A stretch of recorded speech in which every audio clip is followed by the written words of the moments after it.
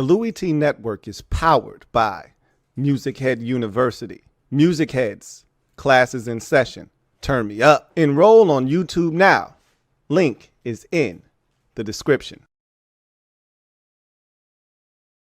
Who else could it be but me, your man, Louie Tee? Welcome to the 2026 Louie Tee Network Draft Party.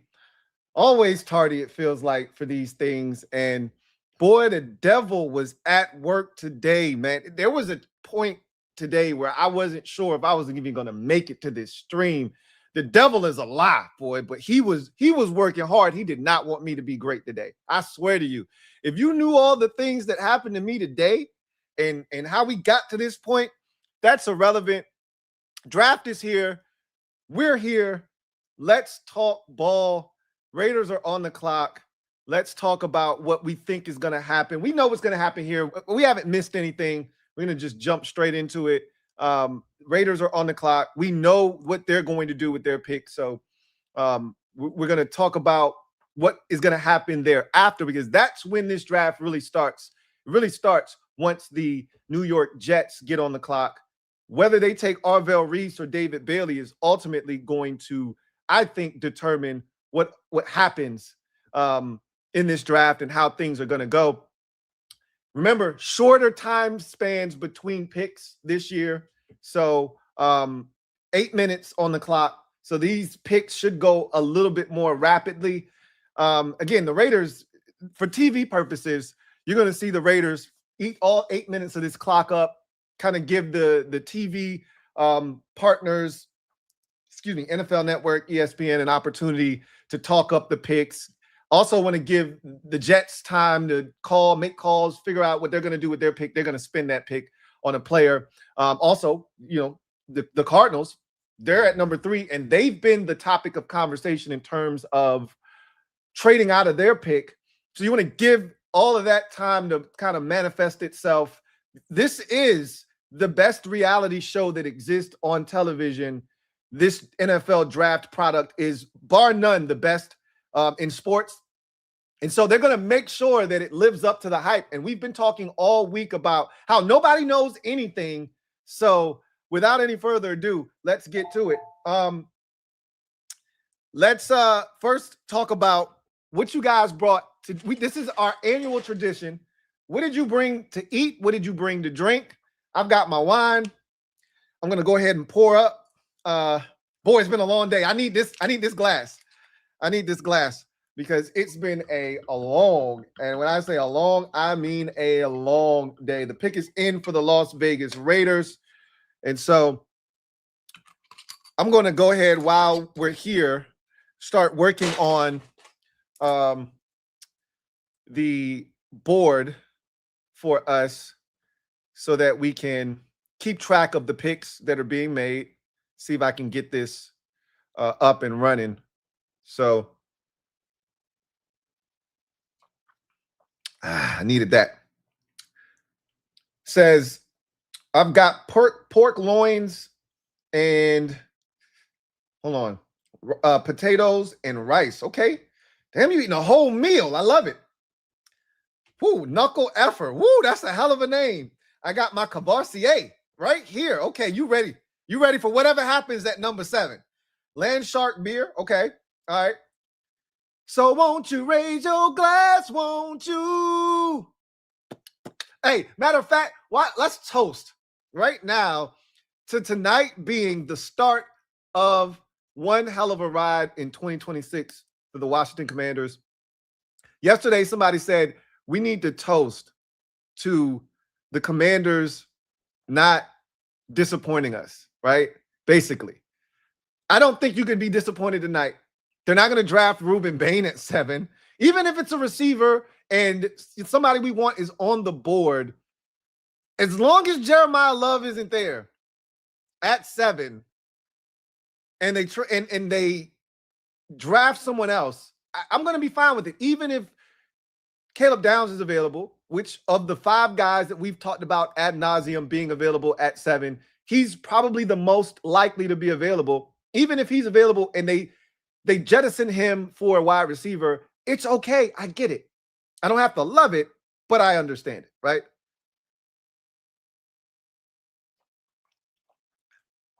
Toast to the Commanders crushing the draft this weekend and setting the table for a successful 2026 season.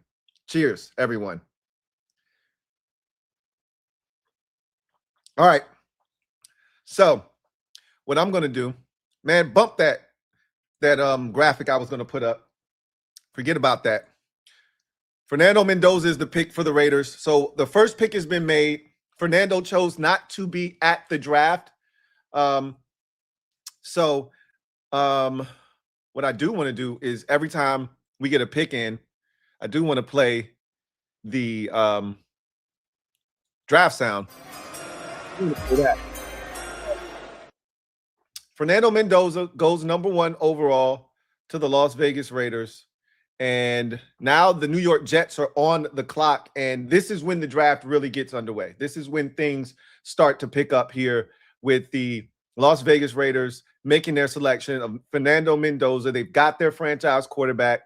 And now we're going to see if they can start to maximize Ashton Jeanty, who they spent a top 5 pick on last year. Now you have the quarterback to pair with the running back.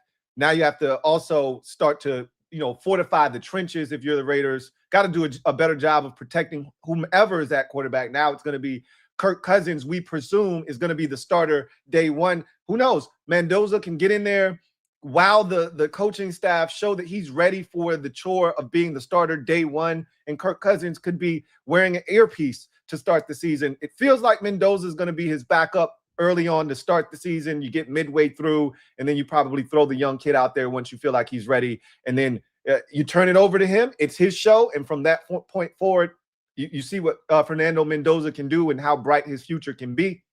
But right now, with what they're paying Kirk Cousins, and the perception is Mendoza's going to come in, learn from Cousins, and then he's going to ultimately be given the keys to that Raiders vehicle at some point in the 2026 season. But Jets are now on the board. They are, to me, where this draft starts. I believe the pick is going to be David Bailey.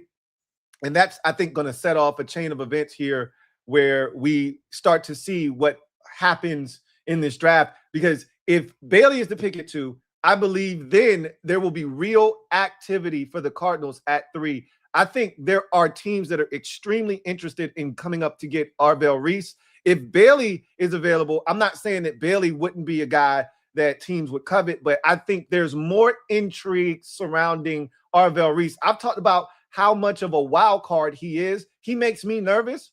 However, the upside on an Arvell Reese is much greater. He might have the highest upside of any player in this draft in terms of potential, because he's just scratching the surface of what he can be.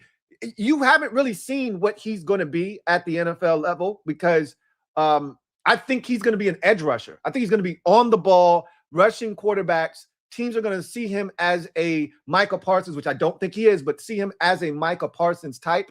So I think if that is in fact the case, and he shows the ability to do that, then this could be a astronomical pickup for some team. And that's why I think the belief is, if the Jets take Bailey, there's going to be at least 2 or 3 teams interested in coming up to 3, and the Cardinals are desperately looking to get out of this pick. Pick is in for the Jets. I think it's going to be Bailey. They need production right now. They can't go into this season having to coach up a player, have him figure out his role, learn on the job. They need a proven commodity. This was one of the worst teams in football, hence them having the #2 overall pick last season. They did not produce a single interception the entire season. They need to get more pressure on the quarterback. They traded away Jermaine Johnson to the Tennessee Titans in the offseason. They traded away Sauce Gardner. They traded away Quinnen Williams during the season last year at the trade deadline. They need defensive help. They went out and spent money in free agency, but they still don't have a guy to go bag the quarterback. This is where you go get one of their they have 2 first-round picks from all the movement they did at the trade deadline with the Colts, with the Cowboys. They have 2 first-rounders.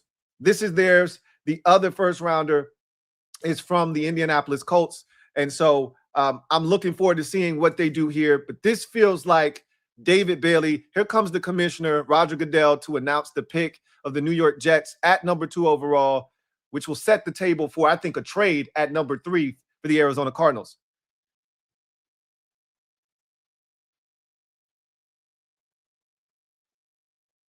David Bailey is the pick. David Bailey is the pick at number 2. Again, that felt like the pick all along. You know, there was so much conversation around Bailey. And, you know, like 2-3 weeks ago, he was falling on mock drafts. And I said, don't believe the hype. Don't believe that David Bailey is falling hype. I told you he was my number 1 player in terms of if he was available, I was going to take him, because one of the most important positions in the sport today is edge rusher. The ability to affect the quarterback. Again, I've had this conversation with you numerous times about chicken versus the egg. Which one comes first? Is the elite corner more valuable than the elite pass rusher? PFF and analytics people will tell you it's the cornerback that is more valuable. You know, purists and people like myself feel like the pass rusher is the more important of the two. Look, both are important. They go hand in hand. If you can have both, you're in great shape. But if I had to choose one, give me the edge rusher. That's the guy that can make the quarterback feel most uncomfortable. And Bailey is the best at that in this draft. And the Jets need a guy that can come in right away and affect the quarterback.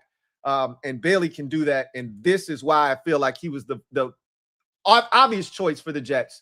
They can't go into the season needing to coach a guy up and hope he figures it out as a pass rusher. They need productivity right now, and they're going to get that with David Bailey as their number 2 overall pick. Now the Cardinals are on the board, and if you're a Commanders fan, this is where things get interesting. Because Bailey was selected here, the Cardinals are on the board. You're hoping they trade out of this pick.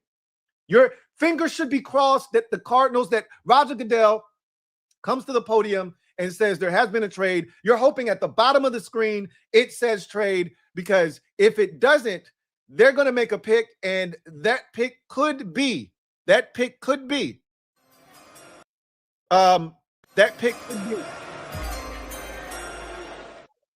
right. If they stay there, there's a chance that the pick could be Jeremiah Love. And if you're a Commanders fan, that is your worst nightmare. That is your absolute worst nightmare. So, now I will say this.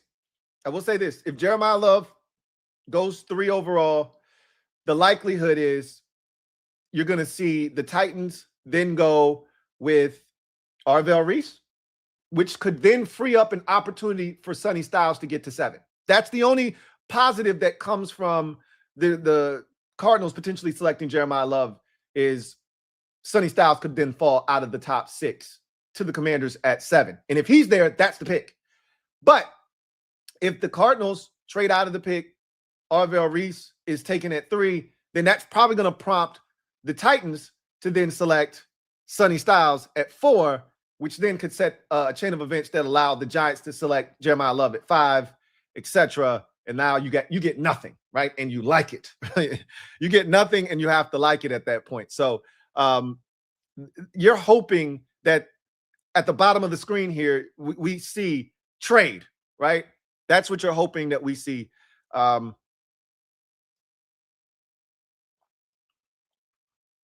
keep looking and waiting and looking, hoping that I see a trade pop up on the screen, because if that does happen, we're in business. If it doesn't happen, then I'm afraid that we're going to be out back on our Jeremiah Love quest. And I would like that thing to stretch out as far as possible. If we could get Jeremiah Love to at least 5, things get really interesting, because there's a chance that the Giants don't take him, right? That's all you can ask for, is a chance. That's all I ever ask for, is a chance, right? That's all I ever ask for, is a chance. So we'll see if we get that chance or not. Let's continue to wait and see. Cardinals are still on the clock. There's less than 2 minutes to go. It feels like they're taking this thing all the way down to the wire. Doesn't mean that they're not going to trade, but the longer it takes, the less likely it is they're trading, and the more likely it is they can't find a partner and they're going to have to make a pick. So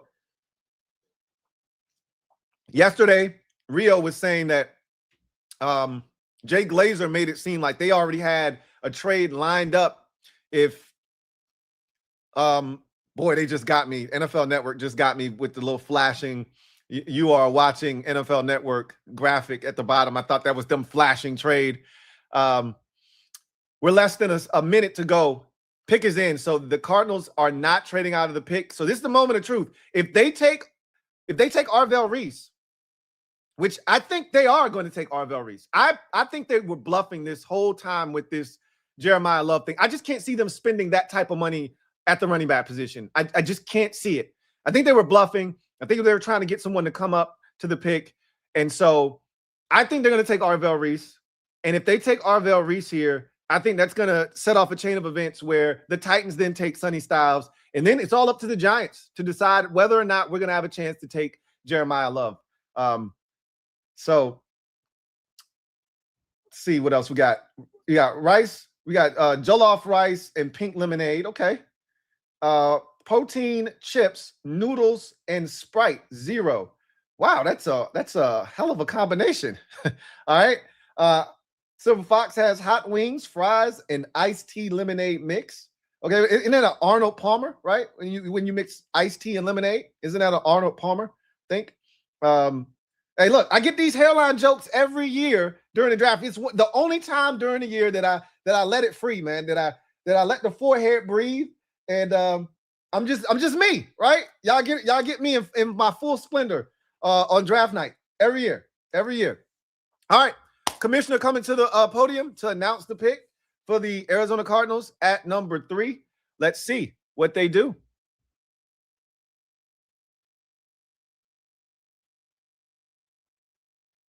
Oh, Jeremiah Love is gone. They did not bluff.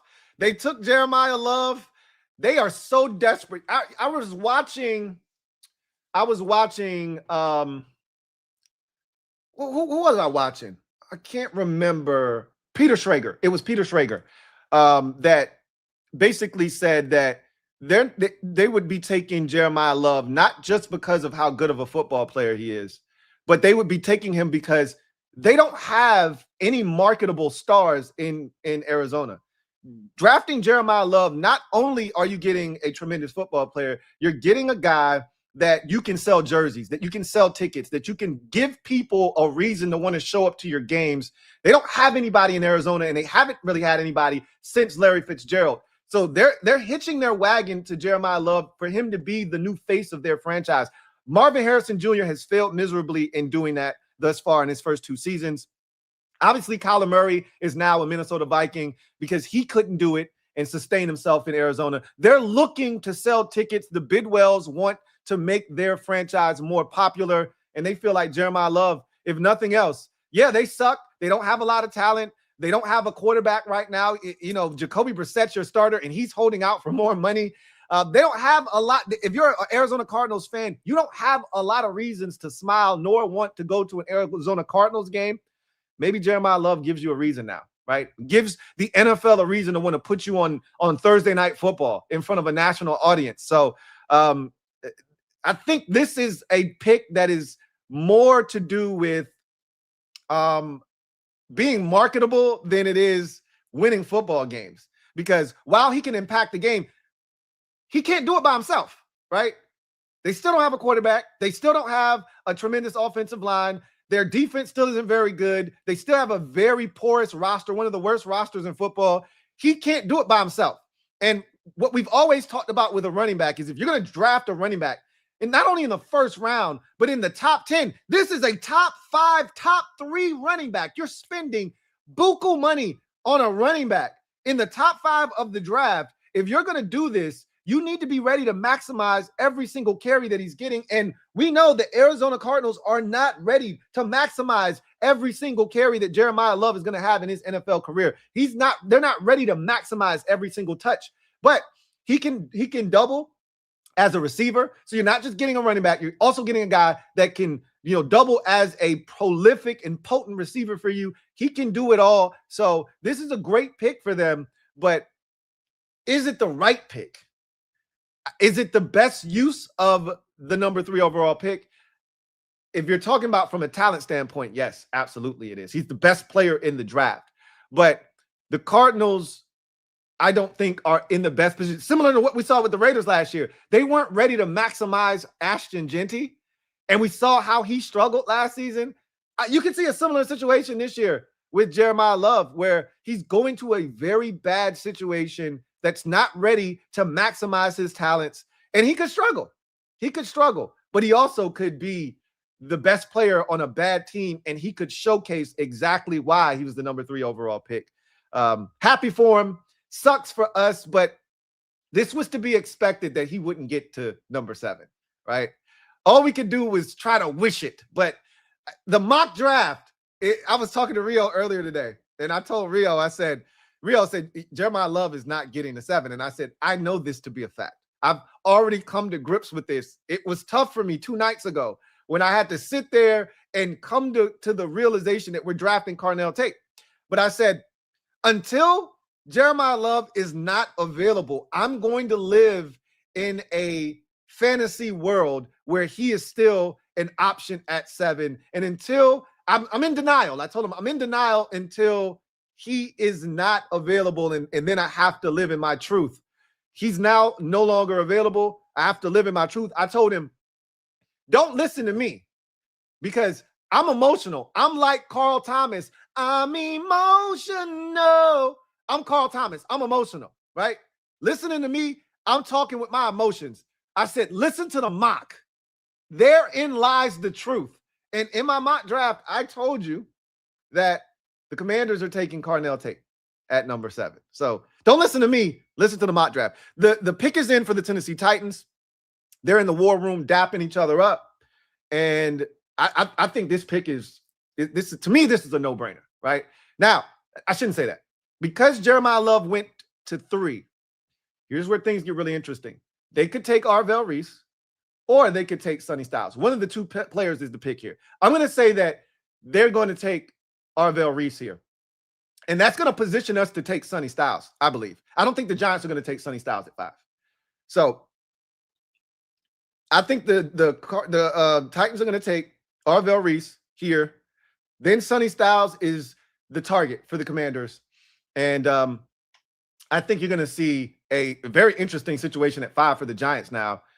No matter what happens here, if the Titans go Sonny Styles, now the Giants have a chance to take Arvell Reese. Here comes Roger Goodell. The pick is in. I'm fascinated to see what happens here. Let's see what they do.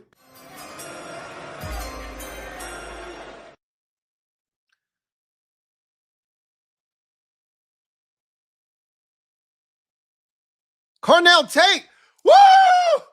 Woo! The Tennessee Titans have done it again. They did it again. The Titans have bailed us out. There's our receiver in the top 6.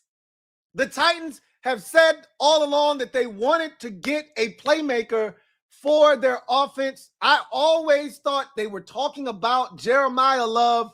They were talking about Carnell Tate. They need a number 1 receiver. We've talked about that, but I didn't think it was going to happen. Peter Schrager did say 3 guys to watch out for the Titans. Sonny Styles, if one of 2 guys with, Bailey or Reese, whichever one didn't go at 2, if that guy were to fall, consider that guy. He said, don't sleep on Carnell Tate as an option for the Titans. He ended up being right.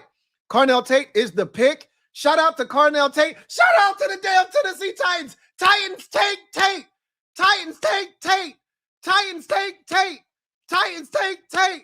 Yeah, boy. So now one of 2 things is going to happen. Either Arvell Reese continues to slide, and that could make for a dangerous situation with 6 with Cincinnati, or excuse me, with Cleveland, because then the phone really rings at 6 if Arvell Reese gets there. Giants could take him at 5. Giants could take Sonny Styles at 5. If neither of them go, let's say the Giants go Captain America, Caleb Downs, right? Now you got Arvell Reese and you have Sonny Styles sitting there at number 6. One of them is getting the 7, right? One of them is getting the 7. If the Giants go Jordan Tyson, now all 3 of them, Sonny Styles, Arvell Reese and Caleb Downs are all there at 6. 2 of their 3 are getting to number 7. So this next pick by the New York Giants is so impactful because it's going to set the stage for what's to come next. I honestly, if we're being honest, I want the New York Giants to select Arvell Reese right here at 5. Take Arvell Reese, leave Sonny Styles. I don't think anybody's trading up for Sonny Styles, so that makes me feel good. And then if Styles is there, he's the pick. That's what we've said all along. If Sonny Styles is available at number 7, that's the pick for the Commanders. He's our Fred Warner. So we're getting close. We're getting close to that happening. All right. So Miss Perry's sipping on some flavored water, black raspberry. That's too close to black cherry. We had these conversations before. Black raspberry, black cherry. They're akin to one another. I'm good. But hey, to each its own. You do you. You do you. All right. So, woo! Cardinal Tate to the Titans 2 years in a row. They've done us. We owe to Tennessee. Now, I don't want to go too far. They on the schedule this year. I can't give you a win. What's the next best thing I can do is I can give you a win against the Giants. We owe you something. If the schedule makers set it up to where we play a team you play, we play them the week before, we'll weaken them up for you, make sure they're nice and soft and ready, right? Tenderize whatever teams meet for. Oh, that was crazy. Pause. But we're going to take care of you. We owe you a big favor. That's 2 years in a row. You've bailed us out.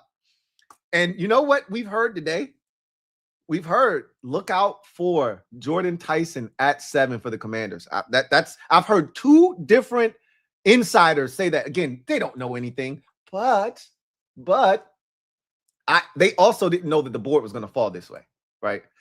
They also didn't see the board fall, because I've already said that if Sonny Styles is there, that's the pick for the Commanders, no matter what. As long as Jeremiah Love wasn't there, he's not there.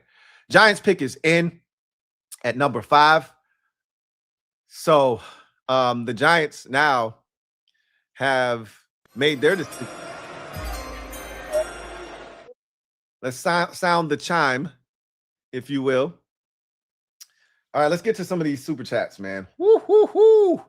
We are in business. This draft is rolling. Just rolling. It's rolling. It's rolling. All right. My guy, Reese, thank you for the super chat. Greatly appreciate you. Who writes, here we are again, Lou. I was here for the first ever draft party, and I'm here now. We've come a long way. Love you, my brother. Likewise, man. If you were there back in 2016, I think was my first draft party, 2016. This is a decade. This is the 10-year anniversary. My first draft party was 2016. It was awful, right? My technology and my software was horrendous. My internet connection was among the worst in the game at the time, but I made it through. And so did you. And here we are now today. Much better situation, better situation, setup, all that good stuff, but the same great quality content and some of the same great viewers like yourself, man. So I appreciate you for helping me turn 10 years old in terms of the draft party. And let's get it, man. See what your Bucks do at number 15 tonight. But before we can get to 15, we got to get to 7 in my Washington Commanders. Will Diggs, thank you for the super chat. Greatly appreciate you. Will Diggs writes, Delane or Tate at 7? Obviously, Tate is gone. He is gone. The Titans have done it again. He is gone. So now we have to see if Delane is the pick. I've heard Delane as an option for the Washington Commanders this draft as well. We've seen that start to kind of pick up some steam here over the last 48 hours or so. Really, John Keim is what I think, who is the guy that I think kind of kicked off that conversation about, Mansour Delane being the pick for the Commanders at number 7. Keim he's guessing just like everybody else. He has no idea. this is what he thinks, maybe some intel he's gotten. And, you know, nobody's calling John a liar. Like, again, everybody's taking a stab at this. None of us know anything. So at the end of the day, we're going to find out what the Giants are going to do. Their pick has been in before the commercial break. So at least they're not going to commercial break for our pick this year. Normally, it seems like we always get the commercial break. The Giants got it this year. Let's see what happens for the New York Giants. Their pick is in. They made that pick quick.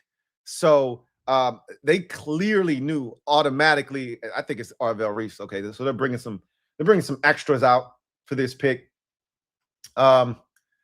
Will Diggs, thank you for the super chat. Greatly appreciate you. Thank you for being a member of the MOBB, who writes, Delane, or we already read this. Peace and blessings to you and yours. Likewise to you and yours, Will Diggs, man. Really appreciate you. And enjoy tonight, man. Enjoy the weekend. It's not just tonight, it's the entire weekend, and we're going to enjoy it together. Ben Jones, thank you for the super chat. Greatly appreciate you. Ben Jones writes, hey, Lou, it's been a while catching you live. That devil better fall back. Hashtag team defense.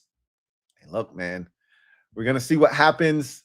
We are getting dangerously close to the Commanders pick at number 7 overall. The Giants pick is in. Goodell is still reading what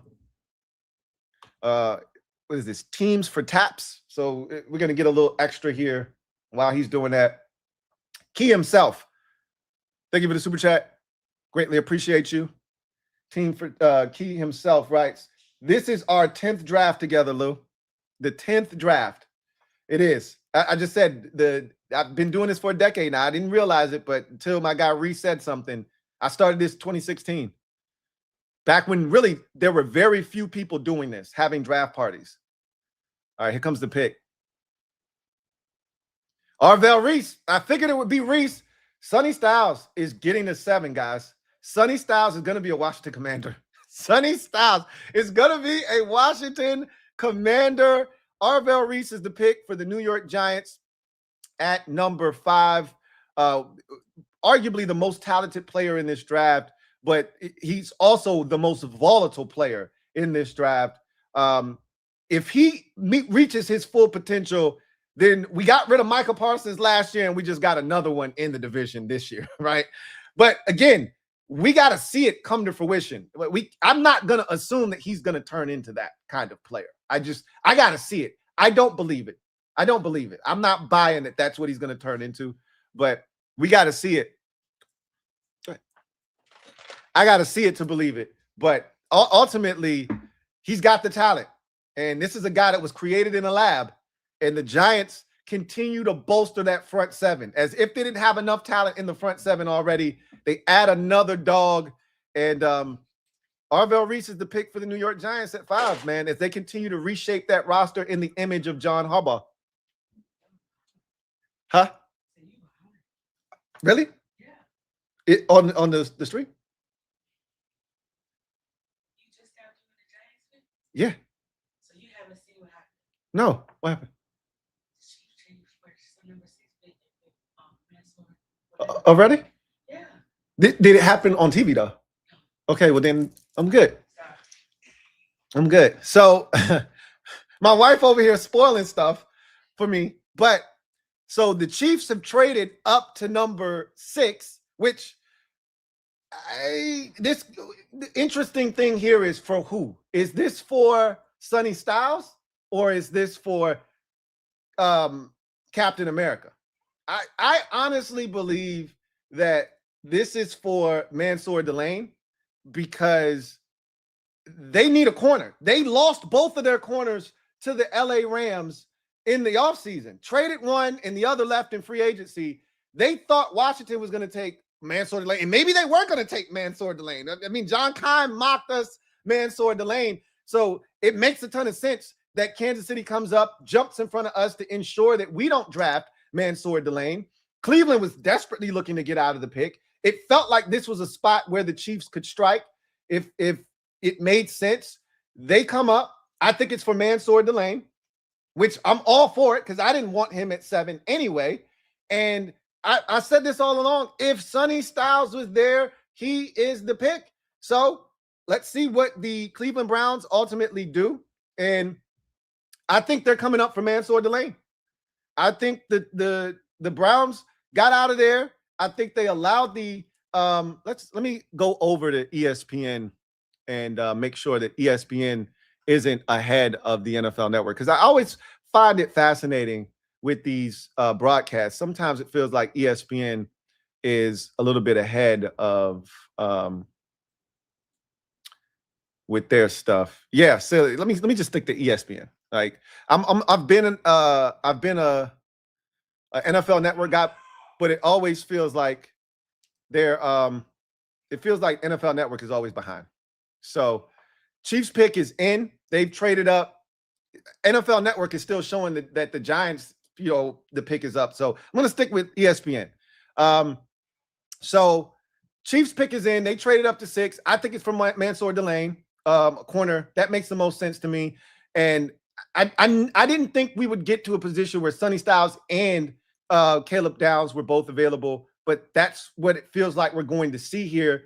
They could be coming up for Sonny Styles. They could be coming up for Caleb Downs. Let's see. So the Chiefs trade up to 6. They swap out number 9. They give up a 3rd rounder and a 5th rounder this year. So that kind of gives you an idea of what the compensation would have been if the Commanders were to try to move back, 2 spots with the Chiefs. We've been talking about a trade potentially with a team like Kansas City. That's not a lot, right? A 3rd and a 5th rounder to move up 3 spots. Again, we would have taken it, right? We don't have, a ton of picks. You would have taken a 3rd rounder and a 5th rounder in a heartbeat to move back. For us, it probably would have been just a 3rd rounder, which would have been fine. We would have taken a 3 and had an additional 3 this year. But ultimately, they move up. I think it's for Mansour Delane. Here comes the pick from Roger Goodell. I think they're going to take a corner here. I'll be shocked if it's anything else.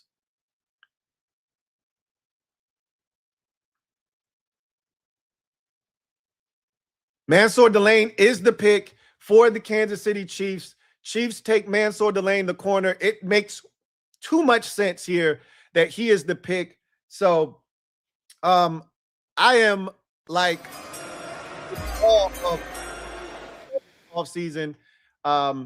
Moved on. They swapped out one of their premier corners that they don't like paying corners. We've talked about that before, because if anybody deserved to be paid, it was their corner. God, I always forget his name. But they traded him away for 4 or 5 picks, including a 1st rounder this year.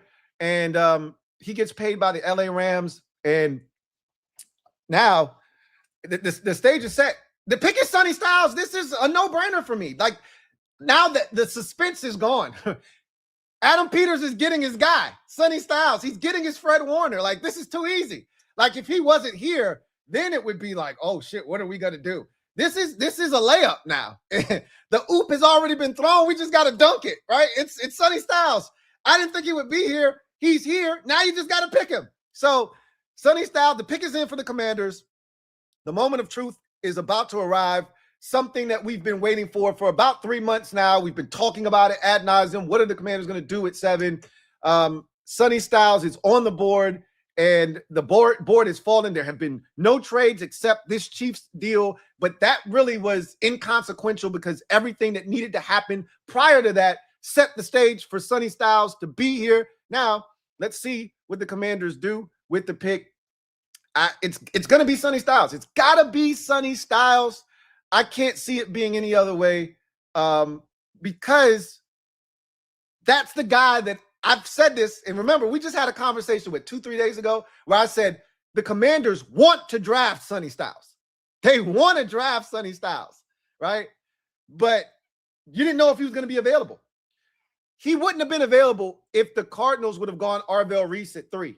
That would have prompted the Titans to go, I think Sonny Styles at 4, or no, they were going Carnell Tate regardless, clearly, because Sonny Styles was already available. Arvell Reese was available. They were going Carnell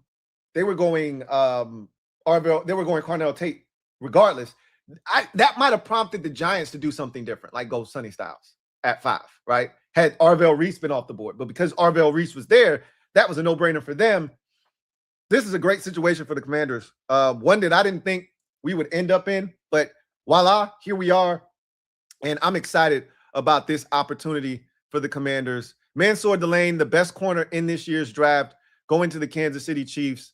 I think the kid is super talented. I do think he's a little grabby down the field, but all in all, this guy is so comfortable in man, in zone. I think he has a great feel for zone coverage and, you know, falling off of receivers and seeing where the quarterback wants to go with the football. Very instinctual player, also willing to come up and support in the run game. There's so much. So they're showing the Commanders war room right now, and they've already made the pick. The pick is in. Everybody's standing around looking dapper dandy. Look at the draft war room now. Pick is in for the Commanders, and let's see what they do. Don't go to commercial break. Don't go to commercial break. Just get to the pick, man. I already know what it is. It's got to be Sonny Styles. Here comes Roger Goodell. Who's he coming out with? Couple of Steeler legends. Why is he coming out with Jerome Bettis? Is that yeah, Lynn Swann? Lynn Swann looked good. You say that for the Steelers pick, though. You don't need to bring them out here for the Commanders pick. And you want to talk us to death. Man, get to the pick, bro. Why you got Walter Payton Man of the Year? Oh, that's because our guy won. Okay. All right. I'm sorry. Our guy won this year, so that's why you bring out these two guys and you talk about the Walter Payton Man of the Year award. Okay. All right, cool. All right. I get it. My bad. I apologize. Mistakes were made. Probably giving Bobby Wagner some love right now. Well deserved, by the way. Shout out to Bobby Wagner. Boy, they're making me wait even longer than I feel like I need to wait. All right, here we go. With the 7th pick in the 2026 NFL Draft, the Washington Commanders select Sonny Styles. We got Sonny Styles. We got Sonny Styles. Let's go. Let's go. We got Sonny Styles. This defense is about to be lit, man. We have totally revamped this front 7, man. Sonny Styles is such a dog. He's just scratching the surface at the linebacker position. We got our Fred Warner, man. This guy is a machine. 6'5", 245, sub 4.5 40. This guy is physical at the point of attack. This guy can cover. This is a guy that can blitz. He can do everything, and he's just learning the position, man.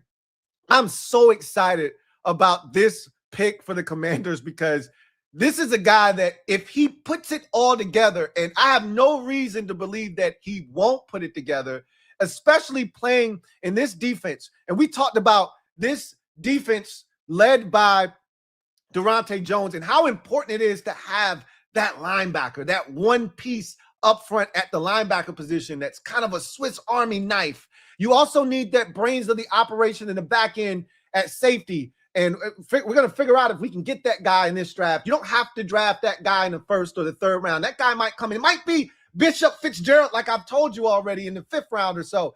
But when you think about this defense and you look at what they've done over the years and Brian Flores has done, they've always had some sort of disruptive force at linebacker. And now you have it in Sonny Styles. This is a guy that he checks all the boxes, the mental makeup. He's got the bloodlines. His dad was in the league. The genetics are there. The smarts are there. The talent is there.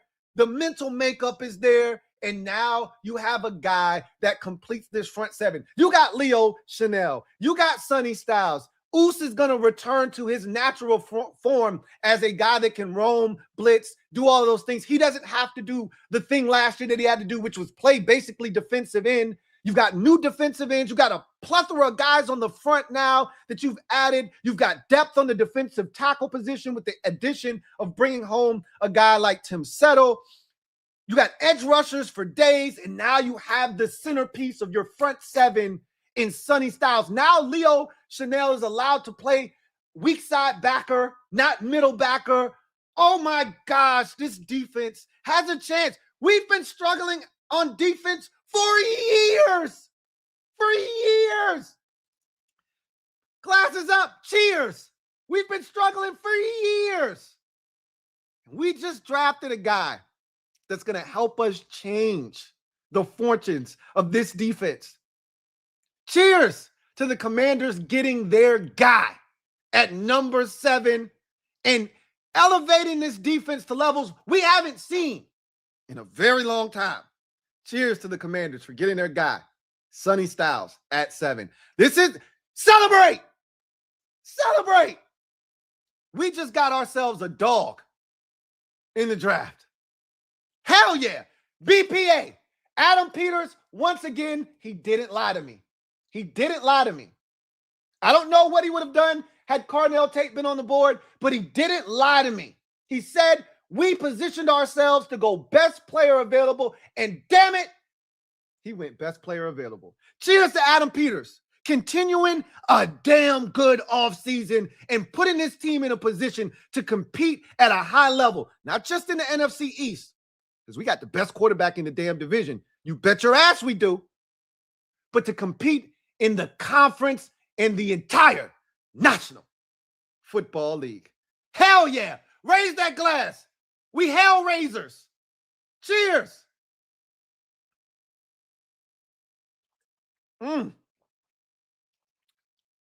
sip ain't been that sweet since Snyder sold the team. A sip ain't been that sweet since Snyder sold the team. And we had some great sips back in 2024. We had some great sips. We had some great sips after 2024. Boy, this one was delicious. This one feels like hope, not just for the present, but hope for the future. Cheers to that, y'all. Damn it, man. We bat like cook crack on defense. Now, y'all know what's next, right? Y'all know what we got to do next. We got to go get us a receiver now. 71, here we come. Receiver is going to be the pick. Now we just got to see what's going to be left. That's the scary part. Now waiting 64 picks we have to wait now. 64 picks before we get to pick again. A lot of receivers are going to come off the board. I'm going to be shaking my hair a lot tonight. Shout out to my wife for doing my hair, getting the kid right.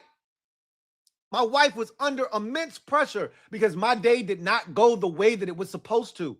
She was supposed to have ample time to do my hair. And under immense stress and pressure, my wife was able to get my hair done and get me here in enough time to be in my seat for the first pick of this draft. Shout out to my wife. Cheers to Mrs. T. She's the best. I love you, babe. Thank you.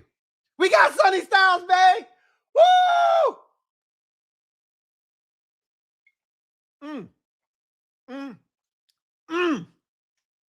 We just got faster on defense. For years, we talked about how slow this defense has been. We were slow as shit. We were old as shit last year. Now we got arguably the most athletically gifted linebacker core in the entire National Football League. Leo Chanel, one of the fastest and most athletic linebackers in the league. Sonny Styles, one of the fastest, most athletic linebackers in the league. Jordan McGee, a tremendous athlete in his own right. We know what Kane Madrano, and again, we don't know if Kane Madrano is even going to see the field, but if Kane finds a way, if Kane is able, did you just see what I'm in my bag now. If Kane is able, who touching us athletically at the linebacker position? Who touching us? Huh? Who coming to see us? Oh, man, it's finna get dark for the division because we already got the best quarterback. All we need is a receiver, and it's up and it's stuck because we working on having the best offensive line. Philly, we coming for you. You still got the best offensive line in the division, but we ain't that far behind. We ain't that far behind. We are not that. If Josh Connolly Jr. takes that leap in year 2, forget about it. Because Lane Johnson on his last legs. We up and coming. We the young kids on the block. Let Josh Connolly Jr. take that leap in year 2. Talk to us nice. Talk to us nice. You ain't got no choice. You better take that damn bass out your voice when you talking to us.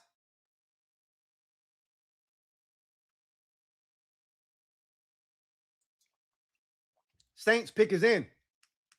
Saints pick is in. This feels like Captain America, Caleb Downs. Fell right into their lap.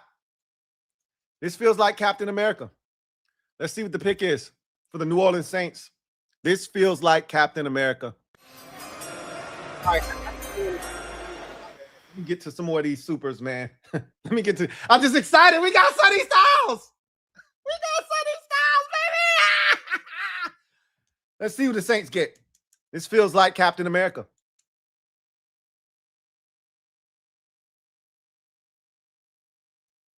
Jordan Tyson. They went and got a weapon for their quarterback. Tyler Shuck. I love it. Now, here's the problem. Jordan Tyson, injury history. You got, a tremendous receiver already there who has an extensive concussion history. That's the only issue in New Orleans with their receivers right now. But when healthy, Tyson and I can't think of his damn name. I can see his dang on face. Jesus Christ. I cannot think of his name. Chris Olave. Chris Olave and Jordan Tyson make a hell of a 1-2 punch. Let's think about the NFC South right quick. The Panthers, again, we still don't really know what Xavier Legette is going to be. You could argue he's wide receiver 3 right now. He's been overtaken by, I can't think of the other receiver that has emerged over the last couple of years. Last year was a big year for him. Legette's really number 3 now. Their 1-2 punch isn't better than this right here. Jordan Tyson's the best receiver in this draft. If you move aside the injuries, he's the best receiver in this draft. So Saints got the best receiver, I believe, in this draft. If he's healthy, they just knocked it out of the park. It's what they did. The Bucs have some really good receivers. I think as a collective, losing Mike Evans hurts a ton. But collectively, I think they've got a better group of receivers than anybody in that division. But if you're just talking your top 2 targets, nobody's better than Olave and Tyson, right? Falcons have Drake London, and they don't have another dynamic receiver. They got some stuff. This is now the best group in the best duo in the division, man. This is a big pick for the New Orleans Saints. I love it for Tyler Shuck. I love it for their head coach. Because he's an offensive-minded guy. And you know what? I got to give him some credit.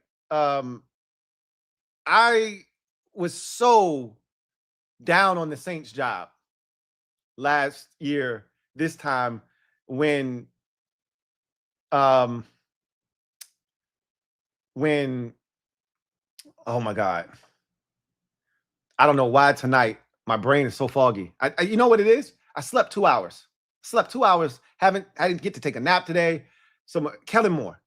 God dog it, man. My brain is crazy right now. Don't worry. This wine's going to loosen it up. Don't you worry. This is the lubrication my brain needs right here. Brain's a little tight. Don't worry. This wine's going to loosen it up. Give me some time, right? Kellen Moore. I said, Kellen, don't take the job. It's a death trap. You're going there. You're being set up to fail. Don't take that job, buddy. You can stay in Philadelphia. There will be better opportunities.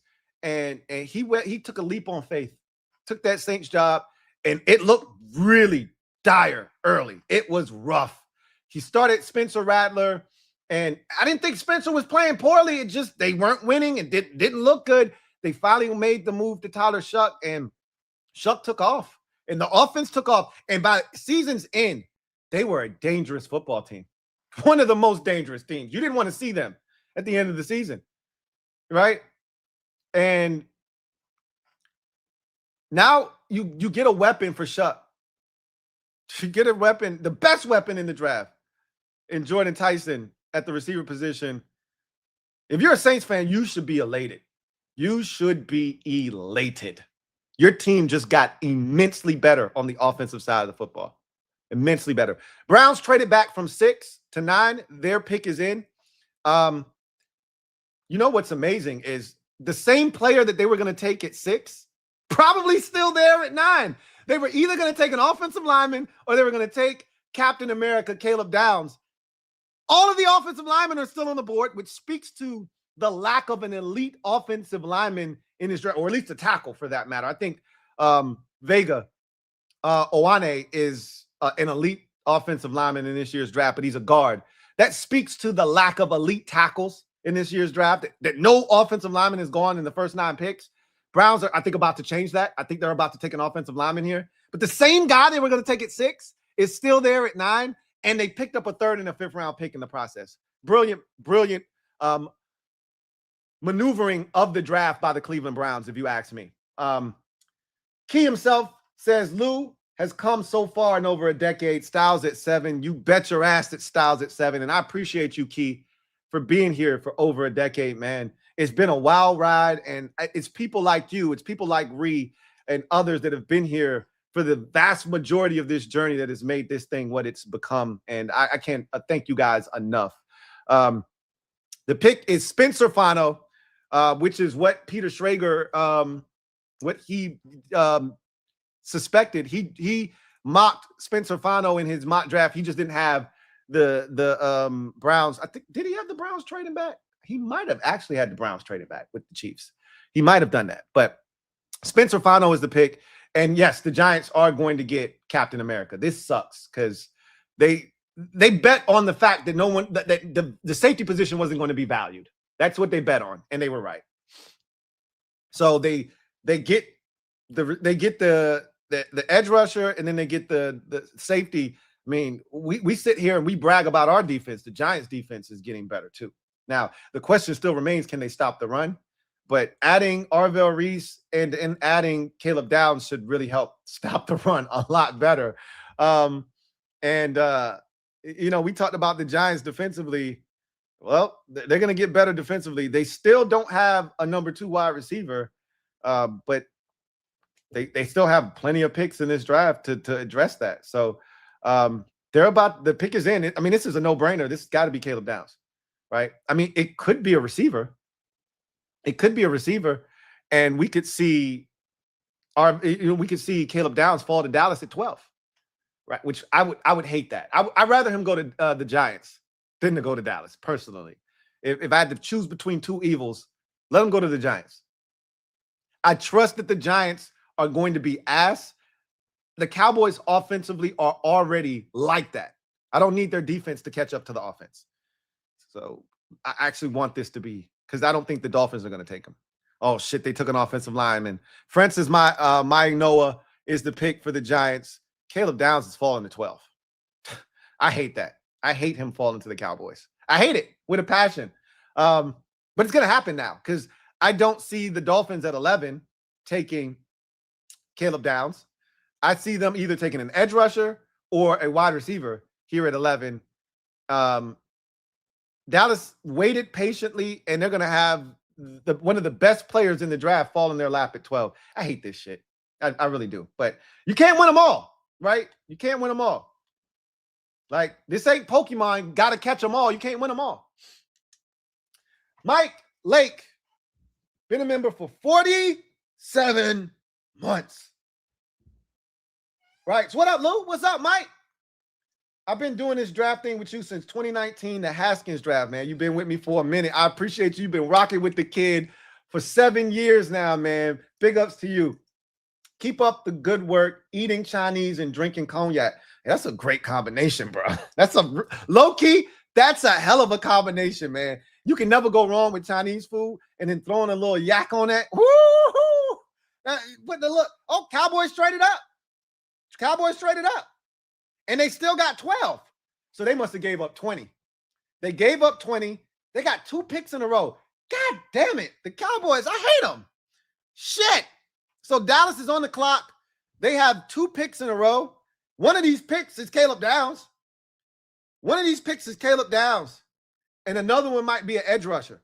Sheesh. What did they give up? 20 isn't enough. They gave up 20 and they had to give up something else. That 20, it has to be a second round pick. We'll wait for Adam Schefter to give us the details on what they gave up. Francis Mayoa is one of the best offensive linemen in this draft. Will he be a tackle? Will he be a guard? That's the big question. He's also got a disc issue that requires surgery, which is why he probably fell a little bit in the draft. But from a technical standpoint, he's really sound and a guy that I think is going to really bolster this Giants offensive line. We know one thing about Harbaugh, his offensive line is going to be legit. Like, you ain't got to worry about the offensive line being an issue. They're going to draft offensive linemen. They're going to be tough in the trenches. He's going to reshape how the Giants play football. That's for sure.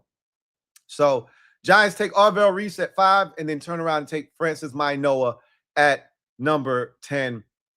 And so just like that, the Giants have taken 2 big pieces on opposite sides of the football. Cowboys have traded up to number 11. My guess is they've given up 20 and a second-round pick is my guess. You want to move up 9 spots? I need your second-round pick. Maybe they finessed the Dolphins into giving up their third-round pick, but does Dallas even have a second-round pick? Maybe they had to give up something in next year's draft. Because didn't they give up their second-round pick to the Jets? I believe they gave their second-round pick to the Jets this year. I could be wrong. I don't know all about the Cowboys picks. So 9 picks is a long way to come up. That I know that much. Okay, never mind. They fixed it on the ESPN broadcast. So they just went back 1 spot. They went up 1 spot. So they kept 20. The Dolphins have 12 now. So here it is.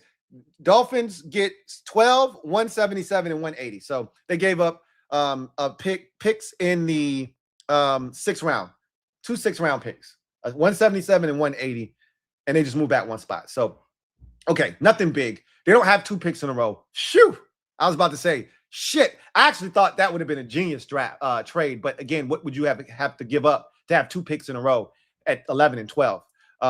Instead, they just ensure that they get their guy. I gotta believe this is Captain America, Caleb Downs. Gotta believe that's what they traded up for. And hell yeah, you give up 2 6th-round picks to make sure you get Captain America. If he's going to fall this far, let's not fall 1 pick short of getting him, right? If you're Dallas. Miss Perry, been a member for 55 months. Girl, I love you so much. Shout out to Miss Perry. She does so much for the Louie Tee Network. Hit the like button, y'all. Y'all know what it is. Y'all heard the public service announcement. Hit the like button if you haven't already done so. Over 1,200 of you out there watching right now. Hit that like button. Really, truly do appreciate y'all for holding us down, including Miss Perry, who has been by my side probably the most of anyone the last 4 years or so. She has just been almost like a secretary of sorts. Like, big ups to Miss Perry, man. Love you so much, girl. Imagine Mo. Or, yeah, I think that's what that is, right? Mo, let's effing go, Lou. Been watching these with y'all since the Josh Doxson pick. Whew, that's some nasty work, boy. Doxson was what? 16, I believe. Doxson was 16. 10 years ago. Yeah, that was 16. That was 2016. Wow. He says crazy. HTTR. Shout out to Gabe. Y'all know what it is. Louie Tee making an appearance tonight. Bet your ass he is. We just getting started, baby. We got a long way to go. We have a long way to go. Fresh Montana. Salute, Lou. Now I want Tyson and Styles to trade back. Tyson was there. Styles was there. You had to know if Sonny Styles was there, that was the pick. That was always going to be the pick. So we know what it was going to be. It was Styles. Once he was available, I've said that a million times. If Styles is there, that's the pick. That's a no-brainer, no ifs, ands, or buts about it. The only guy that would have stopped them from taking Styles, I believe, was Love. And Love wasn't getting there. Now, I was wrong about this because I changed this about 4, maybe 5 days ago. I said, there's a better chance of Love getting to 7 than Styles. And I couldn't have been further from I couldn't have been more wrong. I was absolutely off base with that. I thought that it's funny because I told Rio and the boys about 4 days ago, the pick is Styles. It's always been Styles. And then we got all this intel that the Titans love Styles, but again, they were wrong. They didn't know, but they were saying Titans love Styles. They're going to take Styles. And then I started thinking about the linebacker thing with their head coach, Robert Saleh, and it just made too much sense. Like, yeah, they're going to take Styles, man. This sucks. But they didn't. They took Cardinal Tate. They didn't lie to us. They told us from the jump, we want a playmaker on offense. They didn't say offense. We want a playmaker, a game changer on offense. I'm not sure that they got that. I know they got themselves a really good receiver. I'm not even sure they got a number 1 receiver. You know how I feel about Cardinal Tate. But I can tell you this, he's better than anything they have on their roster at the receiver position. And so Cowboys pick is in. Roger Goodell is announcing it right now. It's Caleb Downs. He is a Dallas Cowboy. I hate it with every fiber of my being. I absolutely abhor this pick. He's such a good football player. They got better with this selection. But again, you can't win them all, right? I mean, what you going to do, right?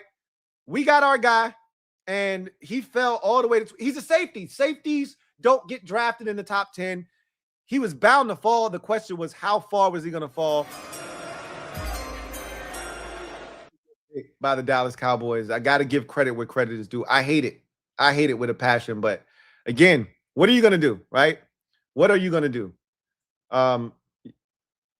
You can't shield all the good players away from the teams in the division. Damn, that's a good pick. Dolphins pick is in at 12. Dolphins pick is in at 12. So Fresh Montana, you got your wish.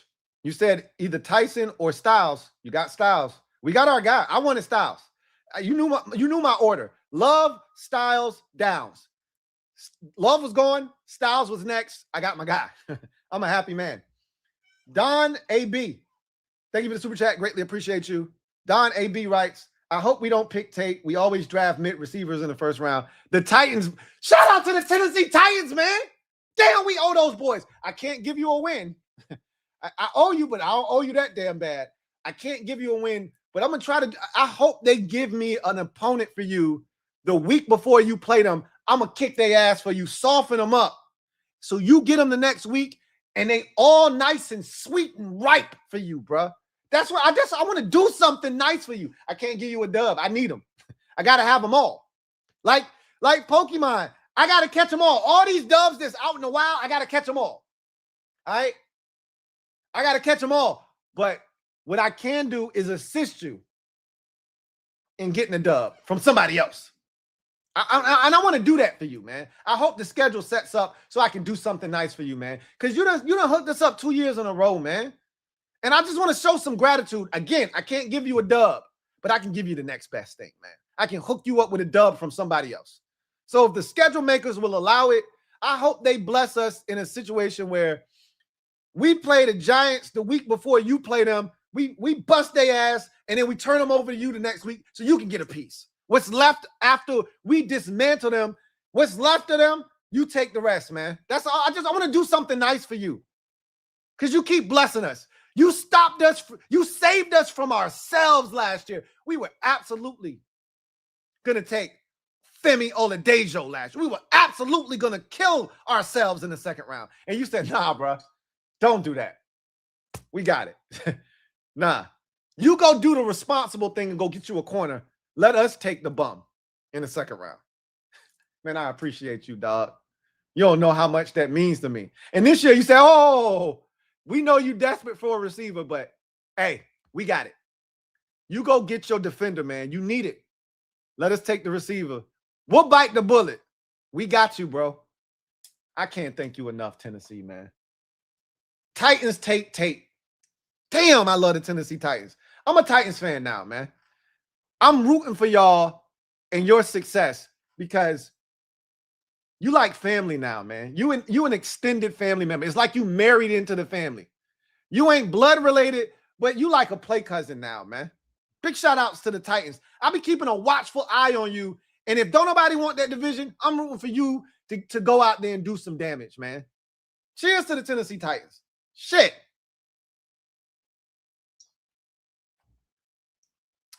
Tennessee Titans. Don, you should be thanking the Tennessee Titans too. Dolphins pick is in. Just waiting for them to tell us what they're going to do. That's a great pick for the Dallas Cowboys. I hate it, man. Damn, Caleb Downs. I hate that shit with a passion, bro. I hate it. But again, I always tell y'all, I just worry about us. If we take, but I always tell y'all, if there's one team in the division that we just, it's like this jigsaw puzzle and we missing pieces of the puzzle. We can never put the shit fully together. It's Dallas, and I can't explain the shit. We're not ourselves. It's like we hungry every time we play Dallas. We're not ourselves when we play the Cowboys. I can't explain it. The Dolphins pick is in. Goodell is telling us what it is. And it is Caden Proctor. Wow. Offensive tackle. Okay, trenches. He's a massive human being, bro. This is one of those dudes that block out the sun. This is a massive man we talking about here, bro. Yikes. Dolphins said, look, man, we starting from ground zero. You know, we went and got our quarterback in free agency, and we gonna start from the ground up, the building block, the foundation, which is the offensive line. We're going to start there, and then we're going to work our way up. We don't got no receivers. We got a running back, and we're going to get this offensive line, and we're going to figure the rest of this shit out on the fly. But let's protect our investment at the quarterback position. Let's give our running back some space to operate, and we'll figure everything else out. So I don't hate it. I don't love it, but we always talk about drafting offensive linemen in the first round. It's like taking medicine, right? It's not ideal, but you need it. It's good for you. You need it. It just doesn't taste good, right? Taking an offensive lineman in the first round. When we took an offensive lineman last year in the first round and Josh Conley Jr., that shit didn't taste good. Well, you need it. You need it. Dolphins need it. Rams are on the board. I think this is Mekhi Lemon. The pick is in. I think it's Mekhi Lemon. And boy, he is the quintessential Ram receiver. So far, the best fit in the draft right now is Mansour Delane to the Chiefs. That's the best fit in the draft so far. If the Rams take Mekhi Lemon, that is going to be the best fit in the draft to this point. That'll be the best pick to me. Imagine Mo. Double up. Thank you for doubling up. Who writes, thank you, Titans. Sonny, Downs, or Tyson at 7, please. And we got Sonny. I'm sorry, I'm so behind on these comments. I've just been so amped. But yeah, we got Sonny, bro. I mean, I told you, Adam Peters hasn't lied to me yet. He hasn't lied to me yet. The man told me a long time ago, best player available. That's what we're going to do. And that's what he's done. So shout out to him. Shout out to him. Shout out to the Titans. Blackout B. Thank you for the super chat. Greatly appreciate you. Blackout B writes, what it do, Lou? We at it again. Draft day. Missed you, brother. He says, and missed the mob. Hey, we missed you too, bro. Glad to have you back. We already know what your Vikings doing. If Dylan Thinnamman is there at, 18? We already know what the pick is. Vikings, white safety, synonymous with one another. That's like Oreos, right? The two chocolate cookie outsides and then the white filling in the middle. The Vikings are those two cookies on the outside, and then the white safety is the filling in the middle. Y'all go together like Oreos and milk, right? Dylan Thinnamman is the pick for you at 18. He just got to get there. That's all. And I have no doubts that he will. So you already know it's anticlimactic for you. But that's a good thing, because how much longer can Dirty Harry do it, right? He says, salute to another football year, man. Salute to you, my guy. Really, truly do appreciate you. Yeah, boy. Another football year on deck. Yeah, boy. Another football year on deck. John Perez, thank you for the super chat. Greatly appreciate you. John Perez, thank you for being a member of the MOBB, who writes, Damn, Lou. Love is gone. Styles are downs at 7. It was always Sonny Styles if he was there. Downs, I don't think was ever going to be the pick. It was going to be a receiver before it was Downs. I felt confident in that. And I didn't love that because, again, he was better than any player that would have been available. But I don't think they were going to ever take Caleb Downs over a receiver. If Styles wasn't there, they were going to go receiver, I believe, at 7. So it would have been, I think it would have been Mekhi Lemon at that point, or Jordan Tyson. Andre Poggers, thank you for the super chat. Greatly appreciate you. Andre67 Poggers, thank you for being a member of the MOBB, who writes, shout out to the Titans. Thank you, forever grateful, man. Shout out to the Titans again, man. Cheers to the Titans. Damn, I told you, I'm a Titans fan now, right? I'm rooting for the Titans. I got a special place in my heart. That's 2 years in a row. Now, last year it was like, hey, man, big ups, right? Like, you just did us a solid. It wasn't really nothing else after that. You're just like, oh, you did us a solid, man. We appreciate it. That's 2 years in a row. Now, I'm indebted to you. I owe you, and I feel like I need to do something. I can't give you a win again. I need them all, right? Like, I got to beat the Titans. I'm sorry. Not sorry. Got to beat you. But I want to do something for you, bro. I hope they set it up to where I can bless you by blessing the team that you play the next week. I want to bless them the week before. It's off in a month for you so you can get you a win. Let me do something nice for you, man. It's the least I can do, right? Least I can do. Forever grateful. I'm with you, Andre. Forever grateful to the Titans, man. And Andre, I hope this satisfies you because you were ready to jump off the AP bandwagon. You were like, look, if they drop the ball in the first round, I'm out on AP. You've been ready to jump off the AP bandwagon since last offseason, right? With all the moves and how the season turned out. You was ready to jump. I hope you're feeling good about the pick at 7, man. The board fell the way that it needed to, and he did the thing that we knew he was going to do should the board fall that way. I hope you're satisfied. MC Saba, thank you for the super chat. Greatly appreciate you. MC Saba writes, wasn't sure which king to watch, so leaving a comment on all of you to show my support. Great show, guys. Really appreciate you, man. Look, whatever you choose, it's all love. You supporting all of us. We can't thank you enough, man. We know it's a lot going on right now. It's hard to keep your attention on all of us. Man, we just appreciate y'all showing all of us love. Like, from the bottom of our hearts, we thank y'all. We can't thank y'all enough for all the love, man. Y'all are what drive us to be great. So thank you so much for all the support. Duncan Wright, thank you for the super chat. Greatly appreciate you. Duncan Wright writes, Eagles are picking for the future. Thank you for being a member of the MOBB. And for this year, sorry, but I may not be alive next year on Eagles. Don't waste this year. Look, man, we're not talking morbid here. You're going to be here next year. Like your Eagles might not be at the top of the division next year. That's fair to say, but you're going to be here, right? We're not speaking no craziness into existence.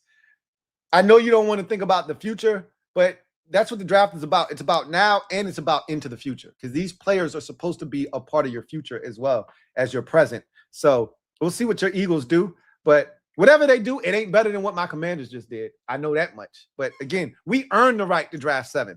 We want to be drafting higher than where you drafted this year, but we want to be drafting more along the lines of where we drafted 2 years ago, right? In 2025. So, or last year rather. So, Rams pick is in. They keep showing Ty Simpson like he's the pick here for the Rams. And we know the Rams like Ty Simpson. The question is, do they love him? Do they love him enough to take him at 13? They better not. I mean, if they do that, that's their problem. That's their agenda. If they want to take a quarterback here, be my guest. And I wouldn't hate it, because at some point Matthew Stafford is done, right? Like, at some point you gotta be ready to move on. And they're not gonna lose. Like, Stafford, unless he gets injured, they're not gonna suck. So they're not gonna be in a position to take a quarterback that they really like. So I get it if they did it here, but you trying to win a Super Bowl, you need to take Mekhi Lemon. See what they do. It's Ty Simpson. They did it. Ty Simpson to the Rams. And, you know, like I just said, the reason this makes a ton of sense is because if you truly love Ty Simpson and you think he can be the future of your franchise, you take him, because if you're the Rams, you don't plan on being 6-10 or 11, excuse me. You don't plan on being 5-12. You don't plan on being 7 and 10 to be in this position again to draft a Ty Simpson. So Put yourself in a position now, grab that quarterback, allow him to develop behind Matthew Stafford, and have this seamless transition. The smart teams in the league do it this way. I just hate that you're wasting this pick. I shouldn't say wasting. That's not a great choice of words. They're not wasting a pick. You're not using the pick on a guy that can help you win now. Like Ty Simpson, if everything goes well and goes for the best for the Rams, Ty Simpson isn't seeing the field this year. And if Stafford decides to come back next year, he ain't seeing the field next year. And if Stafford decides to play a third year, this could be a Jordan Love situation in Green Bay where Jordan Love didn't play till his fourth. He didn't start till his fourth season in the league. The Packers didn't know what Jordan, I think, what was it, his third year or fourth year in the league? They had to pick up his fifth-year option. I think he didn't play till his fourth year, and they had to give him like a one-year contract because they didn't know what Jordan Love was going to be. That could be Ty Simpson in L.A., but that's okay because if he is what you think he is, when Matthew Stafford is ready to move on, you got your guy already. You could have better served yourself now by drafting Mekhi Lemon, but you are set up for a seamless transition. If you don't got a quarterback, you don't have a chance. So I absolutely get the pick. We'll find out if I love it or not, but I understand it. And this is how the smart teams do it. You don't wait until you are in dire straits at the quarterback position and have to do something like the Steelers, for instance. They kept waiting until they had to do something at quarterback. And then by that time, you force yourself to draft a Kenny Pickett, right? You keep forcing yourself to draft these quarterbacks that give you zero chance to be successful. This is how you do it, right? You draft a quarterback, you let him develop. You love the traits. You think he's got a chance, and then you let him develop behind a future Hall of Famer. That's what the Packers have done, and it's why the Packers have not had a drop-off at quarterback for over 2 decades. They went from Favre to Rodgers to Love seamlessly because this is what the great organizations do, right? They don't wait. It's why the Ravens haven't had a drop-off at the quarterback position. They went from Flacco straight to Lamar Jackson because while Flacco was there, they drafted Lamar Jackson. That's what the good teams do. You don't wait, you anticipate. Okay, we'll see how it goes. We'll see how it goes. Jeremiah Stafford, been a member for 45 months. We got Sonny Styles. Celebrate. We got Sonny Styles, baby. We got Sonny Styles, baby. Let me pull up some more, man. We got Sonny Styles, y'all. Sometimes you just need a reminder, right? Thank you for the reminder, Jeremiah. We got Sonny Styles. We got Sonny Styles. The Ravens pick is in. My guess is this is an offensive lineman, right? Because this is Vega Oane. If the Ravens are who I think they are, right? If the Ravens are who we think they are, this is Vega Oane, guard out of Penn State. And if that ain't, this would go, like I said, the best pick right now, like for fit right now is the Chiefs drafting Mansour Delane. Coming up to 6, drafting Mansour Delane. If this is this is Vega Oane, this is the best fit in the draft so far. So let's see what happens. Cubone, thank you for the super chat. Greatly appreciate you. Cubone Football, my guy says, Merry Draftmas, Lou. Merry Draftmas to you, Cubone. I don't have my cellular device. Okay, let me see if my wife is around. Bae! Can you bring my phone, please? Thank you. My wife is like the best assistant ever. And she gets on me all the time about using her, and sometimes I abuse her. It's why she is the love of my life. She is my best friend. She's my everything. Shout out to my wife again, man. Cheers to my wife. Get you a good woman. If you don't have one, get you a good man. Hey, whatever floats your boat, right? Get you a good man, get you a good woman, whatever floats your boat. Find you somebody that completes you, right? Find you somebody that adds to you. Or as a wise man once said, let me upgrade you. Find somebody that upgrades you. My wife upgrades me, right?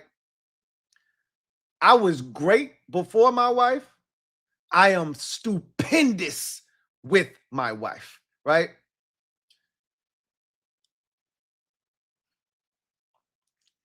I was a movement by myself, but with my wife, we are a force together. I was a movement by myself, but we're a force when we're together. Shout out to my wife. Vega Oane is the pick. What did I tell y'all, man? The Ravens are like clockwork. The Ravens are like clockwork. If there's one team, and I told you this, I long for this. Like, one day I want my Commanders to be this predictable, right? Because when you establish an identity, when you know what a team's going to do because this is their MO, this is who they are, that's when you know you've established what you stand for. We talk about the commander tag and a certain profile of what player. The Ravens are the standard for an identity. A guy that looks like a Raven, right? Plays like a Raven. That's what you want to establish.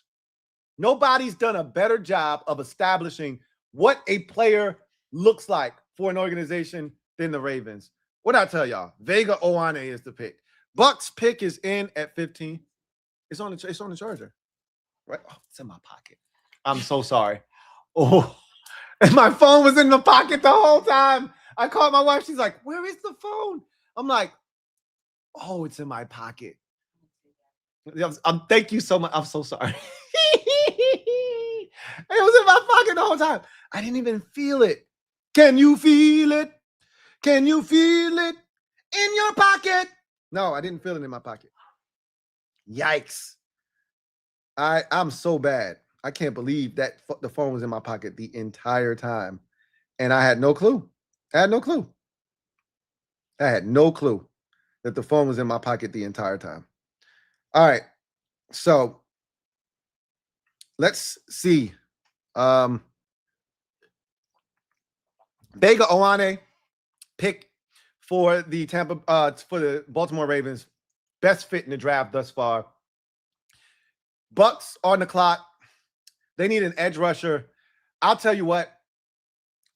This to me feels like Ruben Bane. He's fallen far enough.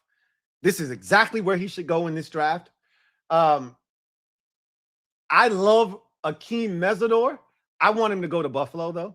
I think that's the best fit for him. Or the Chargers. Either one. Two teams that are Super Bowl contenders. Need an edge rusher. You need a guy that can come in and produce right now. I want Akeem Messidor to end up in either LA with the Chargers or Buffalo with the Bills. This feels like the spot for Ruben Bane. They need an edge rusher in the worst way. They could also use a corner here, right? McCoy, if he didn't have the injury to the knee where it requires surgery, I think Jamad McCoy would make a ton of sense here. But to me, you do the thing that makes the most sense, what gives you the best value. That, to me, is Ruben Bane. Do you want to be the team that experiments with the shortest arms in, one of the shortest arms in the draft, and a guy that you don't know if his arm length is going to, have him struggle in this league or not? Here's an opportunity for them to find out. This is, I watch Bob Ross. So if I don't know if I've ever told you this, but almost every night I go to sleep to Bob Ross. I love Bob Ross. I've been listening to Bob Ross for years, right? And one of the things he says when he's about to put another tree on his painting, right? Oh, he says, "Here, we're going to do this is going to test your bravery right here. It's going to test your bravery." And all he's doing is putting another damn tree, in the painting, right? He ain't doing nothing crazy. He's like, "Where's the tree going to go?" And then he smashes the brush in a random spot. He says, "There it is right there. This is going to test your bravery," right? And he's just painting another damn tree. This is going to test the Buccaneers' bravery right here. Are you willing to be the team that's going to find out if Ruben Bane's arm length is going to translate to the NFL or not? Let's find out. Because that's the best value for you. You need an edge rusher. He's the best one available. Are you willing to take that leap? Let's find out together. All right. Let's see what happens. All right. Merry Draftmas to you as well, Cubone. You know you my guy, man. We've been rocking forever. We've been rocking forever, man. You my guy. Let's see what your Jags do tonight. You don't have a first-round pick, but you'll jump in there tomorrow night. You'll jump in there tomorrow night. See what happens.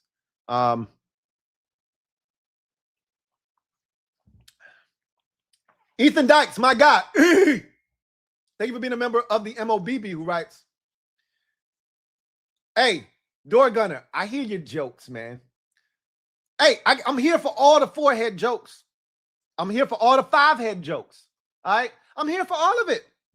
I let the 4-head breathe one time a year. Y'all know, if you want to see the 4-head in all of its full splendor, show up on draft night, because you know you're going to get it. I'm going to let them breathe, and if you too damn close, back up.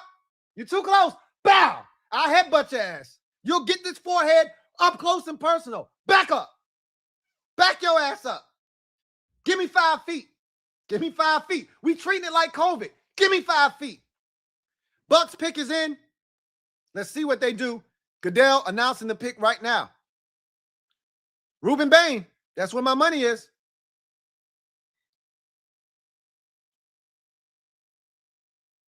Ruben Bane. Boy, I'm hot tonight. Hey, Kobe time. I'm hot tonight, y'all. How many picks in a row have I gotten right? How many picks in a row? Maybe it's just 2. Maybe it's just the Ravens and the Bucks. But it feels like 5 or 6 in a row. It's like 5 out of the last 6, 6 out of the last 7, something like that. I'm hot. I didn't get the Dolphins pick. I didn't know who the hell they were going to take. I know I didn't have them taking Tate and Proctor. I had the Cowboys taking Captain America. I know I told you the Rams could take Ty Simpson. I thought they should have taken Mekhi Lemon, but I said they could take Ty Simpson. I'm going to give myself credit for that.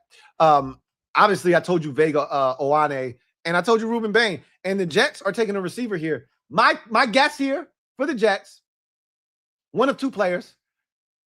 If you're going to make me choose, I'm going to say that they want Boston. Denzel Boston, the receiver out of Washington. But they should take Mekhi Lemon. Okay? Do the smart thing and take Mekhi Lemon. But they could take Denzel Boston. But they're taking a receiver here, right? With their first pick, they took the best edge rusher in the draft, David Bailey. I think this pick is a wide receiver, and I think it's going to be Denzel Boston, wide receiver out of Washington. But again, it's either Boston or it's Mekhi Lemon. I'm a Mekhi Lemon fan. He's my second best receiver in this draft. I think they should take Mekhi Lemon personally. I think they already have a smaller receiver in Garrett Wilson. They want to pair him with a bigger target opposite of him.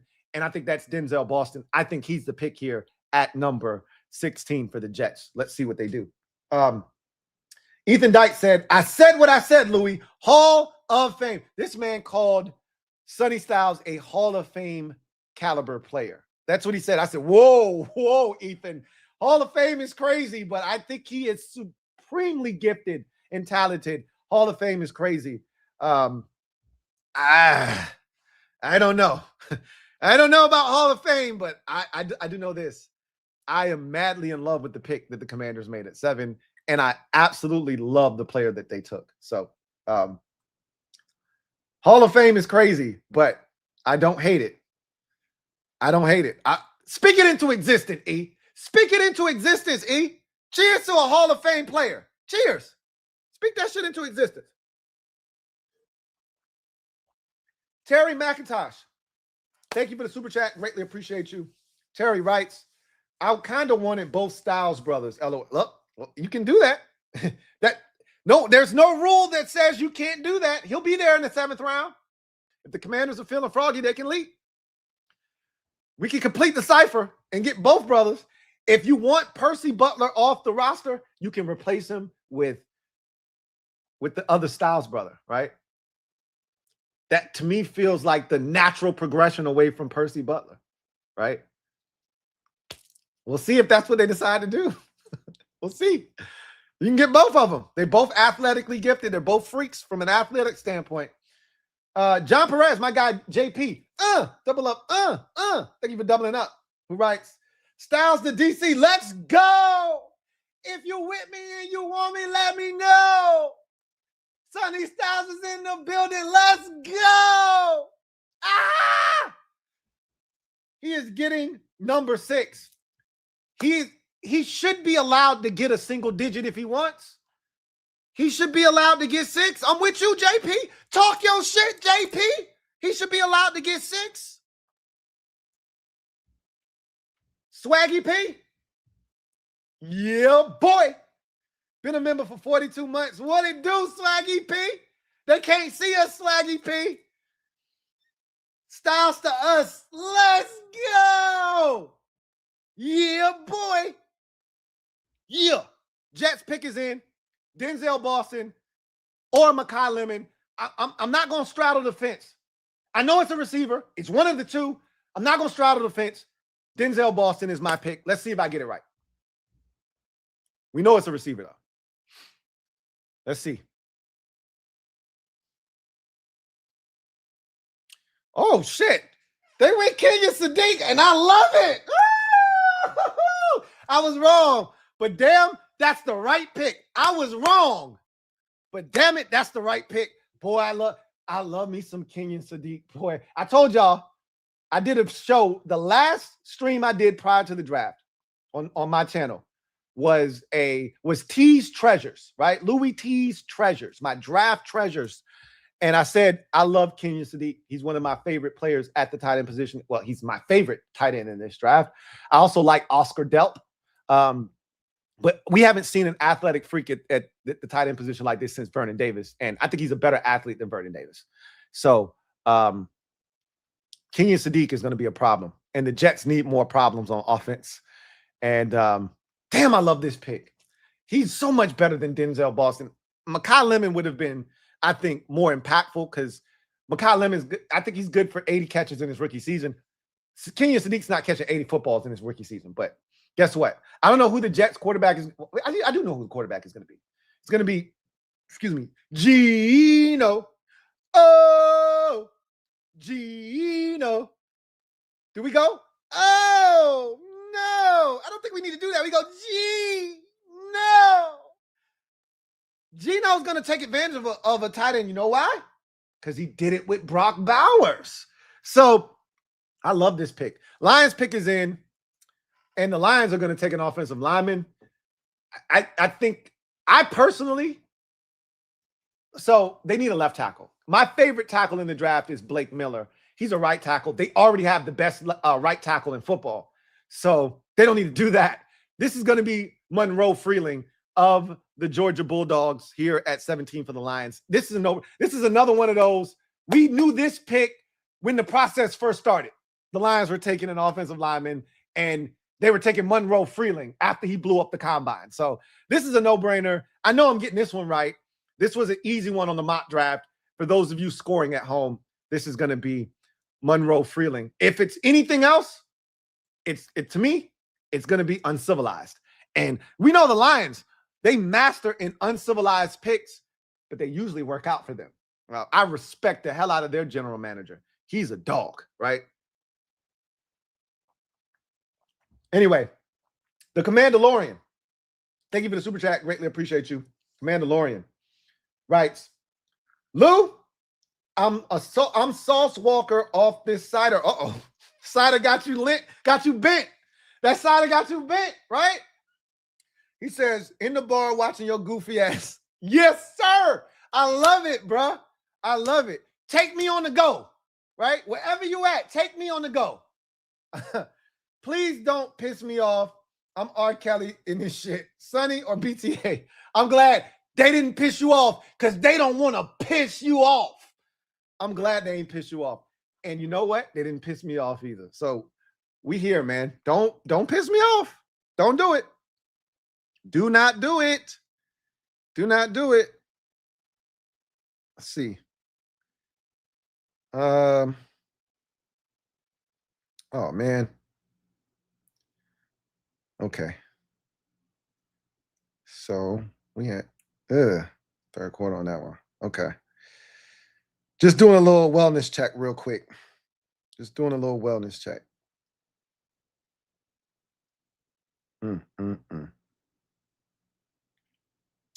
All right. We're going to have to wait till where we at on that one? Third quarter? Just looking at some of my lineups. Speaking of lineups, it's a perfect time. Now is as good a time as any to give some love. Shout out to my man, the Commandalorian. Let's get some love to Prize Picks real quick. Sponsor of this beautiful stream tonight. Big ups to Prize Picks. And let's get to real quick. I'm not gonna kill y'all tonight. I promise. All right, I'm not gonna. We're gonna jump in here periodically. But let's get to Prize Picks real quick. And let me get this out of the background. Let's take a look at Prize Picks real quick. And so we got one more game tonight. Everything else has already started. We got a good game in Toronto. Let's see what's going on here. See what you got for points. You in Toronto, boy. Man, Sleepy Ingram, boy, you can't. Boy, I didn't put him in the lineup tonight, and for good reason. Look at him, man. Don't even have 10 points in the third quarter, man. He's being outscored by Colin Murray Boyles, and this is what you call supposed to be a star. Sleepy Ingram is the worst, bro. Let's see. Do I like Evan at this point of the game? Evan Mobley to get 16 points. He's at 11 right now. I kind of do. Jalen Tyson, the brother of, I just found this out yesterday. I was years old when I found out that Jalen Tyson is the brother of Jordan Tyson. I did not know that. He needs one bucket. But the question is, what's the rotation? Is he even getting back in the game? Is he in the game right now? These are the questions you have to ask yourself before you just jump in and hit the more button on somebody like this. I'm more likely, because I don't know the flow of the game, to do in-game lineups. I'm more inclined to just go to the game that just started, Minnesota and Denver. And let me get active here, right? Let me get active here. So let me get rid of this game. I just want Minnesota and Denver. That's it. They got a bunch of Denver, Minnesota guys. They don't have, like, where's Joker? Where's the usual suspects? They don't got nobody here. All right, it's in game. I'm not gonna trip, but let me say this. I don't know if y'all been following. Lions pick is in. They got a kid up. I don't know what his story is, but they got a kid announcing the pick. That's pretty dope. Let's see what the Lions pick is. I told you it should be Monroe Freeling. So let's see what it is. Blake Miller! Blake Miller! That's my boy. What I tell y'all? Blake Miller, best tackle in this draft. Look at Detroit. He is such a Detroit Lion. Damn. I love their GM, boy. Brad Holmes. Brad Holmes is like that, man. Brad Miller is like that. I said my favorite. I said I would go with Brad Miller, but that means they must be taking the best right tackle in football, Penei Sewell, and moving him to left tackle. Dangerous proposition, but the Bucs just did it with Tristan Wirfs, and it worked out for them. Maybe they said we can do it with Penei Sewell. He's a right tackle. I don't think you want to move him to left tackle. Let him play. Man, he's a dog. Blake Miller is a dog. And, ooh, Brad Holmes, you dirty dog, you sly devil, you took my guy. Oh, I love this pick. Love it, love it, love it, love it, love it. Hey, I do this shit, y'all.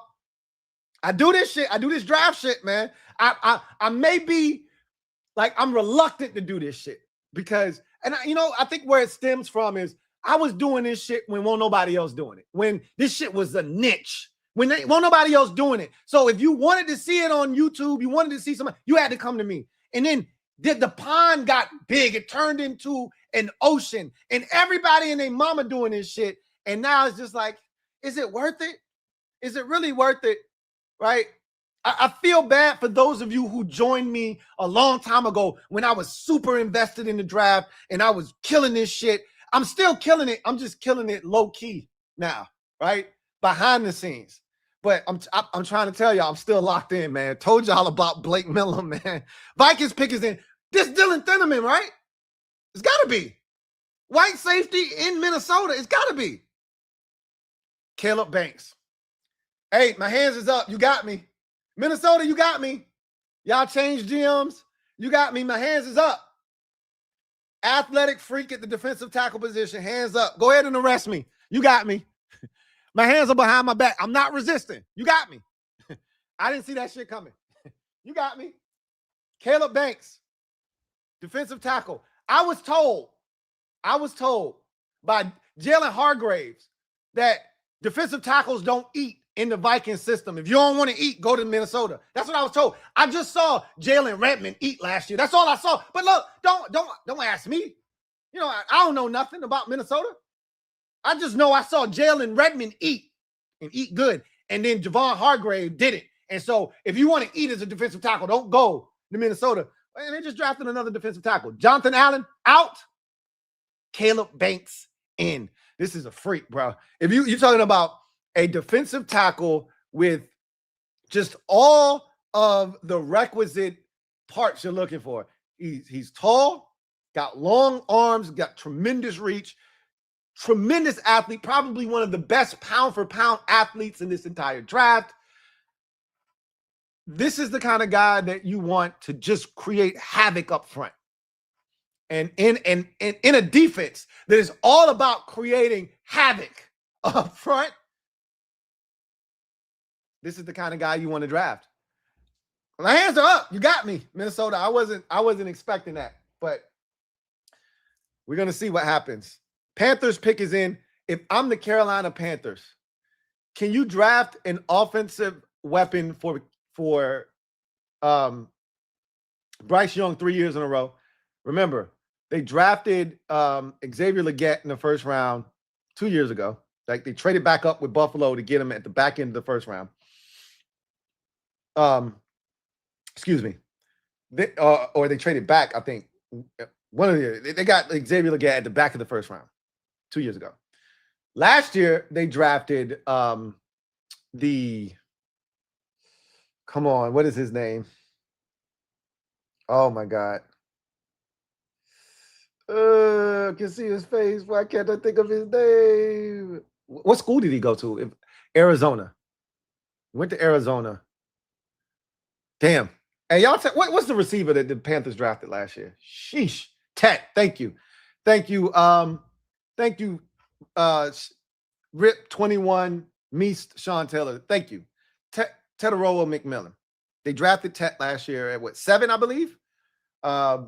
He was a dog for them last year. He was, and I think, but didn't he win Offensive Rookie of the Year? Well deserved, by the way. Can they do it 3 years in a row? Because Makai Lemon should be the pick, but there's got to be something else they could use instead of doing that, right? 3 years in a row is a bit much. I mean, how much help do you need to give Bryce Young anyway? I don't think Xavier Legette is what you thought he was going to be. And so maybe you should just draft Makai Lemon anyway. I would, but he's the best player available, if you ask me, at this point of the draft. I'm looking at my big board right now in front of me, and he's my number 10 player on my big board. Obviously, all 9 of the guys that were in front of him are all off the board and have been gone off the board for some time. Makai Lemon at 10 is the best player available. The next best player available left is number 17 at Emmanuel McNeil Warren, the safety out of Toledo. And then Dylan Thinnamman at out of Oregon is next after him. So if I'm the Carolina Panthers, I'd take Makai Lemon here, but they probably could use a safety. Why not take one here? Could they use an offensive lineman? Maybe. We'll see. I'm going to say they go with a safety. 3 years in a row, receiver feels a bit rich. Anyway, shout out to Prize Picks for sponsoring this stream. Link is in the description. Use the promo code HMA to get you an opportunity as a first-time user to play $5, get $50 instantly in lineup bonuses. Hey, I gave y'all a winner last night in case y'all weren't checking. Winner, chicken dinner. I gave out a winner. My second winner, I'd say I've given y'all, I've probably made 4 bets with y'all total and 2 of them. So I'm thinking I'm hitting about 500. I think I'm batting about 500 with y'all. Now I've given out like do this, and these stars have let me down. But actually putting tickets together, playing it, I've only done it like 4 times, and 2 of them have turned out to be winners. I gave you a winner yesterday. If I would have come up here earlier, I would try to give you a winner tonight. But it's all good. It's all good. We'll be back again later. If they were, I wish I would have gotten here before this Timberwolves game got underway. I might have been able to give y'all another winner tonight. But big ups to Prospects for sponsoring this stream once again. If you're out there, and you can also hit up their player feature or their team feature. They actually had different odds on the NFL draft. I wish I would have had access. I just found out about it yesterday. I wish I had access to that earlier. If I'd have known about it, we would have been exploring that this entire time. We'll get into that, though, over the weekend. We'll have plenty of time to explore that day 2 of the draft, day 3 of the draft, et cetera, et cetera. So we'll keep looking at that as we go on. But let's see where we are in the draft now. We are at 20. The Eagles have traded up in the draft with the Cowboys. Wow, entered the division. So first of all, I missed the pick. Who did the Carolina Panthers select? Right in my mouth. Who did the Panthers select? They selected Monroe Freeling, tackle out of Georgia. Okay. So Cowboys have traded up. We're now live. My bad, Carolina Panthers fans. Monroe Freeling is the pick for the Carolina Panthers. And he's going to help protect Bryce Young. I didn't think you can't go wide receiver 3 years in a row in the first round. But Makai Lemon, is that the pick here? Or is it, I wonder who they're coming up to get here. If you're going to trade A.J. Brown, is Makai Lemon the pick here? Is Makai Lemon the pick? I hope it's not Makai Lemon. Howie Roseman up to his normal tricks, though. He knew he wasn't going to sit idle. Shit! Mother...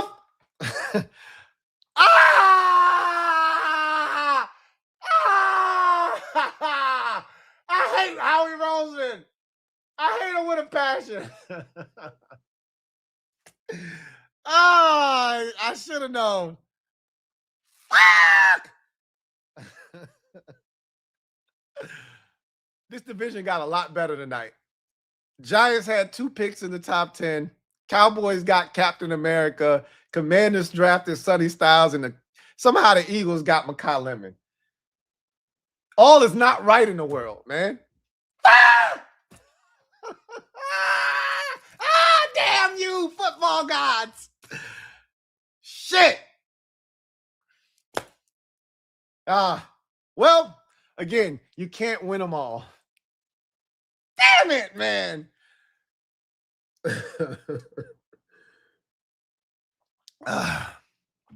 Carolina, you had one job. You had one job.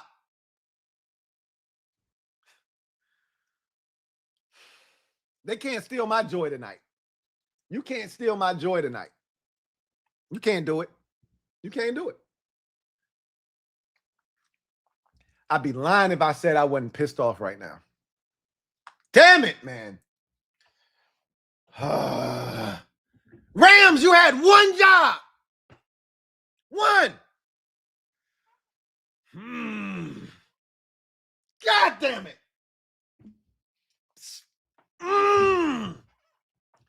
One job. All right. All right. Just when you think you're catching up to the Eagles, they do some shit like this. Now, he's not A.J. Brown, but he's 80 catches in his rookie season, man. This dude.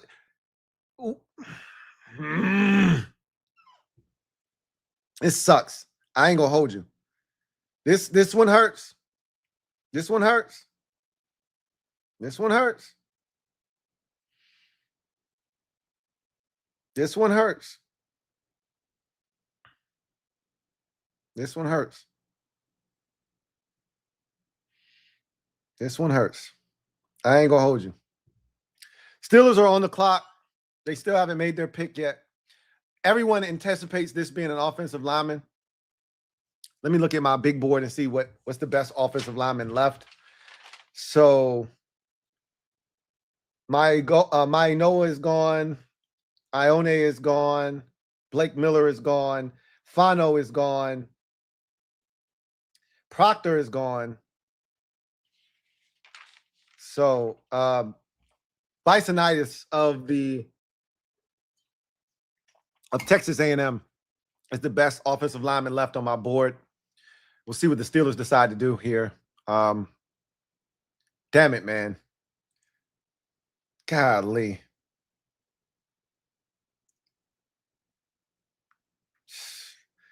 You want to talk about putting a damper on the night? There you go. He doing that Stevie Wonder shit again. That smoldering shit. That rock back. That's why he wore the glasses, because he ain't wanted to see them eyes. Yeah, he different, man. He different, bro. Man, I'm hurting right now, bro. I ain't even gonna hold you. I'm hurting, bro. I'm hurting. Boy. Let's see. So the trade officially. The trade is Dallas moves back to 23, gets 114 and 137.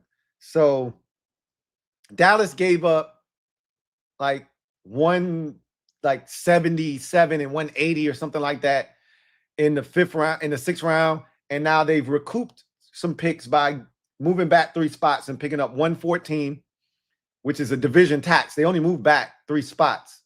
So the 114 is a bit rich, and then the 137. So they got some good picks, did Dallas. And I hate that they did it in the division, but whenever you feel like you can do a move that helps your football team, you do it. And Dallas is making moves within the margins. They took 2 picks in the first round, and they got Captain America by moving up a spot. Had to give up a couple of picks later in the draft, and then recouped those picks by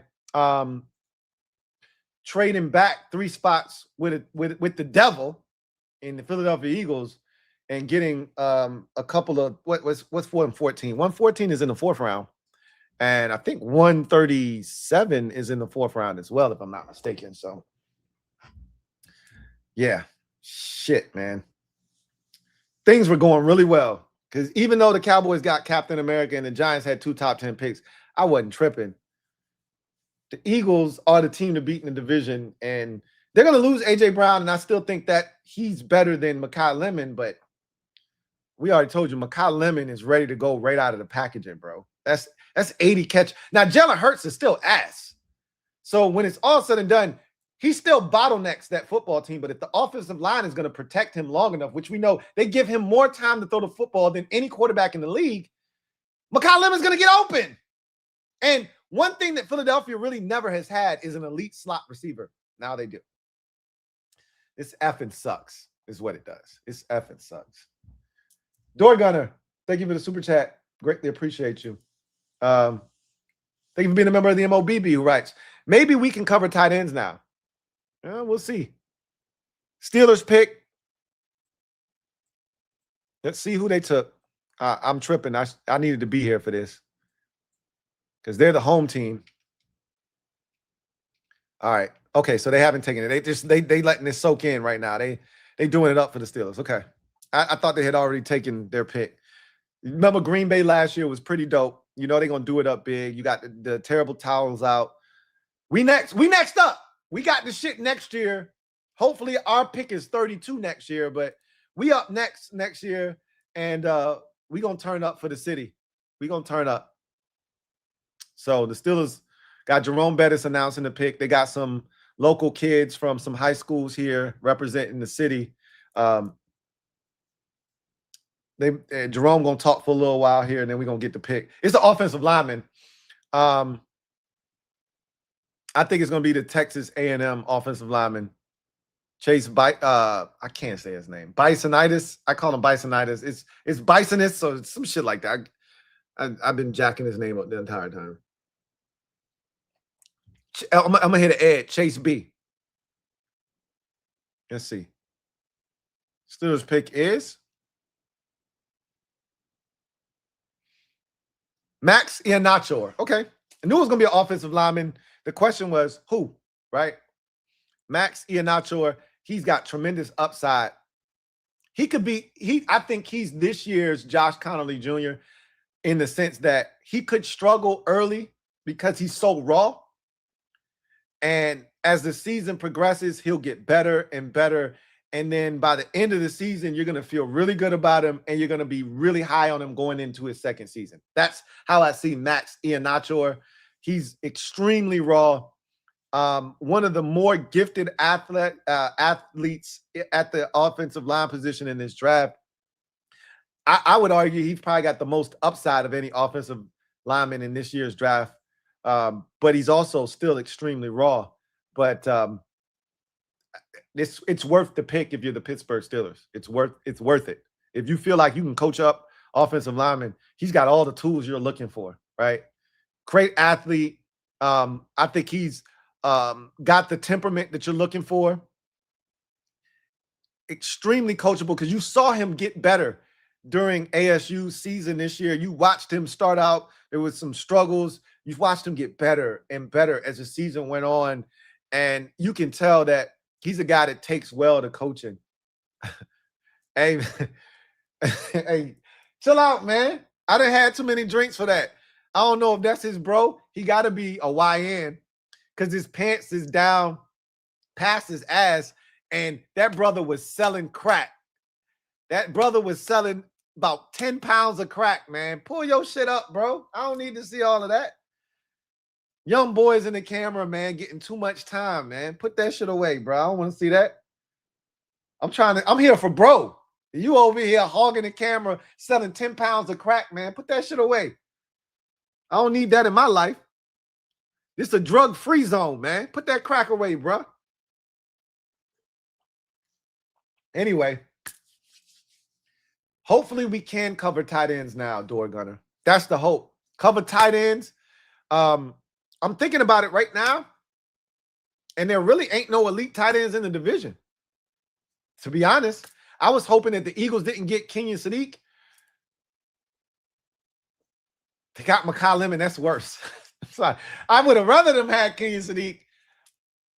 He would have been a mismatch nightmare, but at least he ain't catching it 80 times a year to 100 times a year. Makai Lemon is a dog. Second best receiver. But, I mean, technically, Kenyon Sadiq, best tight end in the draft. Second best receiver on the scale. Where does it balance? Chargers pick is in.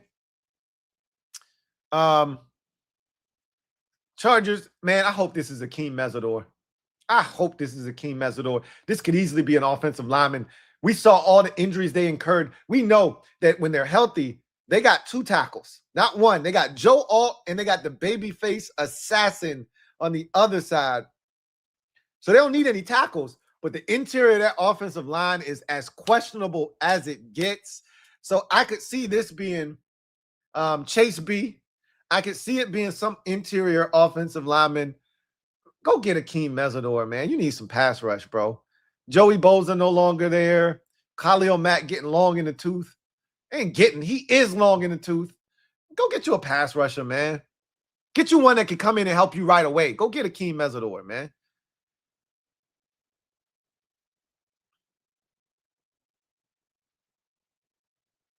Yeah! Come on, man. I was like 0 for my last 5. I was swinging and missing. But then I got up to the plate and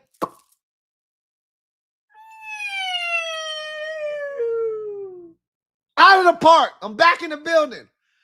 That's a great fit. That's a great pick. Akeem Messidor for the Los Angeles Chargers. I love it. I've said this. and I know I'm a lot higher than most on Akeem Messidor. Yeah, I know about the age, but if you're talking about pure pass rushers, guys that can get to the quarterback, he's the second best pass rusher in this draft to me. Look me in my eyes. I'm talking to you. Look me in my eyes. I'm not bullshitting you. Akeem Messidor is the second best pure pass rusher. He's better than Ruben Bane. I didn't stutter. He's better than Ruben Bane. He's just old as hell. I don't give a shit. Chargers trying to win a Super Bowl. Go get you an old-ass pass rusher that come in the league like he's a 6-year veteran. Go get him. Because he's going to help you. He getting 7 sacks this year. Book it. If he's healthy, 7 sacks this season because he a real pass rusher. Him and David Bailey are the 2 best pass rushers in this year's draft class. If you want somebody to come in day one and help you. Now, some of these guys may pass them 2-3 years down the road because they got higher upside. Yeah, okay. Well, I don't know about Bailey. I think Bailey's going to be legit. But Messidor, he might get passed up by some dudes, right? If the Giants are right about Arvell Reese and they use him as a pass rusher, they might use him as an off-the-ball linebacker. Who knows how they're going to use him? But, you know, if one of these other guys translates well, they with some upside, they could end up being better than Akeem Messidor. But if you're looking for a production year one right out of the gate, Akeem Messidor is going to get you 6.5, 7 sacks year one. That's a good number for a rookie pass rusher. I love the pick. That's a great fit. I would put that third on the list of great fits. No, Blake Miller to the Lions. I love that pick so much.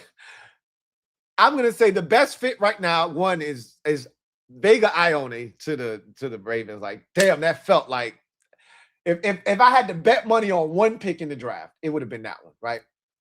That's one. Chiefs getting Mansour Delane is 2.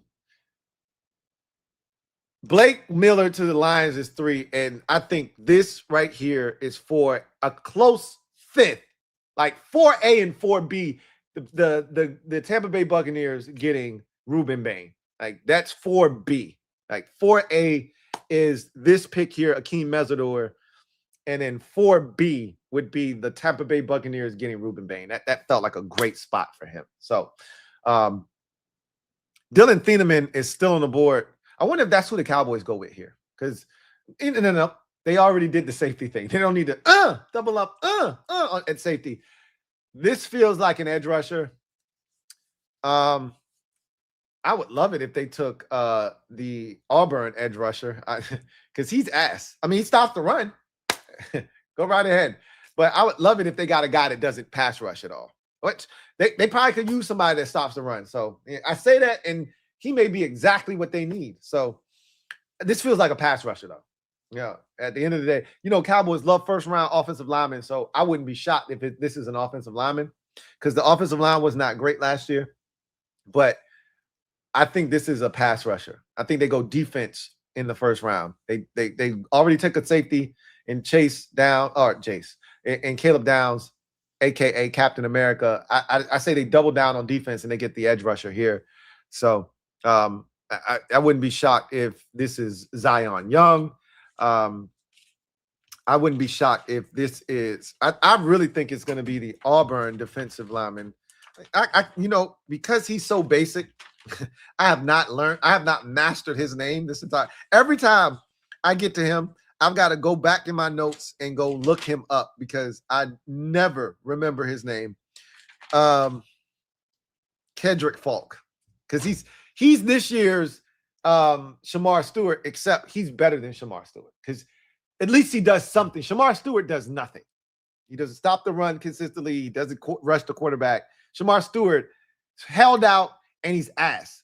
Keldrick Faulk, at least he stops the run and he's super young, so you feel like maybe he can develop if you can coach him up. I think Keldrick Faulk is the pick. Wouldn't be shocked if it's Zion Young because he's got tremendous upside as well. Look out for Caleb Lumu, the offensive tackle out of Utah, because, again, Cowboys could go tackle. And their right tackle has been basic for years. So I wouldn't be shocked. Caleb Lumu has been a left tackle for the Utah Utes, But I mean, if you can play left tackle, you play right tackle. So pick is in for the Dallas Cowboys. It's either an offensive lineman or it's an edge rusher. I'm gonna go with edge rusher. And I think it's gonna be Kedrick Faulk. And I hope it's Kedrick Faulk. I wish it to be Kedrick Faulk. All right, Rogers at the podium. Let's see who it is. Birdman hand rub, Kedrick Faulk. Come on, make my day. I'm already pissed off. Mekhi Lawrence is a tremendous upside guy. He stinks too. Now, if he maximizes his talent, he could be a problem. He could be the next DeMarcus Lawrence, right? And I think that's what they're banking on because he has some tremendous, like his best plays, when you watch him, you're like, shit. But then when you watch him throughout the course of the game, you're like, that didn't leave a great taste in my mouth. But when you watch his best plays, you're like, fuck, this guy is ridiculously talented. He is an interesting evaluation. He's talented. Yeah, no question about that, man. This dude has some juice, and he could turn into DeMarcus Lawrence for them. A real problem. I'm interested to see how he ends up, turning out because there's a lot of talent there, but he's a projection guy. Like, there's not a ton of sack production. He's a guy that I think you have to project what he's going to be. But I wish they would have taken Kedrick Faulk. That would have made my day because he ain't getting to the quarterback. Malachi Lawrence might actually get to the quarterback.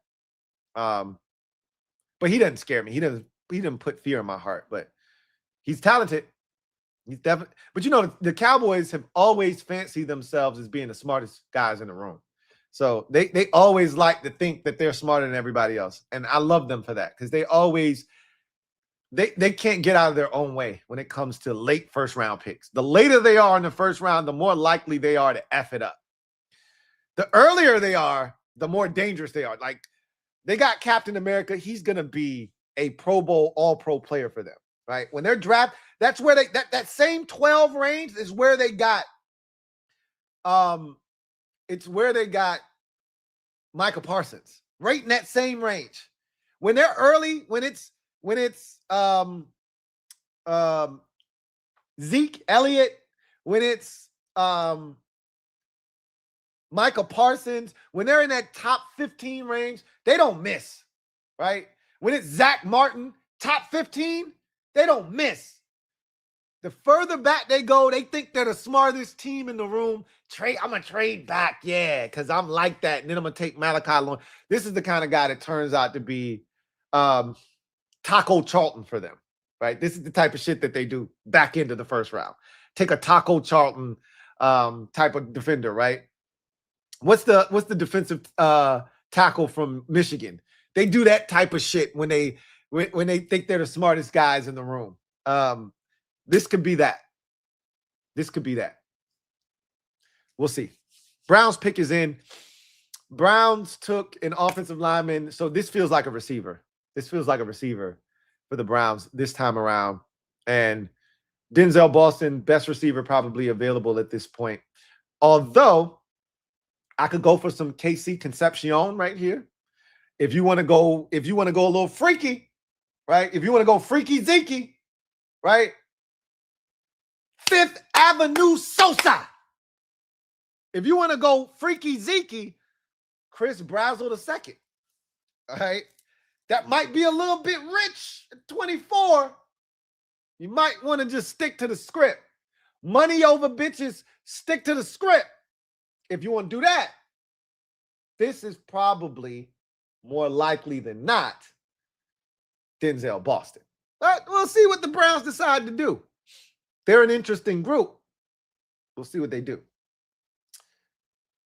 Nell Westner, been a member for 26 months. Shout out to Nell. Or is that Neil? Neil. Hey, blame it on the alcohol. Blame it on the blame it on the alcohol. It's Neil. Sorry, Neil Wessner. Shout out to Neil. Right.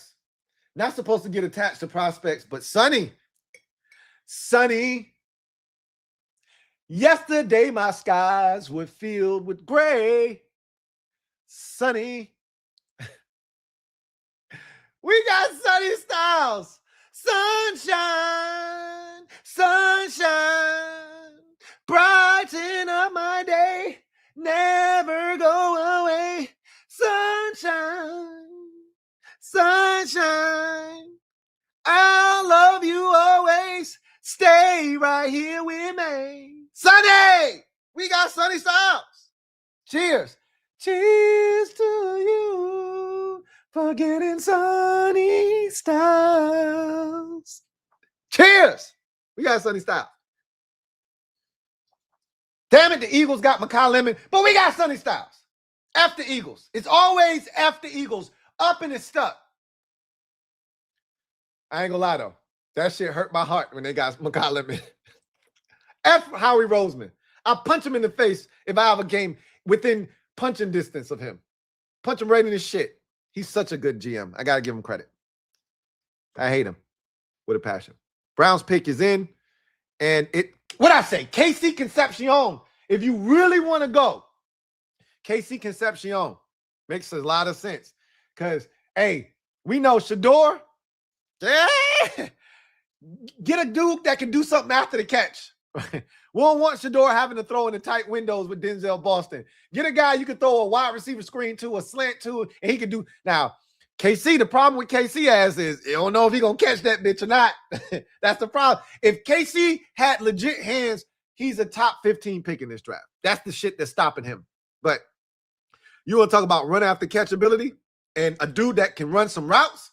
I told you, he routed up your favorite corner in this draft. He was routing up Mansour Delane, creating massive separation against him. Like KC Concepcion, there are not a lot of guys in this draft that has run after catch ability. We talked about that.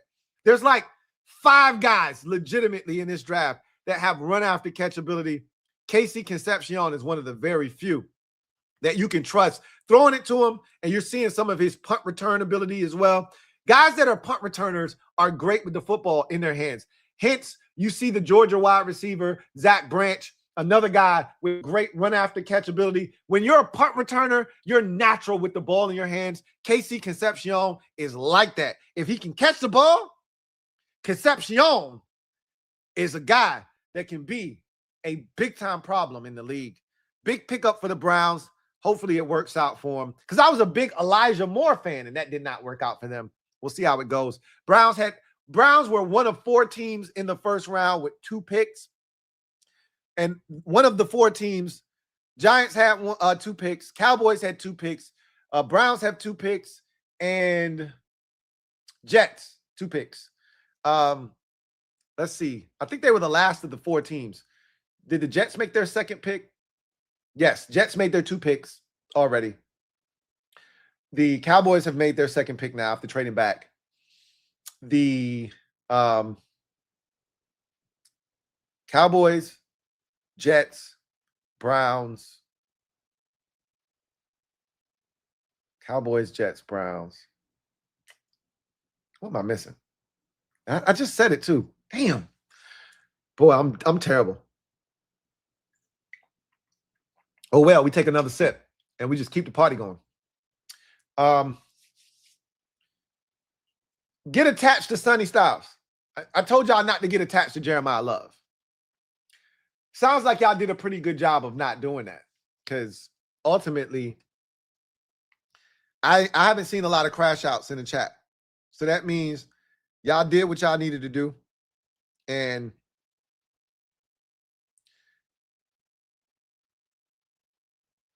we are in a great spot from a fan base standpoint.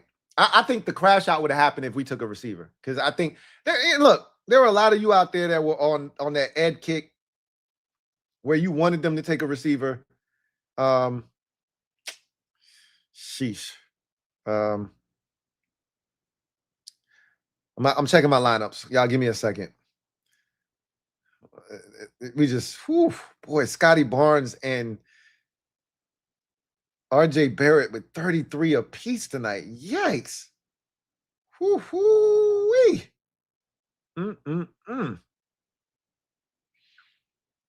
Yikes, yikes. Okay, where we at? Second quarter. Boy, the Nuggets are struggling tonight. 11 points in the first quarter, 11 points in the second quarter. Yikes. Yikes. All right. I'm back like cooked crack. Let's run through some of these. Bears are on the clock. Their pick is in. Not really sure what the Chicago Bears are going to do.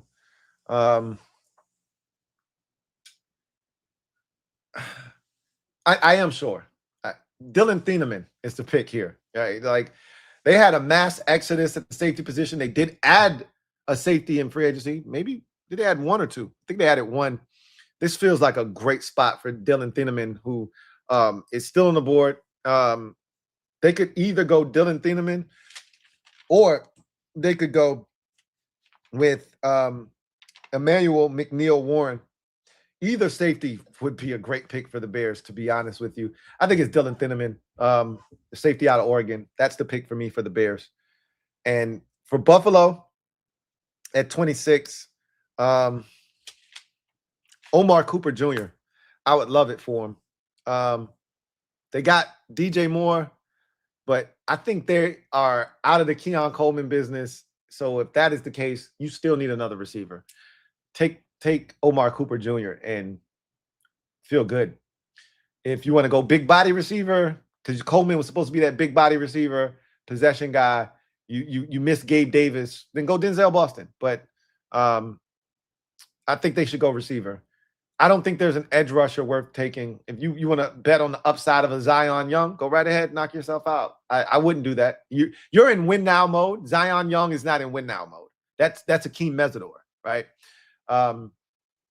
You want to bet on the explosion of an edge rusher like Cassius Howell, who's my 26th best player on the board. And at this point, how many guys on my big board are left under Cassius Howell? Gone.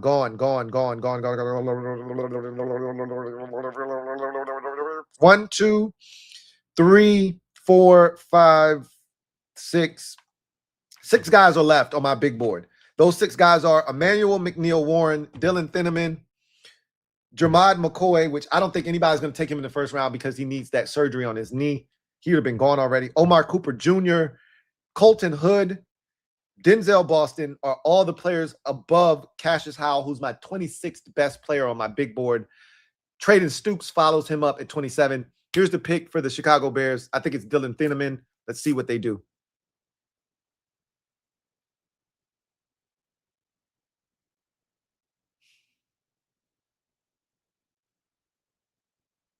Boy, hey, when I'm hot, I'm hot. I've been hot here of the last 3 or 4 picks. Bears had a mass exodus at safety. Remember, C.J. Gardner-Johnson was there last year. They also had the Penn State safety that they moved on from in free agency. And so you felt like there was a void there at safety, needed to do something. Dylan Thinnamman is the pick, one of the most athletically gifted players, irregardless of position, in the draft. For the safety position, he's a tremendous athlete, a run and hit guy, a guy that has tremendous range. Love this pick for the Bears. Going to instantly come in and help that defense. And love the suit that he's rocking too. I can get with that. That's a clean look for Dylan Thinnamman. And I think if you're Buffalo, Omar Cooper Jr. makes a ton of sense. You want to go with an edge rusher? I wouldn't advise it because I don't love what's left of edge rusher at this point of the draft right now. But I mean, I could see the Bills doing some shit that I don't agree with, like Keldrick Faulk. I would hate that for them, by the way. But San Francisco is definitely edge rusher territory after they've gone crazy in free agency at receiver. They're definitely looking edge rusher. And And we'll see what the 49ers do. Buffalo, I would take a receiver. I'd take a receiver. You lost the AFC divisional round game because you had no receivers last year. That's why you lost that game. If you weren't throwing to 31-year-old, 32-year-old Brandon Cooks and have him bobble the ball and having it taken from him, ripped out of his hands and intercepted, you win that game. You need a dog at receiver. Go get one. And you got Bills have traded up once. The Bills have traded up to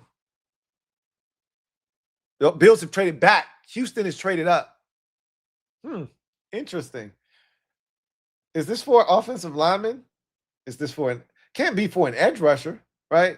Which is what I think San Francisco was going to take. Houston needs offensive line help.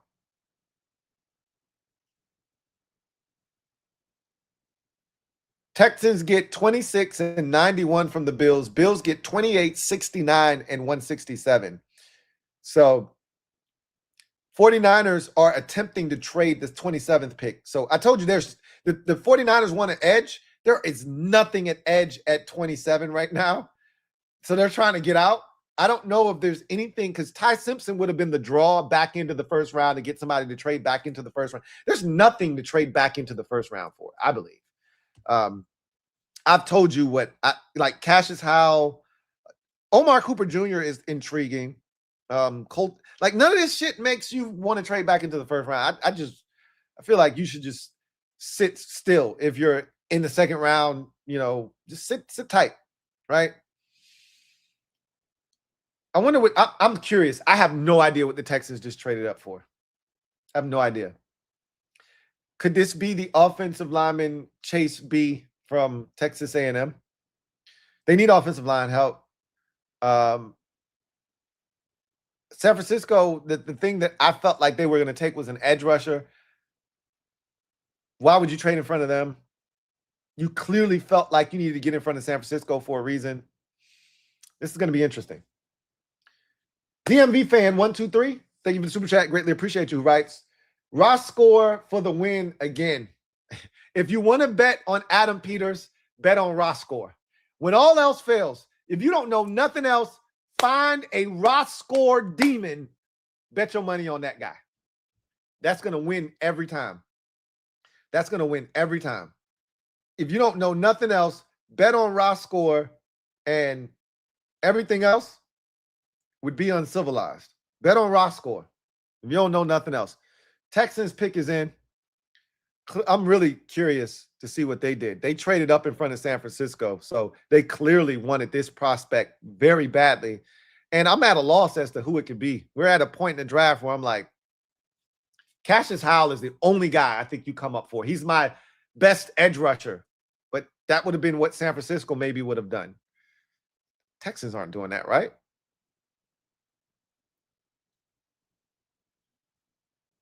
Told you they need an offensive lineman. Keelan Rutledge out of Georgia Tech. I guess they felt like the 49ers were going to do something there, and they just needed to go get their guy. They needed an offensive lineman. I'm shocked that they traded up. I guess they didn't think he was going to fall to them. I think the Texans they were at 30, I believe. I guess they didn't think he was going to fall to them. They were at 28, excuse me. They just jumped in front of San Francisco. 49ers have traded their pick. They were trying to get out, and they did get out. Let's see who came up. The Dolphins have come back into the first round. Okay. Interesting. Dolphins have a shit ton of picks. If anybody was coming back into the first round, it's the Miami Dolphins. They got picks for days. Let's see what they're coming up for. Let's think. Come get a wide receiver, man. Jesus. Buffalo is in your division. They could use a wide receiver. Come get Omar Cooper Jr., man. Stop playing with me. Come get Omar Cooper Jr. He's the best wide receiver left on the board. You have nothing for your quarterback. You just went out here and got a quarterback, paid him good money, and Malik Willis. What you talking about, Willis? Come get Malik Willis some targets, man. Don't do him like this, man. You done already traded away everybody. He looking around the wide receiver room like Will Smith in Fresh Prince at the very end of the damn series. Where everybody at, man? Go get this man a receiver, bro. Omar Cooper Jr. sitting here. Don't let the Bills get him. They traded back. They were trying to be smart here. Like, oh, we can trade back and we're going to get Omar Cooper Jr. And the Dolphins said, bullshit. You just got too cute. Now you got to take David Boston or Denzel Boston, excuse me. Or they could be coming for Denzel Boston. Take Omar Cooper Jr. Don't be stupid. The wise man said, be smart. Don't be a retard. What's wrong? Didn't think I remember? He said, don't come up here for Denzel Boston. Come get you Omar Cooper. You're going to take advice for somebody that smacked D Barnes? What's wrong? Didn't think I remember? I'm going to kill you. Temper. Come on. Bills are pissed off. You traded in front of them. This is some divisional hate. And I love it. They got cute. They moved back. Now you jump in front of them. Do the right thing, like Spike Lee. Come get the receiver that they coveted, that they thought they could trade back and get. Haval. Thank you for the super chat. Greatly appreciate you. Haval writes, this mother effer got the range and IQ of a free safety. Comes up. Haval about to spit some bars. Comes up. Haval about to spit some bars, y'all. Come on. Everybody gather around. Cups up. Haval about to talk that shit. Come on, y'all. I feel it. Can you feel it? Can you feel it? It is here. Hey, Haval about to talk that shit. Cups up. Y'all gather around. He said, this mother effer got the range and IQ of a free safety, got the physicality and mentality of a linebacker. He got the size of an edge rusher. Keep going. He's chiseled like a Greek god. Keep going. His name, Sonny Styles. To that, I say, cheers. Cheers, you mother. We got Sonny mother effing Styles. Ha! Woo! Yeah. I love it, Haval. Cheers to Haval. We got Sonny Styles. Can't nobody rain on our parade. Yeah, the Eagles got Makai Lemon, and I hate it. Guess what? We got Sonny Styles, and I love it more. I love it more. Shout out to Haval, talking that talk. HK Hawkins, thank you for the super chat. Greatly appreciate you.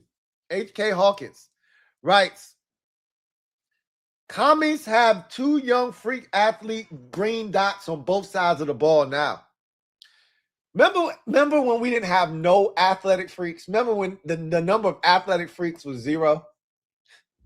Now bro, when you think about it, we littered with elite talent. Now, can the elite talent manifest itself in the Pro Bowl, All-Pro type talent? Right? Production. We got another blue chipper here. And I think playing the role that he's going to play, I think Leo Chanel, I think that we're going to getting chicky with it. Nah. Getting chicky with it. Hold on. Dolphins pick is in. Trade it back in. Hey, get you some. Get you some. Boy, he looks disappointed. Chris Johnson, cornerback out of San Diego State. That's Rio's guy. That ain't my guy. That's Rio's guy, though. And he went in the first round. Rio said, I think he could go in the first round, bro. And Rio was right. Rio was right. I'm not a Chris Johnson fan. Doesn't mean he's not going to be an elite corner in this league. I'm not a Chris Johnson fan because I feel like he lets guys get on top of him too often. Pause. I just feel like you can get behind him, but if you play in zone coverage, he's gonna be probably see off right there, and then he can run. He can turn and run. But you see that guy got behind him. That's an underthrown football. That's how he do. If you watch ESPN, he was playing off and he got ran by. That's my problem with him. Is you can get on top of him, right? He makes up for his deficiencies with being a lengthy corner, 6'2", with longer arms. I think he's going to be better in zone, right? If you put him in man, Bills just traded again. Bills trade the pick to who now? To New England. What we playing? Divisional hopscotch? Well, they didn't trade their pick to somebody in the division the first time, but now they traded it again. The Bills out here playing hopscotch. Hopscotch with the Texans, hopscotch with the Patriots. They move back again to 31 now. We'll see what they do. Hey, when you playing with divisional fire, you can get burnt. Let's see what the Patriots coming up here to get. The Patriots need a receiver, bro. I know they got Romeo Doubs in free agency. Well, AJ Brown's on the way, right? Like, we gotta assume that's the case. So this ain't a receiver. It shouldn't be. They got plenty of guys, and then you already added Romeo Doubs, and then you're gonna add AJ Brown. This ain't that. I wonder what it is. This has got to be a pass rusher. I think this has got to be a pass rusher. You think about the Super Bowl, they couldn't get consistent pressure on Sam Darnold.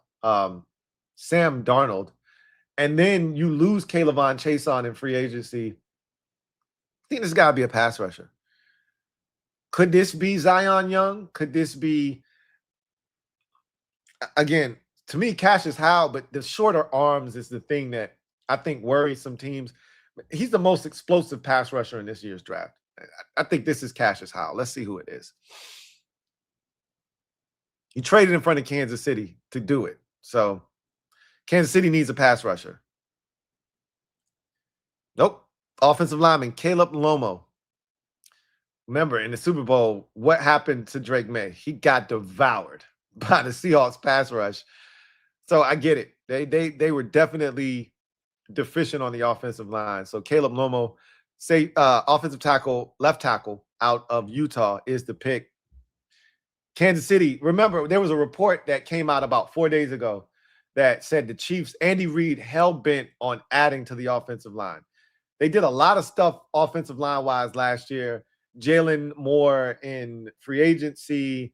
They added the Ohio State offensive lineman in the draft, and none of that shit worked out for him. So the Chiefs wanted to add to the offensive line, and I think the Patriots sensed that that's what the Chiefs were going to look to do here at 29. So they jumped in front of them. I don't think that changes what the Chiefs do. I still think they get an offensive lineman here. They can use an edge rusher too. But I think the flavor of the month for the Chiefs here is going to be an offensive lineman. I think you're seeing that run on offensive lineman that people expected to have happen. Texans just took one. Patriots just took one. Steelers took one. You're seeing that run on offensive lineman that we expected in the 20s. So I wouldn't be shocked if this is another one here for the Kansas City Chiefs. The pick is in. HK Hawkins says 2 freak athletes, green dots on both sides of the ball now. We read that already, but doesn't it feel good to have athletes? Remember the Payless commercial? Doesn't it feel good to pay less? Doesn't it feel good to have athletes? Doesn't it feel good to have athletes? We've been slow for a long time. We were on the short bus. We've been slow for a long time. Doesn't it feel good to be back on the long bus? Normal size seats. Hey, maybe I can go sit in the back of the bus and it's still not the front of the bus. Shout out to all of the cognitively impaired. Shout out to them, right? We're not making fun of them. We're casting light on them. We're not making fun of them. Doesn't it feel good to have some athletically gifted guys on the football team? Both sides of the ball. We're not done yet. Tomorrow, we're going to add a receiver that can run, I believe. Deshaun Stribling, right? I think you're going to have Skylar Bell be available at 71 as well. One of those two is going to be available. The Commanders are adding. Let's hope that Teddy Ball Game is available in the third round at 71 tomorrow. Teddy Ball Game for the win. You want to win the draft? Get Ted Hurst tomorrow. We'll see what happens. I'm going to have a whole video tomorrow talking about who's available tomorrow. We're 4 picks away. Chiefs, 49ers, Bills, Seahawks, and then the end of the first round. And then we're going to, rest of tonight into tomorrow. We're going to talk about what the game plan for the Commanders is going to be. But obviously, you're sitting through the entire second round and either the first 9 picks of the second round before you select, or the first 9 picks of the third round, excuse me, before you select the guy. And a lot can change, right? The beauty is we got 4 picks. If Denzel Boston doesn't go, this is a success for us because the run on receivers has not happened. This is not a great receiver draft. I told you that. I told you the number for receivers was 5. Where are we at now? We had Tate go 4. We had Jordan Tyson go 8 to the Saints. We had Mekhi Lemon go to the Eagles at 20. I think I'm missing a guy. Am I missing a guy? Let me look through my list.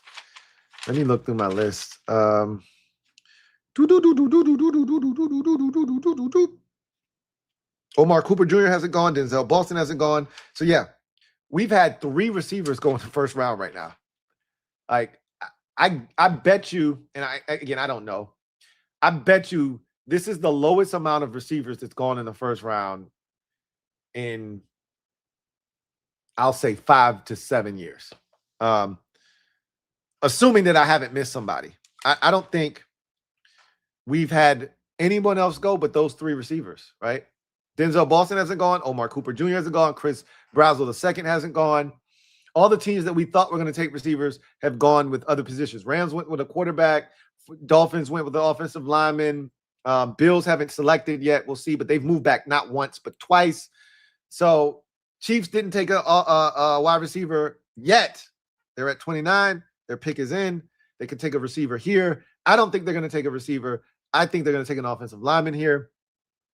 Let's see what they decide to do. But that run on receivers hasn't happened yet. And that's a good thing if you're a Commanders fan, because even if a run happens, if 3 go in the first round, that means there's a bunch of guys that haven't gone yet, that if they go in the second round, there's still going to be a surplus. I told you Skylar Bell is going to be available at 71. I'm not the biggest Skylar Bell fan. I'm not going to lie to you, but I do know he's super talented, and I would be thrilled if a guy like that is available. I think there's going to be a bunch of receivers that you like. Maybe not love, but you like available. Let's see what the Chiefs do here. 49ers aren't going to take a receiver. Bills could take a receiver. Seahawks aren't going to take a receiver either. Peter Woods, defensive tackle for the Chiefs. Love it. Again, no pass rush threats in this draft at defensive tackle. As a matter of fact, I'm thinking cap on for a second.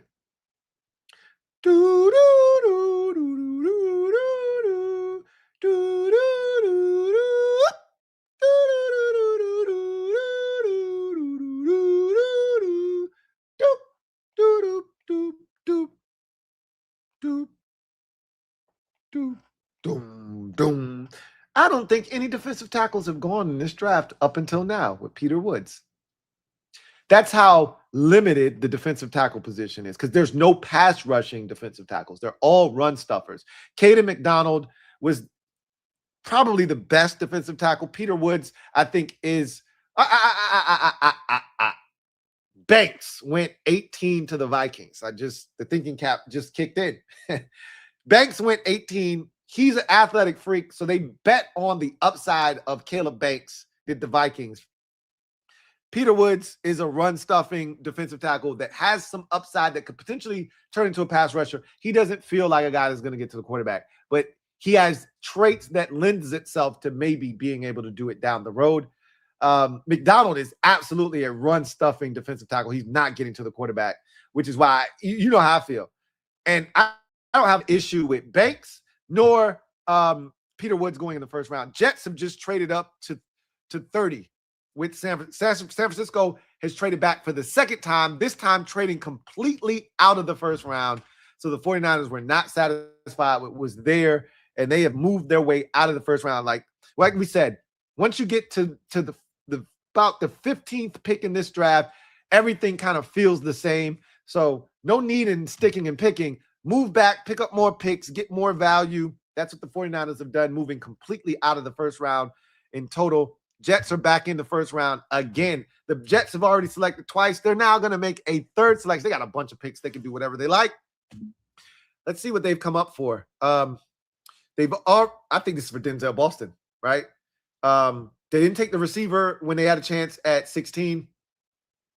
They decided to go, what did they go? Because I said it's either Lemon or Boston, and then they surprised me, and I forgot what position they took. Let me look at my big board. It may jog my memory. They went Kenyon Sadiq. That's what they did. They went tight end, and I loved it. Now go receiver. Go receiver now. Denzel Boston. That's their guy. That was always their guy. I told you I thought they were going to take him at 16. You trade back into the first round, and you get him here at 30. Let's see what they do.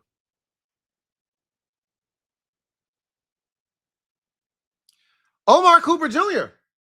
I like that even better because I'm not a Denzel Boston fan. I thought they were a Denzel Boston guy team.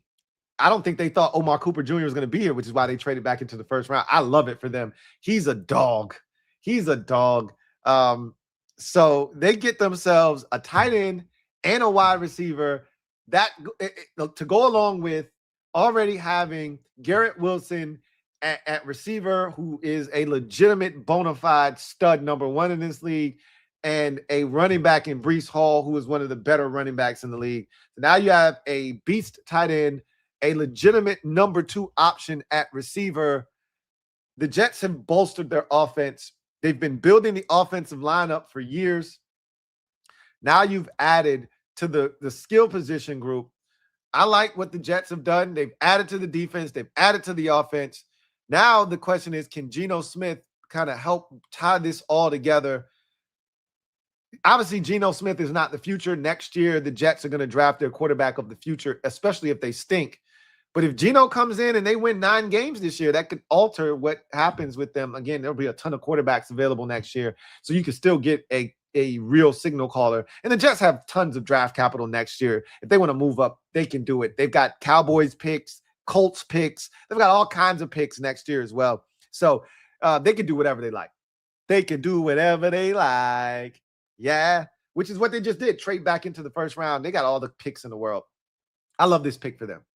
Bills finally on the clock again after trading back twice, not once, but twice. They're now at 31. Denzel Boston is still there if they want to take a wide receiver. They can still take an edge rusher here. I still believe in Cassius Howell, and he's still available. So there are still options for Buffalo if they want to go that route. You want to go corner, you can do that. I think, the safety position for them is one that they can address. Trayden Stoops is a guy that I love, and I think he's worthy of a first-round pick. He's my 27th guy on my big board. So that's a position you could definitely hit up. I love what the Jets have done in the first round. 3 picks for the Jets in the first round, and I love every single one of them. David Bailey, my favorite player in this draft in terms of what I think is going to be a guy right out of the gates, straight production. Kenyon Sadiq, my favorite tight end in the draft. And then Omar Cooper was my 4th or 5th receiver in this draft. Omar Cooper Jr. was my 8th receiver. So he's he was a ways down the board, but I think he's got tremendous talent. Trade alert. Seattle probably traded out in the first round. Wait, Bills trade again? So the Bills trade their pick to the Tennessee Titans. Titans are back in the first round for the second time after drafting number 4 overall, taking the wide receiver Carnell Tate. I think this is for an edge rusher here. I think this is for Cassius Howell. What was Seattle going to do? Seattle, I felt like Seattle was liable to take a running back at 32 with their running back situation in dire straits. I think they could have taken a running back. That's not what Tennessee's coming here to do, is it? I don't think that's what they're coming here to do. Got the receiver already. Feel like this is for a defender here. I wonder what they're. I'm curious. I'm looking at my board, and they address cornerback in free agency, so that's not what they're coming up for. Could be coming up for a safety here. The Seahawks lost the safety in free agency, right? So They lost one of my favorite free agent safeties, who went to the Bears, Kobe Bryant. So this could be for Emmanuel McNeil Warren. Let's see who it is. I'm curious. I have no idea what this is for.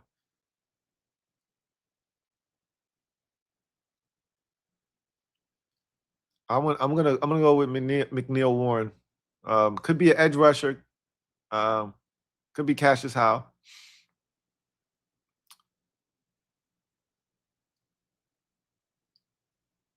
We saw a lot of movement back into this draft. A lot of movement. Bills traded 3 times. Kendrick Faulk. They get themselves a run stuffer. A guy that's going to stop the run. He's elite at stopping the run. Don't look for him to get any quarterback pressures.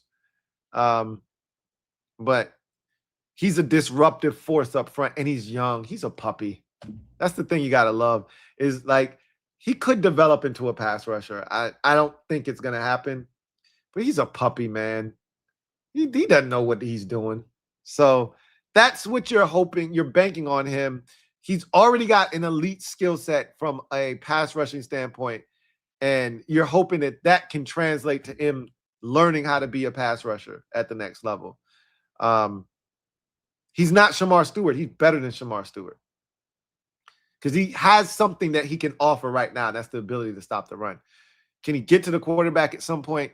That may take a while, but you're betting on the upside. And I don't hate it. I don't hate it.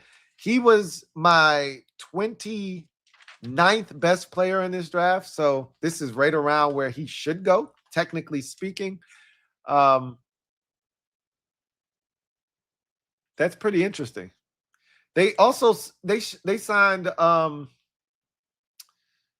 Sebastian Joseph Day in free agency, if I'm not mistaken. So you got Big Jeff Simmons. You got Sebastian Joseph Day, who is an animal. Add Kendrick Faulk.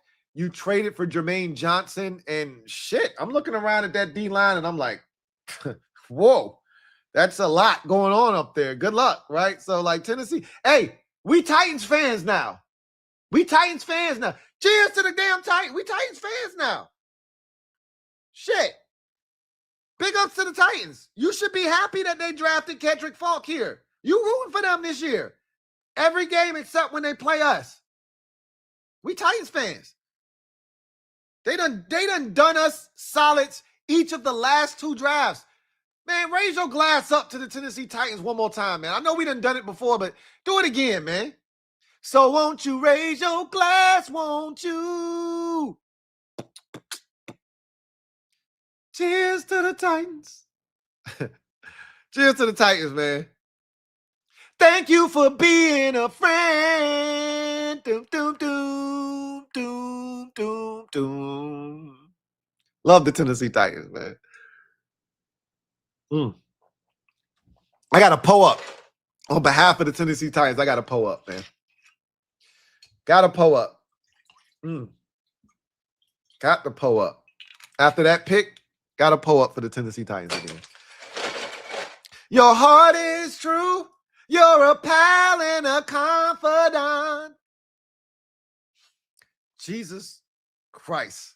The Timberwolves are They are steamrolling the damn Nuggets. I was going to do some halftime bidding. I don't want no parts of this shit. Does Aaron Gordon make that big of a difference? He doesn't play tonight, and these boys act like they can't score on the road. My God, today.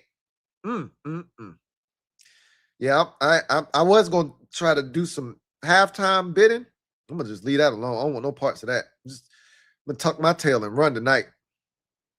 I am good, bro. I am all good in the hood. I'm going to take my L's like a man. And I'm going to just bow out gracefully.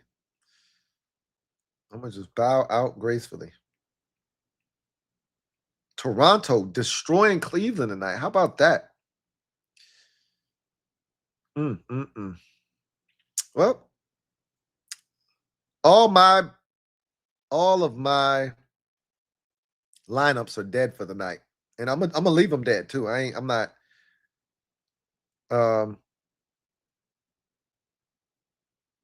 yeah, I'm gonna bow out gracefully. Seahawks pick is in. All right.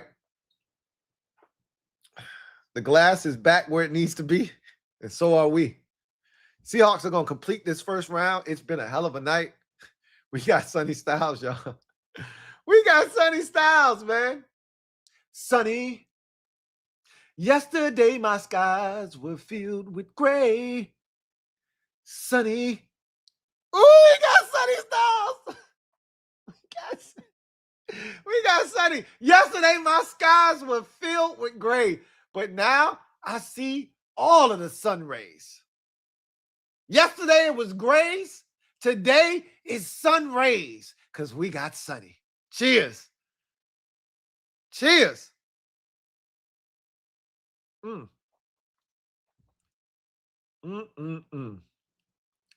Boy, that shit tastes so good.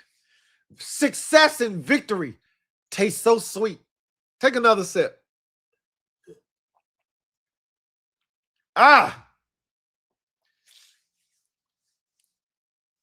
Video channel. Thank you for the super chat. Greatly appreciate you. I like this one. Thank you for being a member of the MOBB who writes, Lou, it's sunny outside. Y'all look outside. What y'all see? 75 degrees and sunny. Yes, sir. Yes, sir. Cheers. 75 degrees and sunny. Take a sip to that. Woo! 75 degrees and sunny, man. What they say, the Eagles, they got Makai Lemon. But what they say, it's always what? Sunny in Philadelphia. Oh! It's always sunny in Philadelphia. Here's to it being sunny in Philly, Dallas, New York. Our sun travels. Wherever we go, we pack sunny with us. It's going to be hot for all these teams in the division this year. When we show up, we bring in the heat. Cheers. Ha! Jadarian Price. I told you they were taking a running back at 32. Hey, shout out to all Notre Dame fans out there for the first time since 1920. I just made that up. That's an EFF stat. For those of you keeping track at home, for the first time since 1920, two running backs from the same program go in the first round. If you're a Golden Domer fan like me, stand up. We in the building. Jeremiah Love at 3. I was about to say 4. 3. And Jadarian Price at 32. We just did it. Well done. Well done, Seahawks. That's a great pick. That's a great pick, bro. Jadarian Price is a dog. A dog. That's a great way to wrap up day 1 of the NFL draft.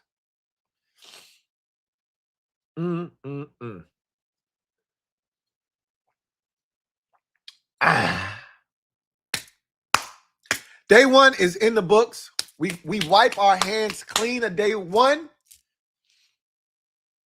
And now we focus on day number 2 of the draft. So I am going to turn off the draft.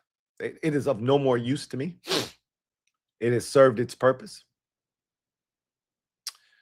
So let us continue on. Yeah, sunny outside video channel. Mr. Ron B.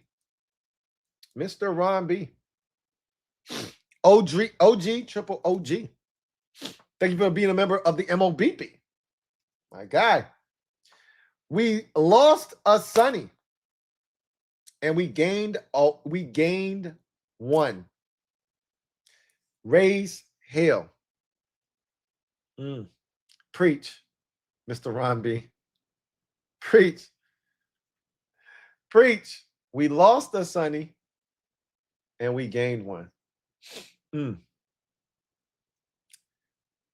Rest in eternal peace to Sonny Jurgensen, legend of all legends within this organization.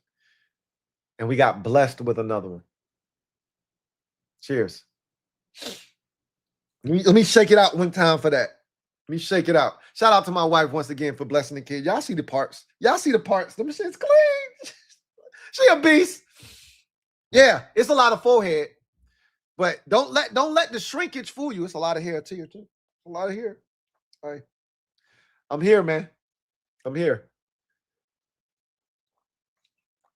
Y'all see the hair? Y'all see the curls? That's 4C looking like 3B. I'm making up shit. Look at it. Look at it. Hey, shout out to my wife. Raise hell. Duncan Wright, thank you for the super chat. Greatly appreciate it. I don't even want to hear from you right now after Howie Roseman did what he did tonight, man. You kick rocks. Double up. We're going to respect it, though. We're going to respect it. Congratulations, Commanders. He's great. I can't wait to see you cry when Saquon Barkley runs over him with tread marks. Ha, ha, ha, ha, ha. It ain't happening. If he meets Saquon in a hole, it's going down like Bob Dole. Those of you who know, when you know, you know. As a wise man once said, if you know, you know. He going down. If he meet him in the hole, he going down like Bob Dole.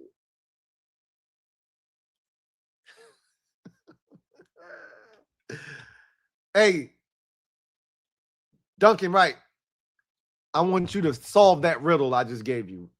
That might take you all night. Door Gunner, thank you for the super chat. Greatly appreciate you. Door Gunner, double up, Oh, you talking shit, bitch? You talking shit, bitch? I just watched All About the Benjamins, so you don't want to go there with me, because I'm the two old ladies outside the convenience store. You talking shit, bitch? I hear you. And you got jokes. I heard your jokes. You've been frying me all night. You've been frying the hairline since I came out here. It's all good, bro.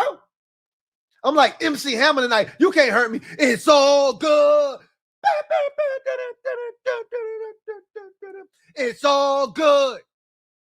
Oh, it's all good. Y'all don't even know that MC Hammer song. Only me and Miss Perry know that MC Hammer song. The rest of y'all don't even know that MC Hammer song. I shouldn't even told y'all who sung it, because y'all ain't know who sung that song. It's all good, though. Lou hairline struggling more than our defense. Ha, ha, ha. I heard your jokes. Our defense ain't struggling no more, though. We ain't on the struggle bus no more. And I'm going to shake this shit. And I'm going to shake it, though. We ain't struggling no more, though. About to be on my Jaden Daniels shit, talking like I'm from the West Coast. We ain't struggling no more, though. Mark Buster. We ain't struggling no more, though. Leave me alone, man. I ain't do nothing to nobody. Leave me alone. Leave my hairline alone. I ain't do nothing to nobody. My hairline ain't do nothing to nobody. Cheers. Landry Balbin, thank you for the super chat. Greatly appreciate you. Who writes, since we are likely going to run a 3-4 defense, that's going to be our base, more likely than not. Who will be your starting 3 defensive tackles and 4 linebackers? So you don't have 3 defensive tackles in a 3-4. You have 2 ends and a defensive tackle, technically, right? Now, you could it depends on how you want to play it. You could have 3 defensive tackles out there if you're trying to stop the run. But you're supposed to have 2 base ends who are quote-unquote 5 techs.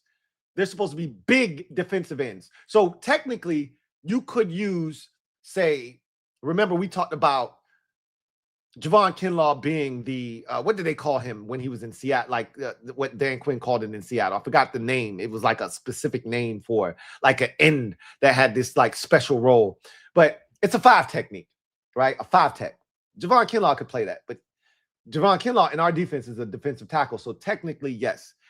You could play Deron Payne at defensive tackle, and you could play Johnny Newton at the other defensive end. You could play Tim Settle. These are all defensive ends. But Charles, this is why you went out and got Charles Omenihu. He's a defensive end. He's not a defensive tackle. You want to play a 3-4, you want to have a base 3-4 defensive end. Charles Omenihu gives you the flexibility to be able to do that, put him on the field in those types of situations. This is a mixed defense, right? So when you play the type of scheme we play, you don't have like a traditional base. When you have a traditional base, 4-3, 3-4, like Kansas City plays a 4-3, right? They want to keep their 3 linebackers on the field as much as possible. Even when they see 11 personnel, they try to keep their 3 linebackers on the field because they feel good about their 3 backers. We are a multiple front.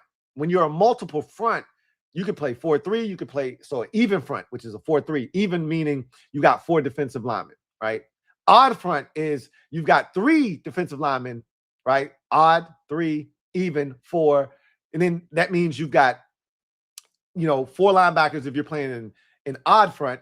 So you got 4 linebackers, 3 defensive linemen. If you're playing an even front, you've got 4 defensive linemen, 3 linebackers.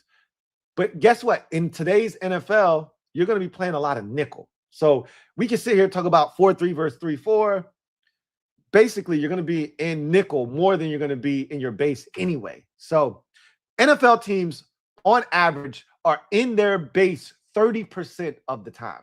So you're in nickel or some other form of defense 70% of the time. So I don't really want to talk about who's going to be on the field and when we're in the 3-4, because you're only going to be in that look, I believe, if you feel like you're playing a team that is going to be run dominant, trying to run the football on you, and you really want to be aggressive in trying to stop the run. That's when I think you're going to see that 3-4 rear its ugly head. And that's when you're going to see. And I do think you're going to see 3 defensive tackles, to your point. And I think you're going to see Javon Kinlaw, Daron Payne, and I think it's going to be Tim Settle, right? I think you're going to see the ends be Javon Kinlaw and Daron Payne. And I think Tim Settle is going to be in the middle of that thing. It could be the other way around, where Javon Kinlaw is in the middle, Payne and Settle are on the ends, or you can substitute one of those 2 out. I think Payne stays on the field, Settle is out, and insert in a Charles Omenihu, and you can really be physical up front. And then you got your 4 backers, the 2 edges, Luvu on one side. I think Dorrance Armstrong, if he's healthy, is on the other side. And then you've got Sonny Styles and Leo Chanel inside. And oh boy, we go to work. I puts in work. Doom, doom, doom, doom. Yeah, I puts in work. So it's going to be interesting to see what it looks like. I heard your jokes, though. I heard your jokes. He says, so I just gave you my 3 defensive tackles and 4 linebackers. Who you got wearing the green dot? Sonny Styles. If they think he struggles with it, then you just give the green dot to Leo Chanel. But you drafted Sonny Styles at 7 because you think he's the new Fred Warner. He's going to get the green dot immediately. Any plans for McGee? That's going to be interesting. McGee and it's going to be interesting to see what happens with McGee. You need depth at linebacker anyway. So I like the depth that McGee gives us. But McGee is phased out, and now he's special teams in depth, which is good, because if anything happens to our linebackers, I like McGee being able to fill in. But that's what you want. That's what we lacked last year, was depth. Last year's 6th-round pick, the Euclid linebacker, right? Going to be interesting to see if he's anything more than a special teams player. Again, 6th-round pick. I ain't really tripping about a 6th-rounder, to be honest with you. So we'll see what happens with him. But Kane Medrano, another athlete. We'll see what he ends up being. But ultimately, when it's all said and done,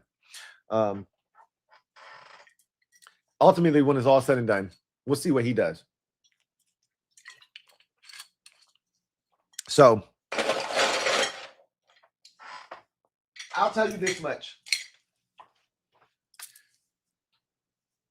When I look at what this team can do, we talked about Devontae Jones being the defensive coordinator and his theme of this defense being having guys that are flexible and can do multiple things. Positional.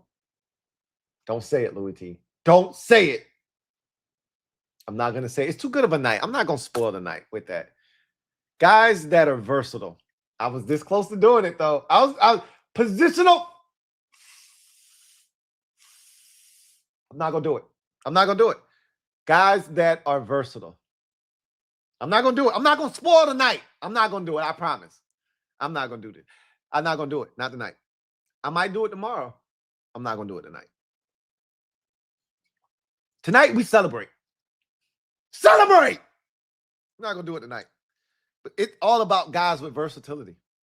And we got a bunch of guys that offer versatility defensively for us now. A bunch of Leo Chanel offers versatility. Sonny Styles offers versatility. When you look at the defensive line, with the scheme that we're running, Daron Payne, Javon Kinlaw,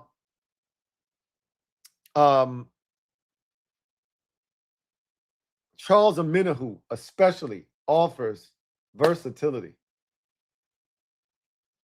Frankie Louvu offers versatility because he can rush off the edge. And that 3-4 look that we just talked about, it could be a 4-3 look. And all of a sudden, Frankie is blitzing. And now, like Durante Jones said, Frankie's best coming downhill, rushing against a running back. Now you're in a 4-3 and he's rushing against a running back because he's blitzing. There's versatility in what we can provide. So McGee is going to be interesting because he's the odd man out with this pick. Now McGee becomes depth. He's like the first man off the bench at the linebacker position, but he's not necessary, especially if you get a healthy. And him and Dorrance don't do the same thing, obviously, but Dorrance coming back completes this defense to me, right? Obviously, we still need a corner, but Dorrance completes the front seven if he's healthy because it gives you ultimate depth if Dorrance is healthy. And Dorrance got hurt, as crazy as this sounds, early enough in the season that he could be back by the time training camp rolls around. And now he might not be the same Dorrance he was. Remember, Dorrance was top 5 in sacks when he got hurt last year in the Chicago game. He officially got hurt in the Chicago game. Still posted a sack in that game, but he shouldn't have played the next week against Dallas, and that's when he finally tore his knee up. But that was October. So it gives him time, plenty of time to be ready by August. If we get Dorrance Armstrong back, and I don't anticipate him being the same Dorrance Armstrong. It usually takes you a full year to get back to where you were. But if he's even remotely close to that guy, this defense has a chance up front to be very disruptive. And now, especially if they add a corner with ball hawking skills, but now you have corners that are looking to take the football away. Amik Robertson, if nothing else, he's looking to punch it out. Mikey's always been a guy that can take it away. We're still waiting on Trey Amos to take one away. He had one shot, really, last year, and that was against the Raiders, and he bobbled it. And he fought with Will Harris over it. If Will Harris wasn't in the way, he probably would have picked that pass off. Nick Cross is a guy that can take it away, but he's more of a box thumper, right? Sort of a roamer. It'll be interesting to see what they do at safety and corner in this draft, if anything. I think they're going to do something at corner. But McGee feels like the odd man out, honestly speaking, Landry. He feels like the odd man out. But there's still a purpose for him. You know, linebacker, like special teams and depth. Something we lacked a season ago, he provides us with this year. Depth. Wrath of God. Thank you for the super chat. Greatly appreciate you. Thank you for being a member of the MOBB. Wrath of God writes, we got our guy. Yes, we did. Sunny times. Sunny days. Sunny days are here. Again. Condo P, if you out there still, sunny days are here. Again. Cheers. Again, We be talking in code when we start doing this music shit. Me, Condo P, and there's like one or two of y'all out there that can catch some of these. I'm just talking to her, really. The rest of y'all ain't getting this shit. It's going right over y'all head. Sunny days are here again. You know what I'm talking about, Condo. Everybody else is like, yeah, right over your head. Nyron, thank you for the super chat. Greatly appreciate you. Giants put together a Neil Tibbs performance. It wasn't that bad. It wasn't that bad. Stop. It wasn't that bad. What they did with those two picks doesn't move me. It doesn't move me. I'm gonna be honest with you. But that's some John Harbaugh shit. He think he's still moving like he in Baltimore. He moving like he still got Lamar Jackson.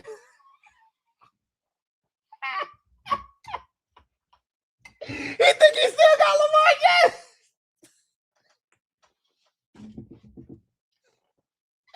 He think he still got Lamar Jackson. He moving like he still got Lamar Jackson. Hey, look. Hey, you will never, ever hear me kill a team for trying to build in the trenches, which they trying to do. Build from the ground up. But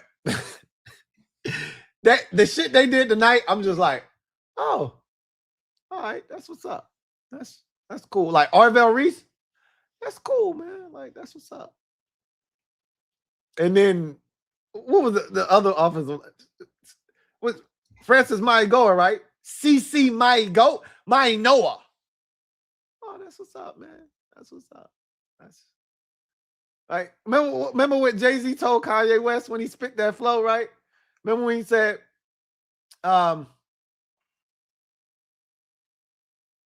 killing y'all is on this lyrical shit. Mayonnaise color whips, I push miracle whips. And JC was like, oh man, that's cool. That's how I feel. Like, that's a dope, that's some dope bars right there. And JC was like, oh yeah, that's cool. That's cool. All right. The Giants drafting those two players. Oh yeah, that's cool, man. That's what's up. That's cool. Mayonnaise color bins, I push miracle whips. That's cool. That's cool, man. That's cool. That's what's up. That's what's up, man. That's what's up. I'm gonna drink to that. I'm not gonna put it Neil Tibbs performance because they got different people in charge now. John Harbaugh's in charge, but it ain't that far away. I feel like you could have done a lot better with 5 and 10, but hey, Harbaugh's gonna do it his way. He did it his way. Let him do it his way. Let him do it his way.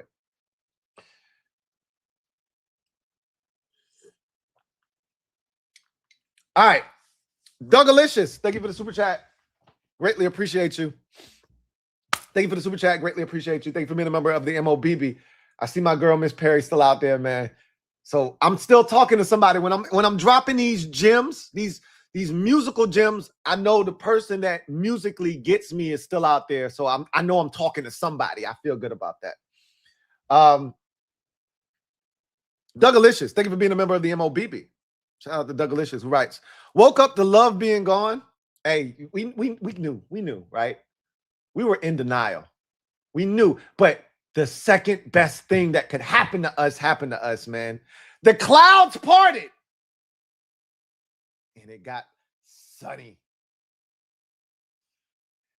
There was a chance of rain. Partly cloudy skies with a chance of rain, but the clouds parted. And then the sun showed up. It got sunny. Cheers to it getting sunny outside for the Washington Commanders. It got sunny. Woo! Says, woke up to love being gone and the Giants getting Reese. You probably felt some type of way. You probably felt some type of way. You only had to wait 2 more picks before all of that shit went away. And I immediately cursed my best friend who's a Cards fan. We finally have athletes at linebacker, Lou. You cursed him for about all of 10 minutes, and then you realize they did us a solid. I would have much rather had Jeremiah Love. But you know what? I'm a big Bill fan. I said this before. We ain't hurting at the running back position. We ain't hurting. I wasn't starving. My stomach wasn't touching my back at running back. AP did enough at running back this offseason that if we don't touch running back and we drafted Adam Randall, y'all know it. It's not a matter of if, it's a matter of when, unless somebody else take him way earlier. We drafted Adam Randall. Hey, take your foot, cross it over. Get comfortable. We are in the driver's seat. Get comfortable. We have sunny skies. Cheers. We are in our prime years with our franchise quarterback on a rookie deal. He's elite. We are on the incline. We are ascending as a football team. We just getting started, and we just building around 5. We just started. Caleb Williams walked into a situation that was ideal with bad coaches. They fixed the coaching, and look what Caleb Williams did. Bo Nix walked into a situation with an elite coach that was trying to turn the roster into his image, and he finally did it. Look what Bo Nix did. Jaden Daniels walked into some bullshit with good coaching, and he went to the NFC Championship game. Now you're going to get the coaching and the talent to meet up with one another. What you think finna happen? I got my legs over here crossed. I'm on the front porch in the swing. I'm in the swing like Laramie Tunsil, right?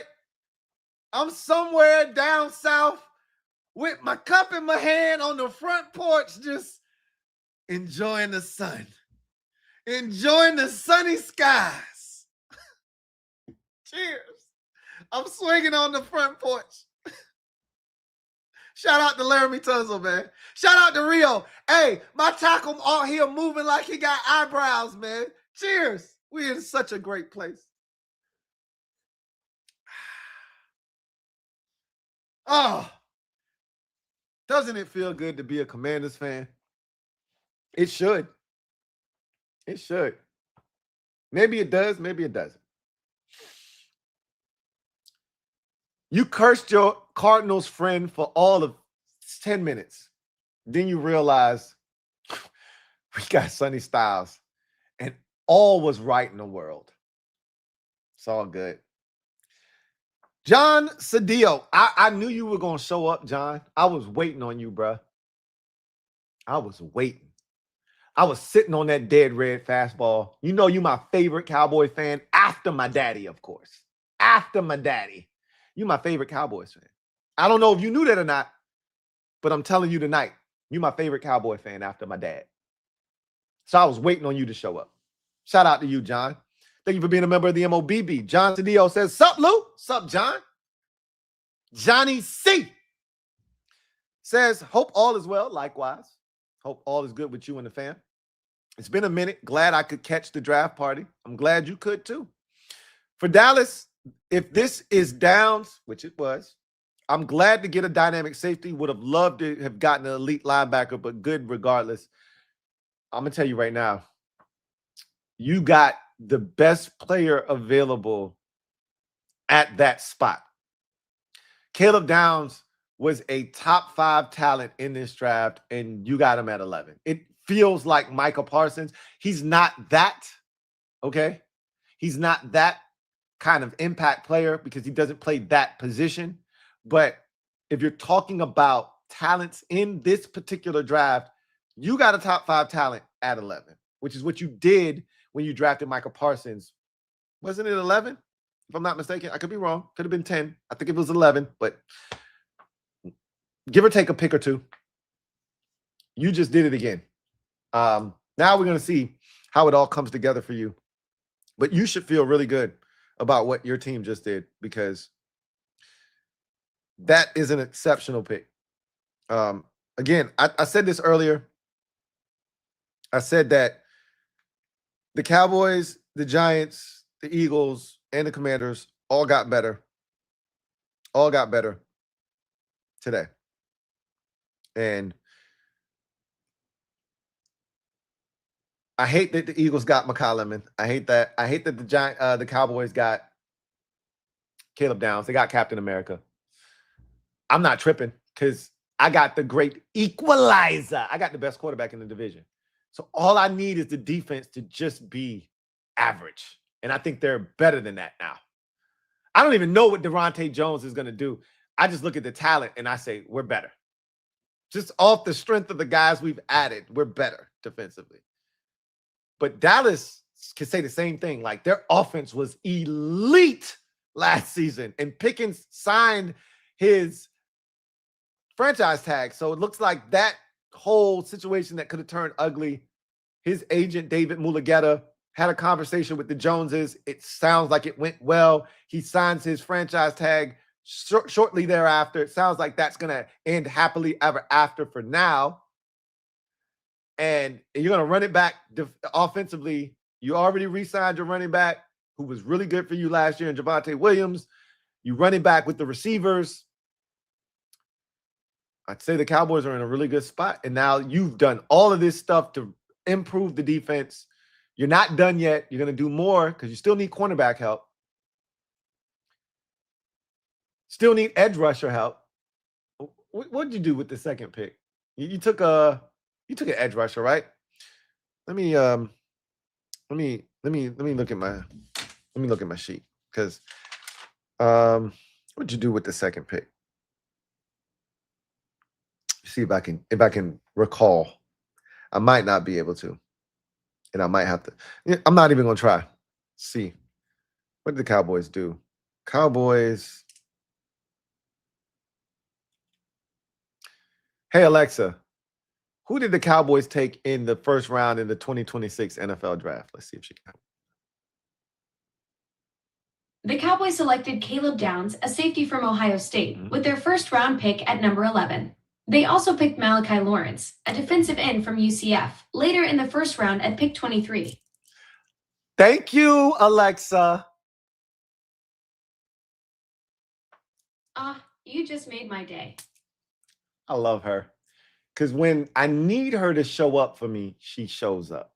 Sometimes she's out of pocket. The other day we was live and she just jumped in. I'm not talking to you, Alexa. Like, mind your business. You being nosy. But when I need her, she shows up. Right? Love Alexa, man. She's clutch. Malachi Lawrence was the other pick. That's more of that's a projection edge. He could turn out to be a Lawrence for them. They had a really good Lawrence that just won a Super Bowl. He could turn out to be similar for them. But that's not an immediate jump in impact guy, I don't think. Malachi Lawrence. But an elite linebacker, you still need one. I don't know if you'll get one. Jacob Rodriguez, if you get him, you should feel damn good about what you've done. That's the guy you should be targeting. I don't think he's going to make it to you. He feels like an early second rounder. Do you even have a second round pick? That's the question. Do you even have one? I don't think you do. I think you gave that to the Jets. Maybe you do, maybe you don't. But that's what you're missing. And if you don't have a second round pick, you won't get an elite linebacker. I assure you, you won't get one. Not in this draft. So a dynamic safety, though, you did get the best safety in the draft, Caleb Downs. So you should feel good about that, John. You should feel really good. Power says, cut them braids off, Lou. You tripping? Why? Let me live, bro. You only live once, man. When I chop it off, when I finally decide to chop it off, it ain't coming back. It's over, bro. It's done. I'm bald-headed for life. Let me live, bro. Let me live. Because once it's over, it's over. And I told myself, I ain't going to go Jerry Rice. I ain't going to go to the point where you like, bro, you should have cut that shit off 5 years ago. But if I ever start getting attacked from within, if I ever get to George Jefferson, it's over, bro. It's gone. I'm done. You'll never catch me with that. Right? You'll never catch me with the LeBron shit. It's over. I'm bald-headed at that point. But as long, and look, forehead, I ain't tripping about that. Like this shit, I'm still alive, bro. I'm still alive. I'm still alive and I'm kicking. And as long as I'm alive and I'm kicking, let me live. Let me live, man. Let me live. Let me live, man. Let me rock. Let me rock. That Fred G. Sanford, man, that shit hit different. You start getting attacked from within. I always tell my boys, it's over, bro. You start getting attacked from within, it's over. The minute that my wife tell me my shit thinning inside, oh, turn the clippers on, man. Turn the clippers on. I'm a hat bandit from that day forward. You'll never catch me out here in these streets without a hat on my head. Will Diggs, been a member for 43 months. Really appreciate you. Will writes, Lou, what about Styles' game improves this defense? For one, we can cover tight ends now. We can cover tight ends. Between Leo Chanel and Sonny Styles, we shouldn't be getting roasted by tight ends. I'm not telling you that tight ends can't get open ever against us, but we shouldn't be getting roasted by them. We have a linebacker that can, if Bobby Wagner was getting to the quarterback and creating havoc, every now and again, Sonny Styles should be able to take that up times 2. Sonny Styles, again, perimeter. What have we complained about for the last 5 years? You can get, especially since Quinn has gotten here, 24 was a problem, 25 was a problem. You can attack this defense where? On the perimeter. Any outside runs, tosses, sweeps, outside zone. Easy money against this defense. Why? We don't have the speed to get outside at the linebacker position. We just don't have it out there. You're going to beat us to the spot. You're going to get the edge. You're going to capture the edge, and your running back's going to be able to get 8 to 80 yards on a run. That shit is dead with Leo Chanel, and now Sonny Styles. We have the defensive speed now to get outside. You can't do that against us no more. That shit's dead. Them eagle runs with Saquon, but man, shut that shit down. Out of here with that bullshit. Shut that shit down. We got linebackers for that shit now. We out there now. We got defensive linemen who playing that backside, that cut back, that backside pursuit. So you want to cut that bitch back? Nah, we got dudes for that. Can't outrun us to the edge no more. We got linebackers with speed for that. The run defense has been vastly improved with just those 2 additions alone.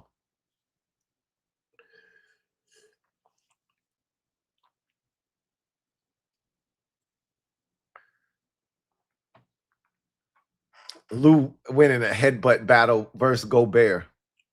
Now, I think Rudy got me on that one. I think Rudy, anybody with a ball head wins a headbutt battle for the most part. Rudy got me on that. But again, back up. I ain't afraid to use it. It's a weapon. Bow. I'll split your shit quick. Backed up.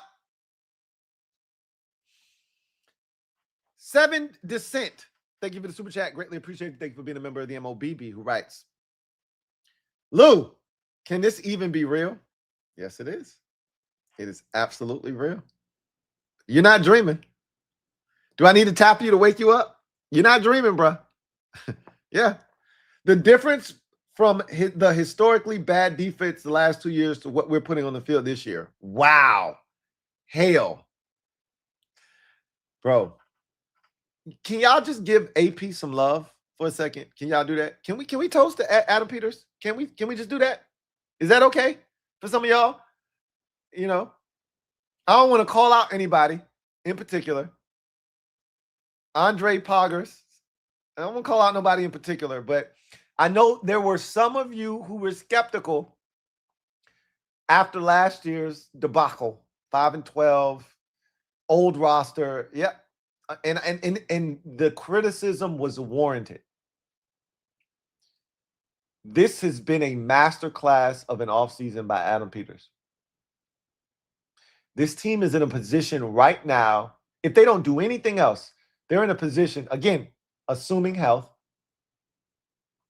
which you can say about most teams in the league. But we have depth everywhere except receiver, and we're going to address that. Starting tomorrow, we're going to address that. And even if we don't address it enough via the draft, you still have post-draft free agency, which is phase 3 of free agency, that you can still address the receiver position if you so choose. At the end of the day, Adam Peters has put this team in a position to compete at a high level in 2026. Cheers to Adam Peters. He's one hell of a general manager, whether you like it or not. Let's drink to that.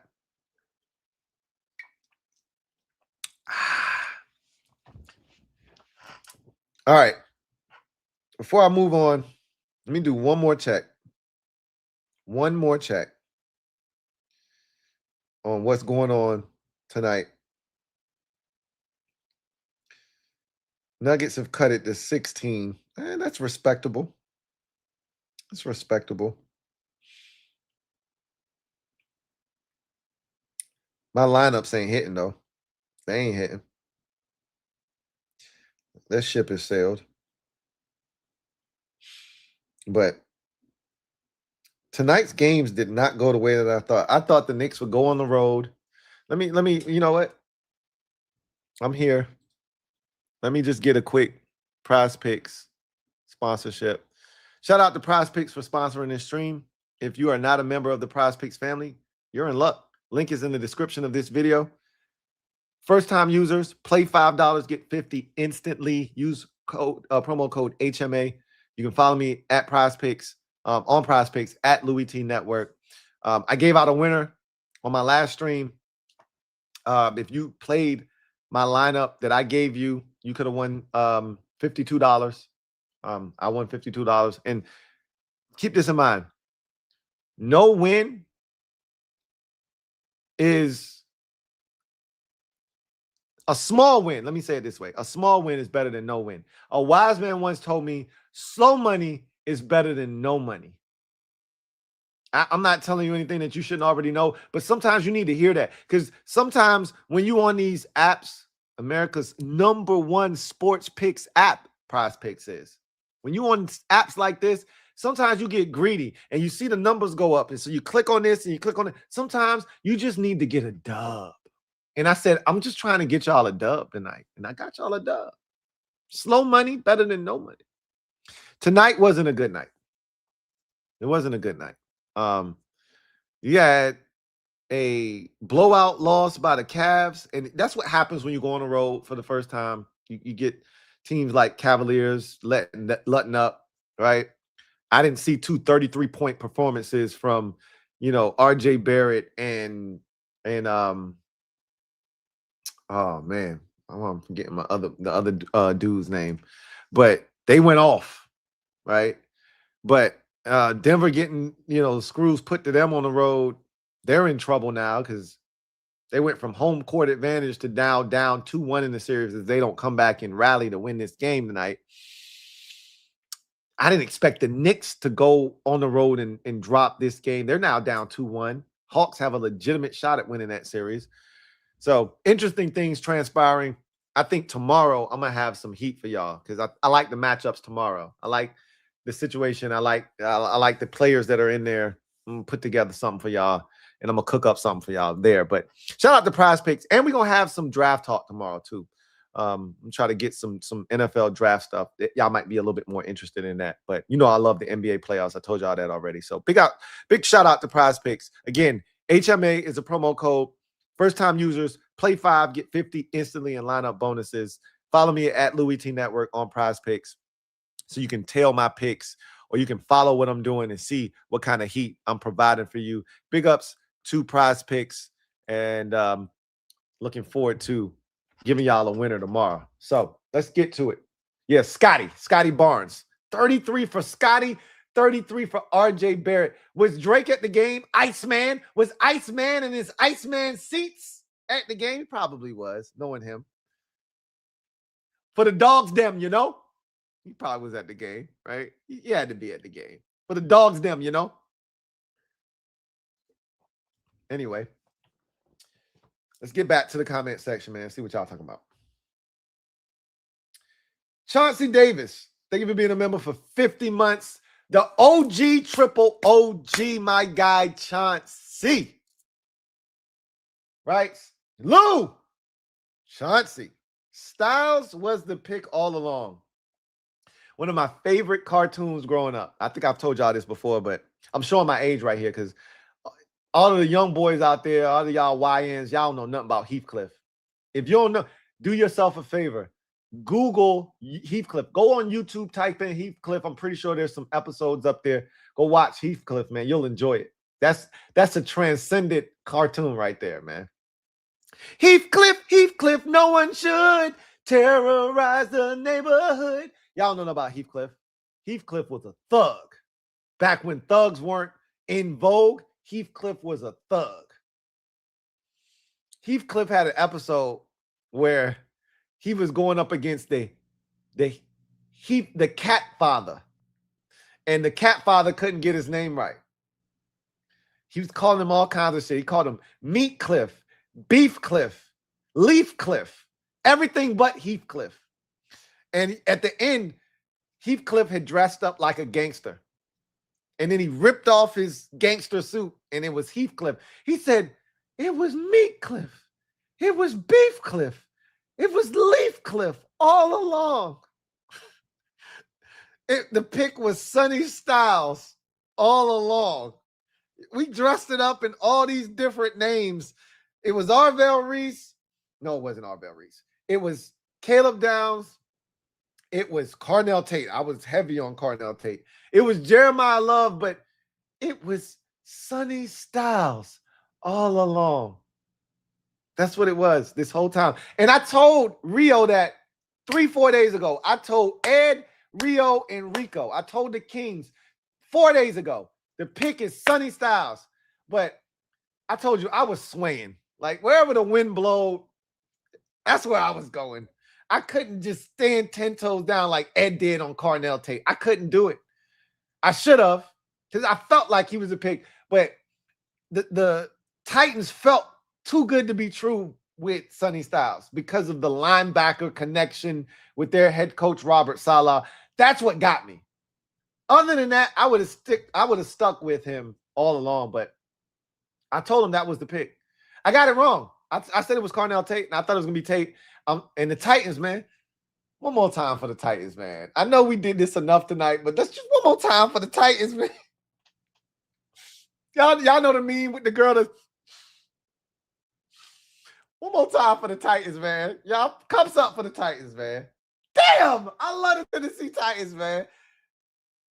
Rico said it best last night. Shout out to our guy, Street Scores, a.k.a. Rico. He said it last night. Titans for Tate. He said, Titans take Tate. Titans take Tate. Titans take Tate. Titans take Tate. And they took Tate. The Titans took Tate. I love the Titans, man. Cheers to the Tennessee Titans, man. I hope y'all win the AFC South this year, man. Y'all can't get a win against us, but I hope you beat every team in this division except us this year, man. Shout out to the Tennessee Titans, man. Cheers. Love them boys, man. I love them boys. Oh, love the Titans, man. Damn, that tasted so good, man. Shout out to the Tennessee Titans, man. My guy, I got a Tennessee Titans guy that I'm really cool with. I ain't talked to him in a minute, though. I probably need to get at him. But my guy, MJ, man. He's the guy that birthed Big Jeff Simmons. Massive Titans fan. I love the Titans right now, man. That's fam right there, man. That's fam. Much love to the Tennessee Titans, man. It's all good. It's all good. Oh, it's all good. All good with the Tennessee Titans, man. We are locked with the Tennessee Titans, man. We locked. Y'all can't get a win. I already told you can't get a win. I'm sorry, I can't give you a win. But what I can do is I can bless you. If the schedule makers make it so, I can bless you, man. Look, let me play the Eagles. Let me play the Giants. Let me play the Cowboys. Let me play somebody on your schedule the week before you play them. I swear to you, I will make it so they show up next week and they ain't got nothing left for you, bro. I got you. I can't give you a win because, as I said earlier, like Pokemon, them W's out in the wild, all them dubs, gotta catch them all. Pokemon. I gotta catch them all. I got a Pokeball for all of them shits. I'm catching all them dubs this year. You one of them ones I definitely gotta catch, right? I'm at a level 13. You at a level 4. I got to catch you in the wild, right? You're not at that level. I got to have it. But I can soften somebody up for you, bro. I swear to you. Tenderize that meat. Hey, I'm tripping. Pause. I know better than that, man. That's 2025 Louie Tee right there, man. I'm tripping. But I swear to you, I can do that for you, man. We can make it so you get a dub over somebody that you probably ain't got no business getting a dub over, man. Holla at me. Get to the schedule makers. Make it happen so I can hook you up, man, because I owe you one, bro. That's 2 years in a row. I got to do something, man. I got to do something. Yeah, nah. I was tripping. I was tripping. I apologize for that because that's the second time I did that tonight. And I know better. I know better. And when you know better, you do better, right? Yeah, I was tripping. Anyway. Styles. It was Meat Cliff. It was Beef Cliff. It was Styles all along. Yeah, it was Styles all along. OG, triple OG. It was Styles all along. Dougalicious. Thank you for the super chat. Greatly appreciate you. Dougalicious. Double up. Who writes? I know Ed is sick about Tate, though. I hope he's all right, man. Ed is going to be okay. He's going to be all right. He's definitely sick because Ed put a little something down. Ed put a little something down. He put a little something down. He put a little something down. I wanted it for him, but I didn't. Because with that would have come, Ed would have been on his braggadocious shit. Ed would have turned into a menace had Tate been the pick. Because he said, hey, it's 3 against 1. I had to hold it down because y'all been jumping me. Ed was going to let us have it if Tate was the pick. We would not have heard the end of that shit. So while I wanted Ed to grease his palms a little bit, because Ed said, I put a little something down on it, and I wanted him to cash out. At the same time, I'm like, man, Ed was about to be right here. And I ain't had no time for that shit, man. Plus, I didn't want Cardinals Tate. You know, I ain't want no receiver. So I didn't want this shit. And 2, I didn't want a receiver at 7. So at the same time, while I wanted Ed to be right, y'all don't know EWAP, but I wanted EWAP to be right. Hey, I gotta bite you. I'm sorry. I gotta bite you, right? He gonna be all right. Trust me, he's cool with Sonny Styles. He'll be all right. Reese says Bane is still on the board. You got Ruben Bane. Like I said that was 4B for me in terms of the best fits of the night.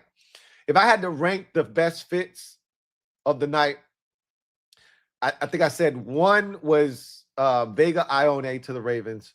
2 was the Chiefs getting Mansour Delane, trading up and getting him. I thought that was a fantastic pick. 3 was the Lions getting Blake Miller. I love Blake Miller, and I didn't think they were going to do it. He's such a Lion. That was such a great pick by Brad Holmes. I said 4A was, I'm forgetting 4A. It was a really good pick. And then 4B was you guys getting Ruben Bane. That was a tremendous pick by you guys. And then I think 5 is going to be Jadarian Price going to the Seahawks at the back end, the very last pick of the first round, to complete my, top 5 of teams getting tremendous fits for them. Chargers was 4A, excuse me. Chargers getting Akeem Messidor. I love that. And I predicted that one. Akeem Messidor. Also like the Bears getting Dylan Thinnamman. That would be 6, though. I put them at the back of the line. But there were some great fits in this first round.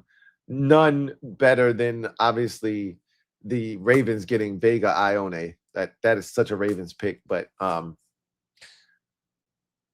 you guys getting Ruben Bane. You needed that. I'm anxious to see what he does because you guys are the guinea pig.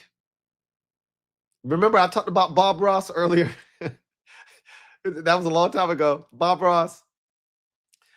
This is a bravery test, right? All Bob is doing is he's just hitting the brush against them. And now he's got a tree right here, right? And nothing but a tree. But it's a bravery test because you can mess up the whole painting with this tree. It's a bravery test. Y'all jumped out there and y'all took the bravery test. Nobody else wanted that shit. Y'all said, we'll take the bravery test. The tape is good. We'll take the bravery test. We'll see if his arm length is a problem at the NFL level or not. We'll take the bravery test. I'm anxious to see what happens. What's the outcome of this bravery test that y'all signed up for? But you got a top 10 talent in this draft at 15. You should feel really good about that. Really good about that. C-Trail, been a member for 29 months. Big shout out to C-Trail who writes, hey, that wine got you talking tender. Hey, chill out, man. Tender love, love so tender, holding you close to me. Baby, I'm so tender. Chill out, man. Chill out, man. Don't make me do that. You got me doing stuff I ain't supposed to be doing. Hey, relax. I done had a couple moments. I ain't gonna lie. I just had another one not too long ago. I'm good, though. I promise. I promise. Don't make me do the Makai Lemon. Don't make me do the Makai Lemon. I'm good. I promise. Stock. Thank you for the super chat. Greatly appreciate you. Stock writes, I'm so confused on the hype about Styles. I watched his highlights and they were very unimpressive. I don't watch college, so excuse me. You're excused. No worries. Highlights don't do justice. Like, highlights are great because they show the best of a player. And if you're not impressed after their highlights, then I get it. And if you walked away not impressed, then here's what I would tell you. This is a former safety that is just making the conversion to linebacker. The reason you should be excited is because he got better. This is what you love. This is why I loved Max Ianach. The Steelers drafted him in the first round at 21. And you love the pick because why? Max Ianach got better as the year went along. You saw a guy that is raw, that is continuing to learn. Max Ianach only played 2 years of FBS football, and you saw him getting better and starting to acquiesce to the level of talent he was going against, and he got better as the year went along. And you watch Sonny Styles. A lot of people were pointing to Sonny Styles and, I'm not impressed, Giants. I'm not impressed with Sonny Styles. I don't want to take and their proof was the Oregon game. It's like the second game of the season. Sonny Styles looked really raw in that game. Second game of the season for a guy making a positional switch. Okay.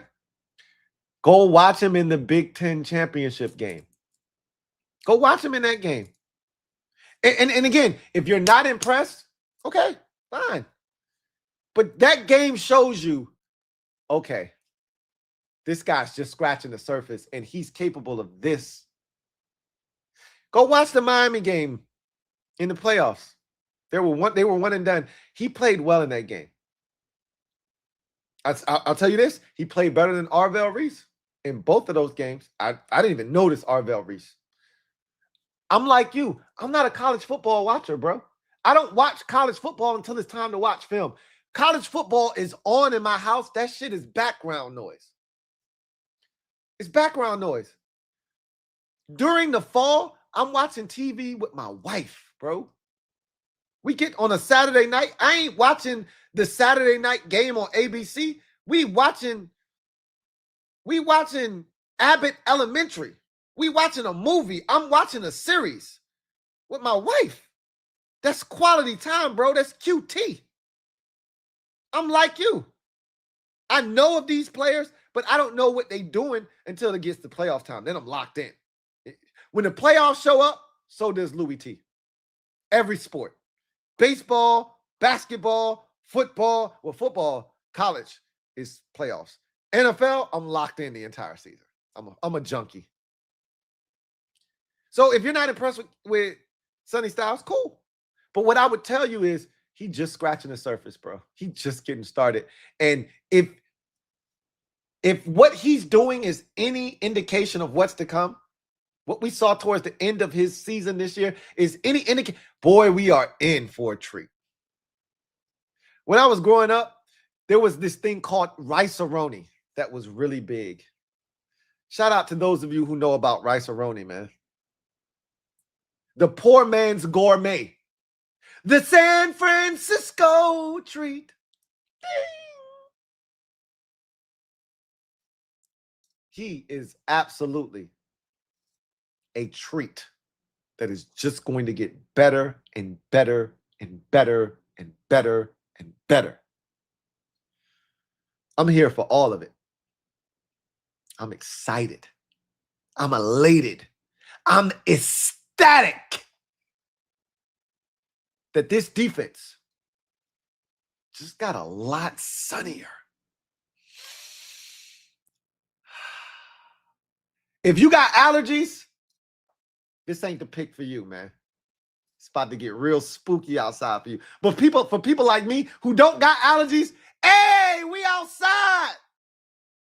It's sunny and it's 75 degrees. Celebrate. Ha! Garrett Kennedy. Thank you for the super chat. Greatly appreciate you. Garrett Kennedy writes, I get why it was Styles. I heard that, yes, ma'am. That's a good old boy that's ready to go for the family. They got them a quarterback. Look, man, this dude is wired a certain way. He's wired differently.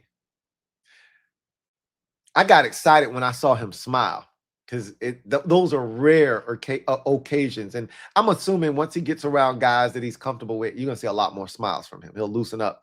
But this dude is all business. Him and his brother. All business, bro. All business. So I'm looking. I can't wait to watch because, you know, the Commanders, they're going to have a phone call, right? And we're going to get to see that. And they're going to put that in the Commanders log episode. They're going to put all of the phone calls. And I'm assuming I'm going to get a smile or two in that joint. But he's all business, bro. I wouldn't be shocked if I don't get a smile. I wouldn't be shocked.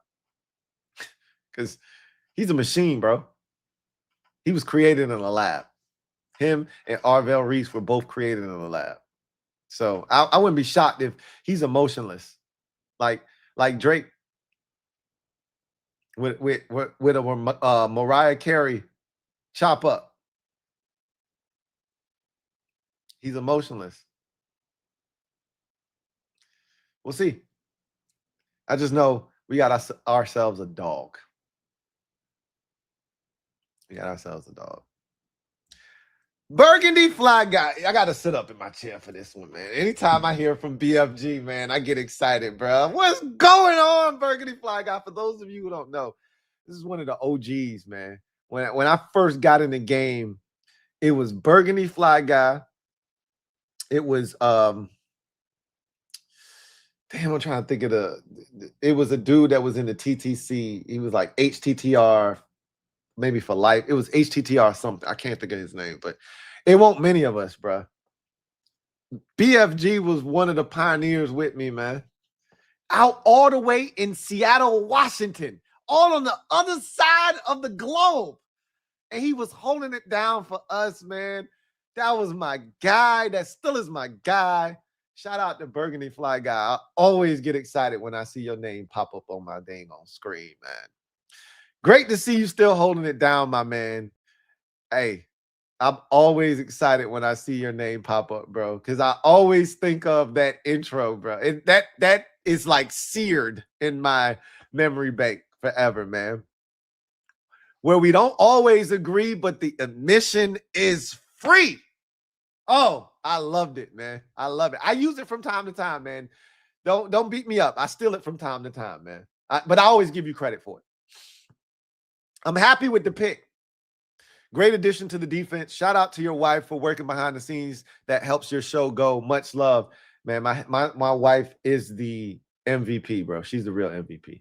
Like, this shit does not go if I don't have my ride or die, my road dog. My wife is everything. So absolutely big shout out to her. But always great to hear from you, my guy. And this is absolutely a great addition to this defense. We continue to build this defense brick by brick.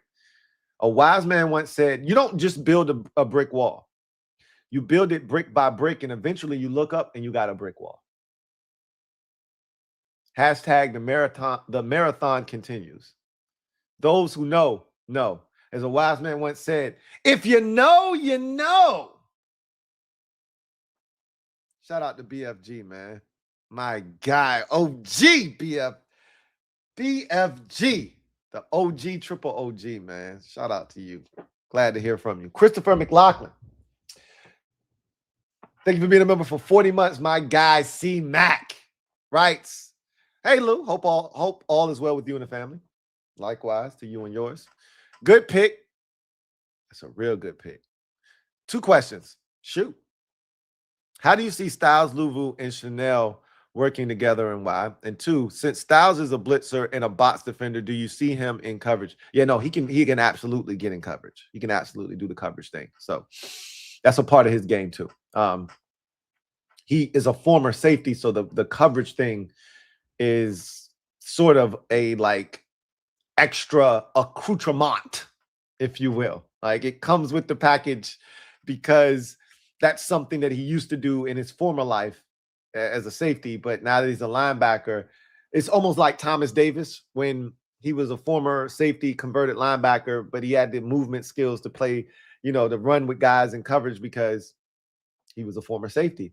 Same thing with Sonny Styles. How do I see Chanel, Styles, and Louvu working in concert? I see it working beautifully. Like, Louvu's allowed to go back to rushing as a blitzer, where he gets to isolate running backs one-on-one, which is what we heard from Durante Jones when he got here. Like, last year, Louvu had to play a defensive end basically because we lacked depth. Injuries took effect, and he had to be a defensive end, and he had to rush against tackles, and that's not his strong suit. He's not a pure pass rusher where he can win consistently. He's best when he gets to isolate running backs, and he can embarrass them. So Louvu gets to go back to being a blitzer, right? Occasional dropper in the coverage. We don't want to see that very often. But remember, he had to pick against the Eagles in that second game that turned that whole game around. We were getting destroyed by Saquon Barkley in that first quarter. And then Kenny Pickett threw the football right to Louvu in coverage, and that changed everything. He's going to be able to rush the quarterback as a linebacker. That's not going to be a known rusher, and that's going to help Louvu. So he gets back to being an oos, I believe, this year. Meanwhile, Leo Chanel doesn't have to be your Mike, because there was a chance he was going to have to be that.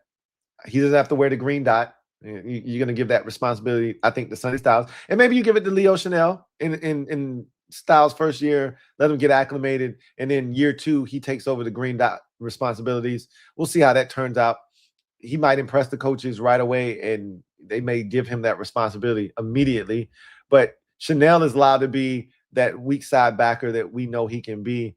And, he's a guy that is really good in coverage, but because he's a tremendous athlete. But he's also a guy that can blitz, rush the quarterback, run sideline to sideline. You just got all this speed. I think you can unlock Chanel because now he doesn't have to worry about being the central nervous system of the defense.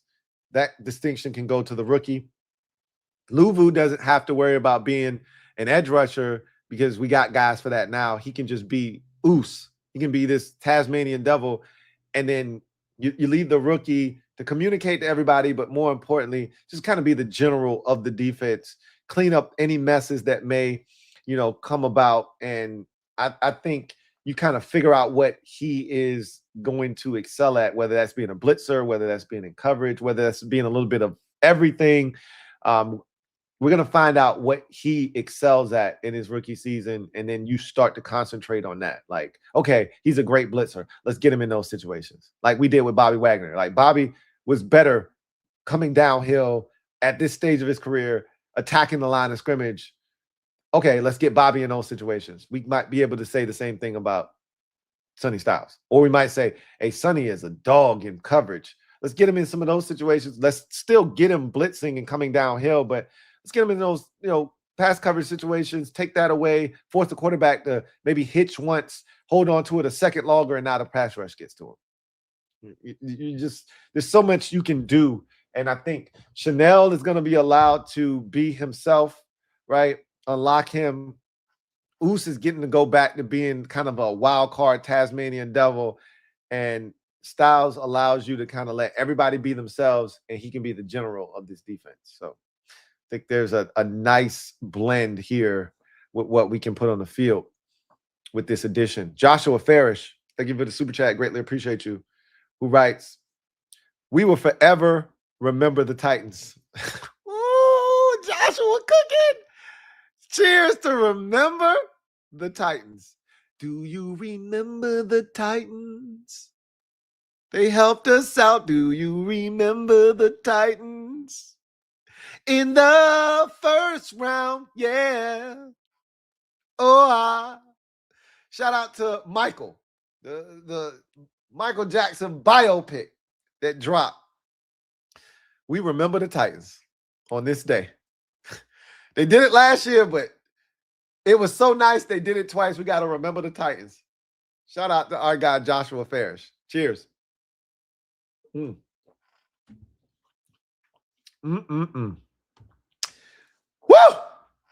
Wilfredo Elias, been a member for 47 months. Yes, sir.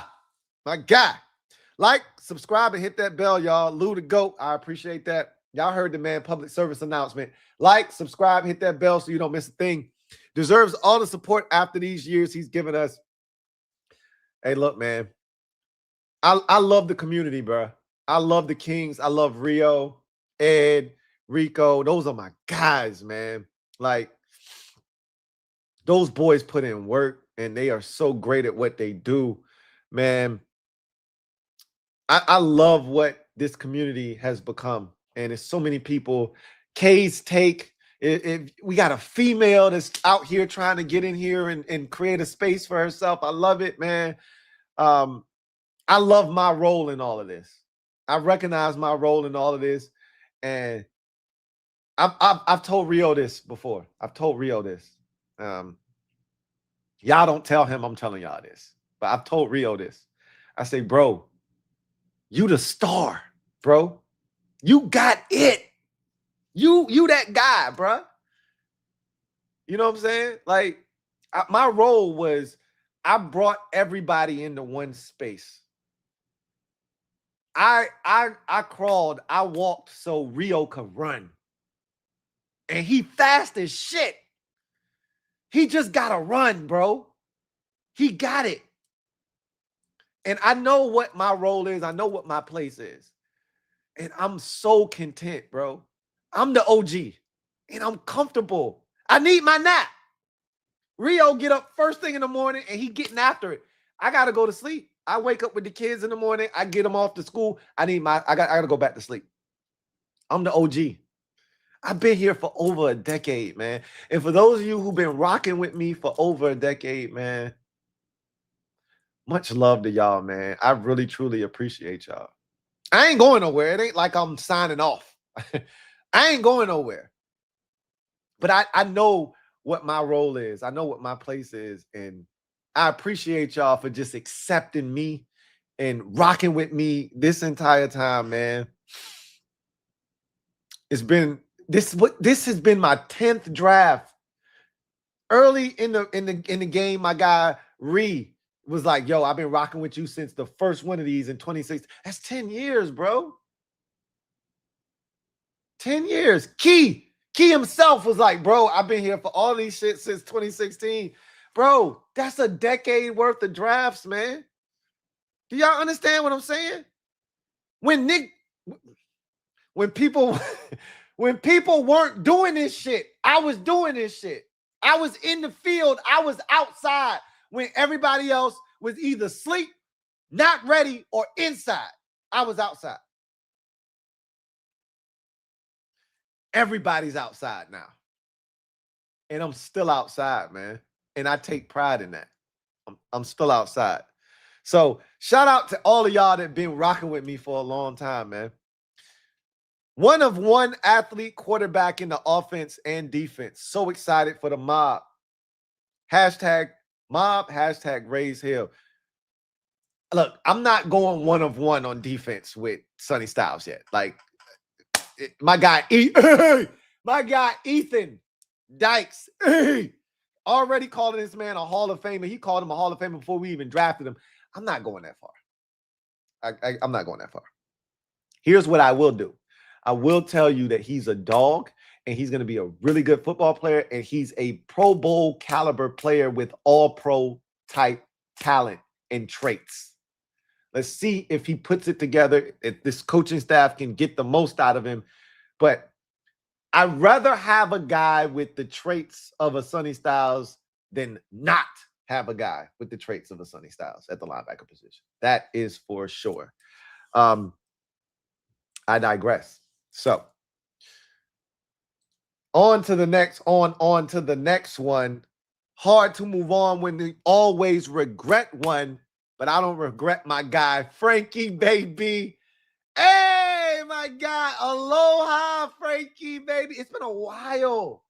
It feels like it's been a while, man. Aloha. Frankie, baby, thank you for the super chat. Greatly appreciate you. Thank you for being a member of the MOBB, who writes, Lou, aloha. You know what it is, man. You already know what it is. Aloha. Ha, ha, ha, ha. You said we just needed one funny looking in the top 6. I'm going to do a spin. I'm going to do a full spin. Let me back up a little bit. Full spin. Full spin. Ah, just one. I hit the mic. Let me move it back out the way. Just one. Just one. Can we finally find a way to get a funny looking in the top 6? We got a funny looking. We just needed one. Tate said, hey, I'll sign up. The Tennessee Titans said, I got you. I got a funny looking right here. Just one. We just needed one funny looking. And then our hopes and dreams could become a reality. Just one. Offensive lineman, wide receiver. One funny looking. One funny looking showed up.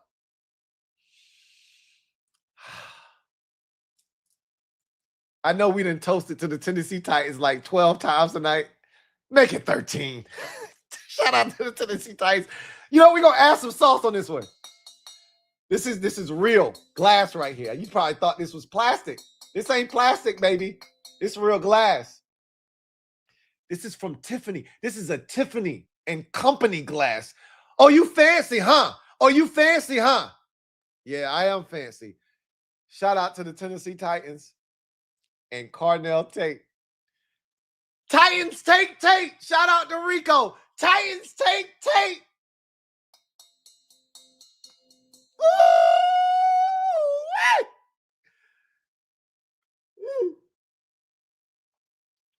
One funny looking. That's all we needed. And we got it. And we got it, Frankie. We got it. One funny looking. Just one. Woo! He said, Q Tennessee. I had to toast to him again. Sonny Styles, baby. Sonny. Doom. Yesterday my skies were filled with gray. Sonny. Woo! We got Sonny Styles. It's always sunny in Philadelphia. F the Eagles. Yeah, they got Makai Lemon. I hope he turns into a lemon. Boy, he's a dog. He's a dog. I hate it. Boy, I hate it. But I love Sonny Styles more. You can't rain on my parade. You can't do it. No, you can't. Not tonight. Not tonight. Not tomorrow night. Not the day after that. You can't do it. You can't do it. Cheers to the Titans. Once more. On behalf of Frankie Mack. Cheers to the Titans. Cheers. Reese, thank you for the super chat. Greatly appreciate you, my guy. Reese, double up. Thank you for doubling up. My guy, Reese. Right. Well, that's triple, actually. You started off the night. You came back again. You was like, hey, Ruben Bane on the board. Birdman hammer up. And you got Ruben Bane, bro. I called that one, too. That's the way you do it. That's the way you do it. La la la la da da da da. Good for you, man. You needed a pass rusher. That is how you do it. He said we did the right thing. Like Spike Lee. Yes, you did. Didn't get cute. No reason to. There was some shit on the board. You could have tried to, reconfigure the game for what? Why? Don't reinvent the wheel. It's a wheel right there. That shit is circular. It spins. It rolls. Pick that bitch up. Roll it down the street. Don't take a block and then try to mold it into a circle. For what? You already got a wheel right there. Pick that bitch up and let's roll. Let's go. He fell into our laps. He should have. This is right around where he should have gone. Was not supposed to fall to us, and he did. The only team I thought could take him was Kansas City, and Kansas City was like, oh, shit. Man saw the lane. Commanders might try to take him. Let's make sure we get him. So, I'm fired up, Lou. He wasn't supposed to be there. Top 10 value. He's a top 10 talent in this draft. Again, I gave you the Bob Ross story, right? Y'all took the bravery test. I'm dying to see how this shit pans out. I'll be clocking y'all, watching to see if his arm length is an issue. If he turns into a dog, boy, you are a thief in the night. You are a thief in the night. If he doesn't, spaghettios. You got. Only one way to find out. But shout out to y'all for taking the bravery test. Because 14 other teams said, nah, I'm good, man. I ain't brave enough. You said, I'll take the bravery test. I'm dying to see what it looks like. Dying to see what it looks like. Duncan Wright, thank you for the super chat. Greatly appreciate you. Thank you for being a member of the MOBB. My guy, Duncan Wright. Wrights. Philly says, go with offense. I want defense. What a fun night. I can disagree with my fan base. Woohoo! It's all good in the hood, bro. Ultimately, I wish you would have went with defense. But you got Makai Lemon, and that shit pisses me off. That shit pisses me the F off, bro. Y'all got better tonight. I mean, better because A.J. Brown is still on the roster, but eventually he's going to go away. But with the shit that you've added, plus Makai Lemon, you're going to be just fine. If that offensive line protects Jalen Hurts, who is the slowest processor in the NFL, by the way, of all starting quarterbacks. Slowest processor. But if you give him the time, Makai Lemon's going to get open, bro. I hate it. I hate it with a passion, but can't win them all. Like I said, you can't win them all. But I worry less about y'all and more about us. Because it ain't about y'all, it's about us at the end of the day. But Howie Roseman always got some shit up his sleeve. And Dallas, of all teams, you're going to help them get their shit. But I can't say that because 2 years ago, it was us, 2024. We helped them get Cooper DeJean. We was the culprit. So it is what it is. We'll see if it's worth it. What we did with them wasn't worth it because we squandered them shits. Them 3 second rounders or them 2 second rounders we got from Philly, and then we effed that shit up. Not totally, because I still think Mikey's gonna turn out to be something. But Hey, Mikey better turn out to be something because now that we didn't draft one at 7 and we going to get a receiver at 71, Mikey is your starting corner, folks. We're going to talk more about that later on today.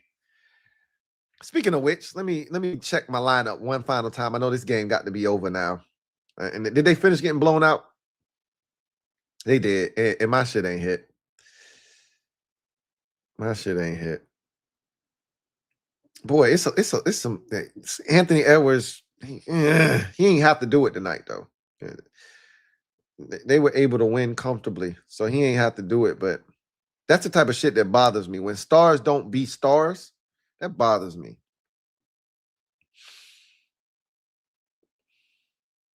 Josh Hart went on the road and scored 2 whole points.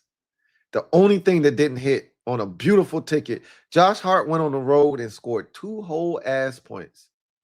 Boy, you can't take the others. I call them bench bums, but he's not a bench guy. You can't take the others nowhere and ask them to do nothing. Damn. Beautiful ticket. And he scored 2 points. All I asked him for was 7. He said, nah, bro. I got 2 for you, man. What you gonna do? I can't do shit with 2 points, bro. Not a damn thing. Andrew Kramer. Andrew F. Kramer. You got to put the F in there, man. Fabolous. Put the F in there. Kramer. Thank you for Super Chat. Greatly appreciate you. Who writes, do you think Styles can have a Parsons kind of impact? How close to Parsons can he get as a player? Moved to Nashville from Maryland recently. Titans just solidified themselves as my second favorite team. Yes, they did. The Titans. And let me pull up one more time. Let me pull up one more time. Tennessee Titans, man. God damn. You know, I'm going to say this little corner. I'm going to say this little corner for later because we ain't going nowhere. We're going to be here for the next 2-3 hours. We ain't going nowhere. Y'all, for those of you who got to work in the morning, it's Thursday. A lot of y'all got to work on Friday. You might get up and I might still be here. There's a very good chance that that might be the case. But for those of you who don't got to work, we ain't going nowhere. Tennessee Titans. Love them, man. Love them. Hug them. Right? Love them. Hug them. What can I say? What more can I say? What can I say, man? I love the Tennessee Titans now, man. If I have a rooting interest in the AFC, it's for the Tennessee Titans. Go beat the Jaguars. Go beat the Colts. Go beat the Texans. Go be special. Go beat Cam Ward. Go be special. Cardinal Tate. Go be special. Jameer DK. Go be special. You have my blessing. Go be special. Can Styles be Michael Parsons? I don't think he's Michael Parsons. Michael Parsons is so twitchy. I don't think Styles is, or excuse me, I don't think downs. I don't think Arvell Reese is that twitchy. I think he's a tremendous athlete, but there's levels to this shit. And there's twitchy, and then there's this, like, he's more of a guy that you give him a little bit of a runway. He doesn't need as big of a runway. Some guys need 5-6 steps to get to top speed. He needs more like 3. Michael Parsons' first step is elite. His first step is explosive. You're like, oh shit, I'm beat. You know, tackle first step. Yo shit, you ain't out the gate. Your hips ain't open. You don't swing that gate open. Michael Parsons, he passed you on the first step. That ain't Arvell Reese. Reese need 3 steps. Most dudes need about 5. Reese need 3. The elites need 1. That we call that a first step. Everybody don't have that. Von Miller had a first step. One of the best pass rushers these eyes have ever seen off the edge, Derek Thomas, had a elite first step. I think it's the best first step I've ever seen in my life. Michael Parsons has one of those elite first steps. That ain't Arvell Reese for me. That ain't Arvell Reese. But he bends better than most 6'5" guys. He can, dip that shoulder bend. And he's so raw off the edge that if he takes the coaching, and I've heard he's a sponge. He's a great guy in terms of him being very receptive to coaching. I think if the Giants have great coaches, great teachers, he could turn into a problem. But I don't think it's going to be on the Micah Parsons level.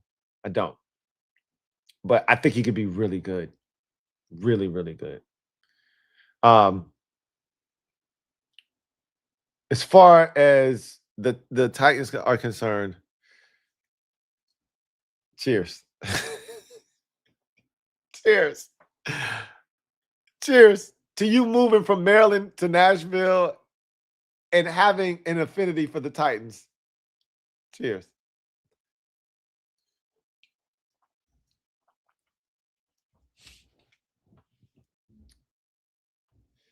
Zoe Life. If this is Zoe Life, no life, I need the no life. What happened to the no life? If this is the same Zoe, I need it. But Zoe Life, hey, your mama named you Zoe Life. I'm gonna call you Zoe Life, but I need Zoe Life, no life. I'm late getting in. What's your thoughts on Sonny Styles? And I think it's a fabulous pick if you ask me. Well, I'll just agree with you. I don't really need to elaborate. If you think it's a great pick, look, this is what a wise man once told me. If you like it, I love it.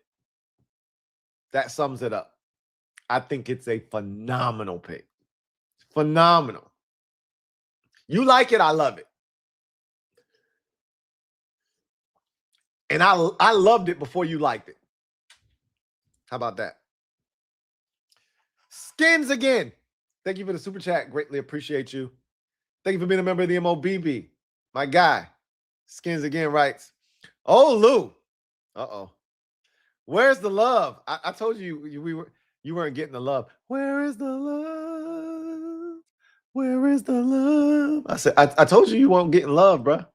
I said, hey, I love your enthusiasm, but you're not getting love. I didn't think we were getting Sonny Styles. I thought we were getting Tate. But shout out to the Tennessee Titans, boy.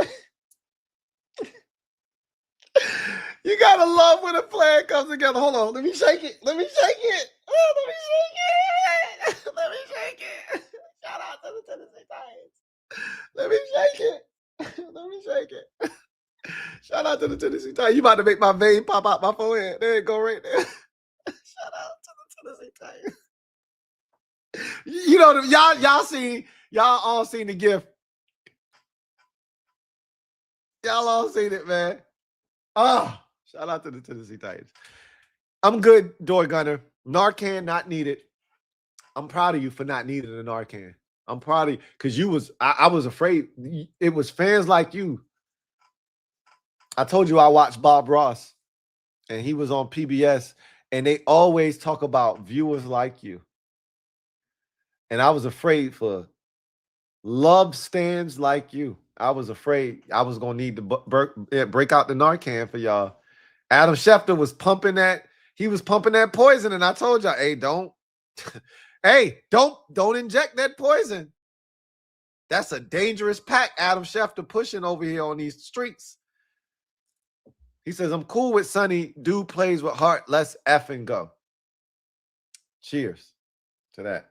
Cheers to that. I love it. Shout out to you for being a good sport about this. C. Jackson. CJ Shoot Photos. My guy. Thank you for being a member of the MOBB who writes, cheers, LT. Cheers, CJ. Cheers. I'm so happy. That makes two of us. It makes two of us. Happy, happy, joy, joy. Happy, happy, joy, joy. What y'all know about that? Happy, happy, joy, joy. Happy, happy, joy, joy. What y'all know about that? Y'all don't know nothing about that. Now, go get a receiver at 71. We're going to talk about that tomorrow. Tomorrow's a new day. Tomorrow is a new day, and we're going to talk about 71. We're going to talk about 71 and what 71 means and what it should be and what 71 should entail. We're going to talk about it. 71 is an important pick. It's a day 2 pick, and it's the last impact. 71 is the last pick unless Adam Peters trades back. And I told you if there was ever a trade back situation, it would be at 71. Pick up an additional pick, a fourth rounder. I think if Adam Peters is smart, I'm not saying that he needs to trade. He should be entertaining opportunities to move back and pick up a fourth round pick. He would be it would behoove him to do so. It would be very smart on his part to say, hey, Jacksonville, hey, Miami, hey, Carolina, y'all interested in coming up here to 71? Is there a guy you like up here? Because I would love to move back and just give me a fourth round pick. I ain't asking for much. If you need a seventh to sweeten the deal, I can do that. I got 230. I got 233. You can have that. I don't need that shit. You can have it. But I need that fourth round pick. I don't got one. Holla at your boy. Now, if a Deshaun Stribling, Skylar Bell, and of course, Teddy Ball Game available, I can't trade with you. I have a pick to make. We'll see what's there. But if none of those guys exist, I say you move back. That'll put you in a position to get like a Dalen Everett in the third at 78, 74, 81. And then, or a Malik Muhammad, whatever, right? Get one of those dudes. And then you have a fourth round pick. And then that's where you take your receiver. If, the shit doesn't go the way you want it to. Hey, don't sleep on safety. I think you know how I love this safety draft. Safeties didn't go in the first round, right? Nikhil Warren didn't go in the first round. So McNeil Warren, didn't go in the first round. So safeties are available. There's going to be a run on them in the second round. It's going to be a run. Traded Stukes and Jalen Kilgore and McNeil Warren, Kamari Ramsey potentially. All these boys about to go in the second round. There's going to be a run on those boys, and I don't know if they make it to us, but if one of these safeties makes it to us at 71, I know we need a receiver, but keep the party going. I might have to take a safety. So we'll see. But 71 feels like a receiver right now. It does. But all it takes is a run on receivers to make that not the position that you want to take at 71. So we'll see. Black Al B, thank you for the super chat. Greatly appreciate you. Thank you for being a member of the MOBB. Black Al B writes, you was wrong, Lou. Double up. Let me first double you up and let me say you are absolutely right. I was wrong. I thought y'all were the milk to the Oreo, right? I thought y'all were the cream filling to the 2 chocolate sandwich cookies to the white filling in the middle. I thought y'all was going to take the white safety, man. I thought y'all was going to, like a wise man once said, carry on tradition. Carry on tradition. I thought y'all was going to carry on tradition, and y'all said, nah, we got a defensive tackle in mind, man. We got a defensive tackle that we think could change the game here, man. You're going to take Caleb Banks. And I'm like, Banks? What happened to Dylan Thinnamman, man? He was like, nah, we good, bro. Dirty Harry still got about 2-3 years left. What you talking about? I'm like, you think so? He was like, yeah, we think he got a little something left in the tank. And this is a deep safety draft class, man. As you saw, only one safety went in the first. 2 safeties went, Caleb Downs, Dylan Thinnamman went at the end to the Bears. That's it. So, as deep as a safety draft class as it is, plenty of these boys still left. You don't got to get you a white safety to be down, man. You can still jump around. Jump around. Jump around. Jump up, and get down. You can still get down to the safety position. You don't got to be a white safety. Y'all can still be down. So we'll see what happens. He says, Vikes switching to Chips Ahoy.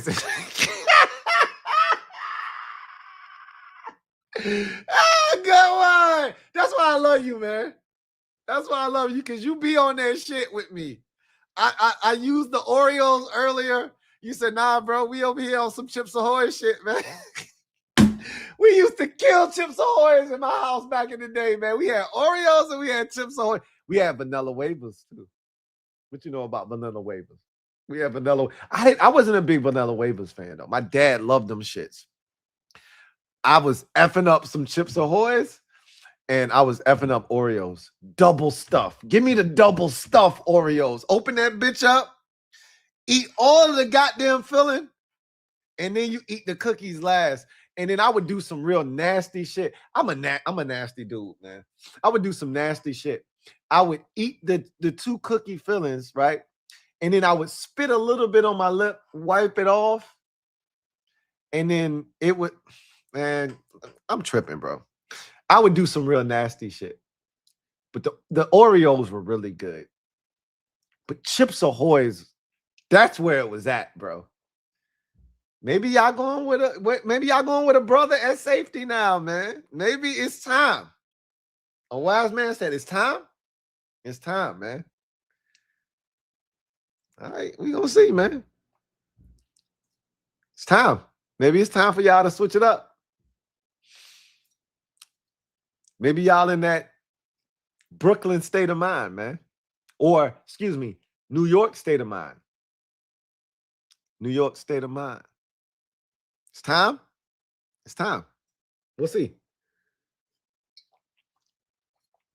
Yeah, I'm oversharing. You're right, Miss Perry. I'm going to dial it back a little bit. I'm oversharing. I got to say. No, I don't got to say. I'm not going to say. Because I'm oversharing. And this is why you are so important to the movement. Because when I'm oversharing, I need to know that I'm oversharing. A wise man once said, lemonade is a popular drink, and it still is. Oreos were a great cookie, and they still are. I'm going to say that, and I'm going to move on, man. Sean Taylor says, I need to drink some water. That's not a bad idea. That ain't a bad idea. I don't disagree. I don't. I'm always prepared, bro. Always. Like Coca-Cola. Always. Can I divert for a second? Put a pin in where we at. Can I divert for a second?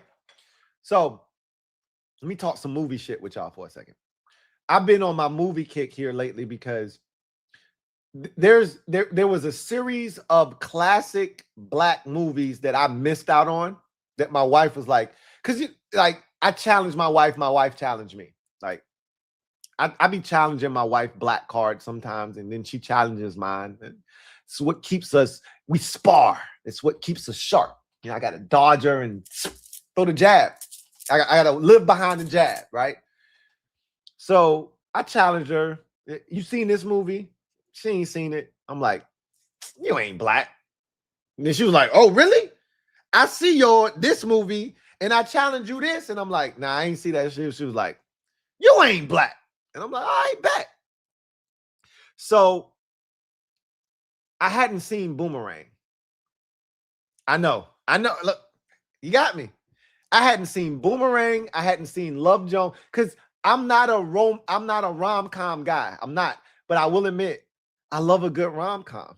I just found that out 2 years ago. I love a good rom-com. But I wasn't that guy before. So Love Jones. I love Love and Basketball. So I should have known that I love a rom-com, even though that's not really a rom-com. Neither is Love Jones. Like Boomerang is a rom-com. Love Jones, not a lot of funny in that. Love and Basketball, not a lot of funny in that, right? But still in the kind of same area. Love and Basketball. Had missed out on Boomerang, had missed out on Love Jones. So I made it my mission because I'm as Black as it gets, bro.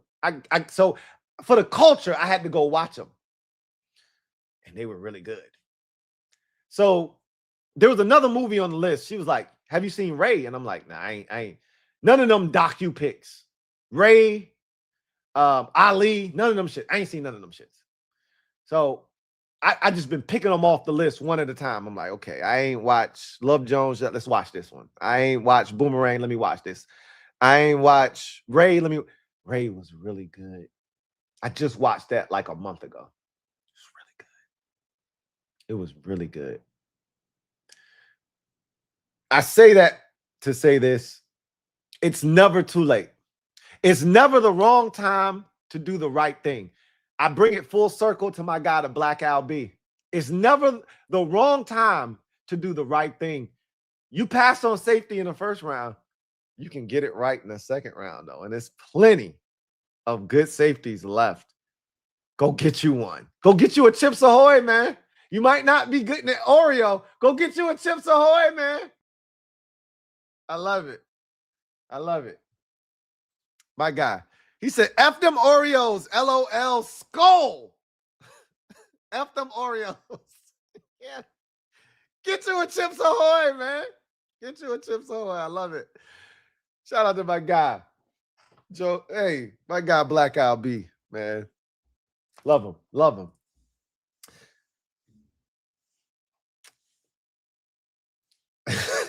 I see y'all trying to kill my hairline. Look, man. I'm going to keep shaking my shit, man. You ain't going to make me feel bad. This the one night a year I give y'all a chance to just to kill my hairline. Kill it. Crush it. Say what you want. Say what you will. I done heard all the jokes, bro. 5 head, 4 head, 6 head.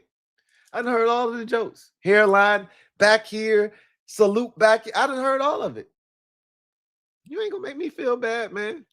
When I'm ready to chop it off, when I'm ready to go bald and say it's over, I'll let you know. But until then, I'm out here shaking it with the best of them, man. That was crazy too, but that was a crazy statement. It doesn't require a pause though, but that was a crazy statement. Joe Rockhead, my guy. Thank you for the super chat. Greatly appreciate you. Thank you for being a member of the MOBB who writes, styles upon styles upon styles is what I have. Fife Dog. Shout out to the legend, Fife Dog. May he rest in eternal peace, man. Rest in paradise to Fife Dog. We got styles upon styles upon styles. That's what we have. Thanks for the coverage, my brother. No, thank you for the support, my guy. Enjoy the remainder of the draft. See you tomorrow. You know where to find me. I'm going to be with the Kings live for day 2 of the draft. Excuse me. But I'm also have a live stream tomorrow where we're talking about what to expect from day number 2 with what's left. But the fun is going to be tomorrow night with the Kings. So tune in. That's where you want to be. Anyway, I digress. Let's move on to the next one. Voices of Martians. Or Voices of Martians. Said that right? Thank you for the super chat. Greatly appreciate you. Thank you for being a member of the MOBB who writes, Lemon looks like an asshole. He belongs in Philly. Hey, hold on. I like Lemon a lot, man. Lemon! Can he come off as an asshole? Yeah, he had on the glasses. He looked like Ray tonight. He looked like he was blind. He still was doing a little side-to-side bob with he got the Stevie Wonder going, man. Lately, I've been feeling. He had the shit going, man. But ultimately, he a dog, man. He's socially awkward. He don't like being in front of the cameras. Like Rio say, man, I like my guys not politically correct, not punctual grammar, but they got that dog in them. Like, he got all the elements, man. He check off all the boxes. He like that, man. He may be an asshole, and he may be. He a dog, though. Eagles got themselves a dog. I hate it, bro. I ain't gonna lie. I hate it. I hate it. Shadow Striker 789. Thank you for the super chat. Greatly appreciate you. Jonathan, my hairline is not a barber's worst nightmare. I'm gonna tell you what's a tough assignment. A Terry McLaurin hairline is a lot tough. They see these all the time, bro. You just throw some Beijing on this and you go to work, bro. This is nothing. Terry shit go up in a McDonald's arch. That's a lot tougher than my shit. They see this shit every day, bro. You know what we call hairlines like this? Everyday struggle. This is nothing. Terry's shit is one where you gotta think about how I'm gonna approach this shit. How what I'm gonna do here? What am I gonna do right now? Ruben Bane is a shit where you go, damn. How I'm gonna do this? My shit ain't that far back. Ha! That's Ruben Bane shit. I ain't that far back. I'm like, see these every day. See these hairlines every day, B. So, translation. Shut your ass up. Shadow Striker 789 writes, Reese, Styles, Downs, Lemon. Wow, division just got crazy. Yeah. Can we be honest? Can we just put our biases aside for a second and just say the division got better? Period. The division is crazy. It's the best division in football, though. Can we just say that for a second? Like, Rams sold the night. They take Lemon and Stafford throws for 7,500 yards, but I get it. I said the same thing. Not the 7,500 part. That's crazy. But, like, take Lemon, bro. You might win the Super Bowl this year. You know, got Trip McDuffie. You went and got Jalen, the other corner from Kansas City, Jalen, fill in the blank. And then you get Mekhi Lemon and you ready to rock, bro. And you said nah. But again, like you said, and I said it earlier, I get it. Like long-term future, the Rams did the right thing. Because if Stafford's your quarterback and he's healthy, you're winning 10, 11, 12 games every year till he retires. When you going to have another chance to have a quarterback ready to take over when Stafford says, yo, I'm done. I'm out. They did the right thing. Ty Simpson will be ready when they ready.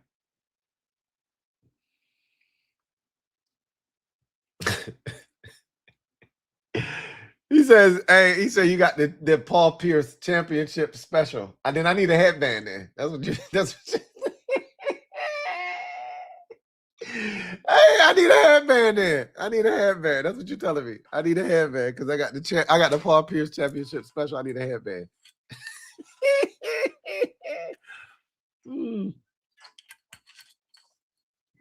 I'm with you, Shadow Striker. The Rams could have saved us from all of this Eagle Lemon shit. They could have saved us from all of that. Suave. But it wasn't just them. It was other teams that were complicit in that bullshit. They could have taken Lemon off the board and they just let him fall all the way to 20. And then the Cowboys capped it off by saying, hey, Philly, you want to come up? I'm cool with it. All I need is a couple of 4th round picks, 5th round, whatever them shits was. They was trash. You move back 3 spots. I could smack Dallas for that bullshit. You ain't getting no haul. You got a couple of day 3 picks. Punch you in your shit for that. That's some hoe shit. Ain't no division tax on the bullshit you did. I told you Dallas think they the goddamn smartest team in the room. They some effing dummies. They let the Eagles get Mekhi Lemon for what? Some 4th round picks? Punch them in their shit. I digress. Suave writes, I just wonder if Styles is worth the 7th overall pick. We'll find out together. He was absolutely worth the 7th overall pick to me. But you're within your right to wonder if he's worth the 7th overall pick. Nothing's etched in stone. He didn't have 3 years of elite production where you don't have to worry about him. There's a real question there. And there's nothing wrong with asking that question. Nothing wrong with it. That's what we do here on the Louie Tee Network. We don't shun people for having a varying opinion. We embrace it. We talk about it. Yeah, that's okay to think. Is he worth the 7th overall pick? We're going to find out. My answer is yes, but we'll see. We'll see. Alec Meehan, thank you for the super chat. Greatly appreciate you. Alec Meehan writes, thank you for being a member of the MOBB, first and foremost. So pissed I got to root again for a player twice a year now. Lemon. You don't got to do that. You don't got to do that.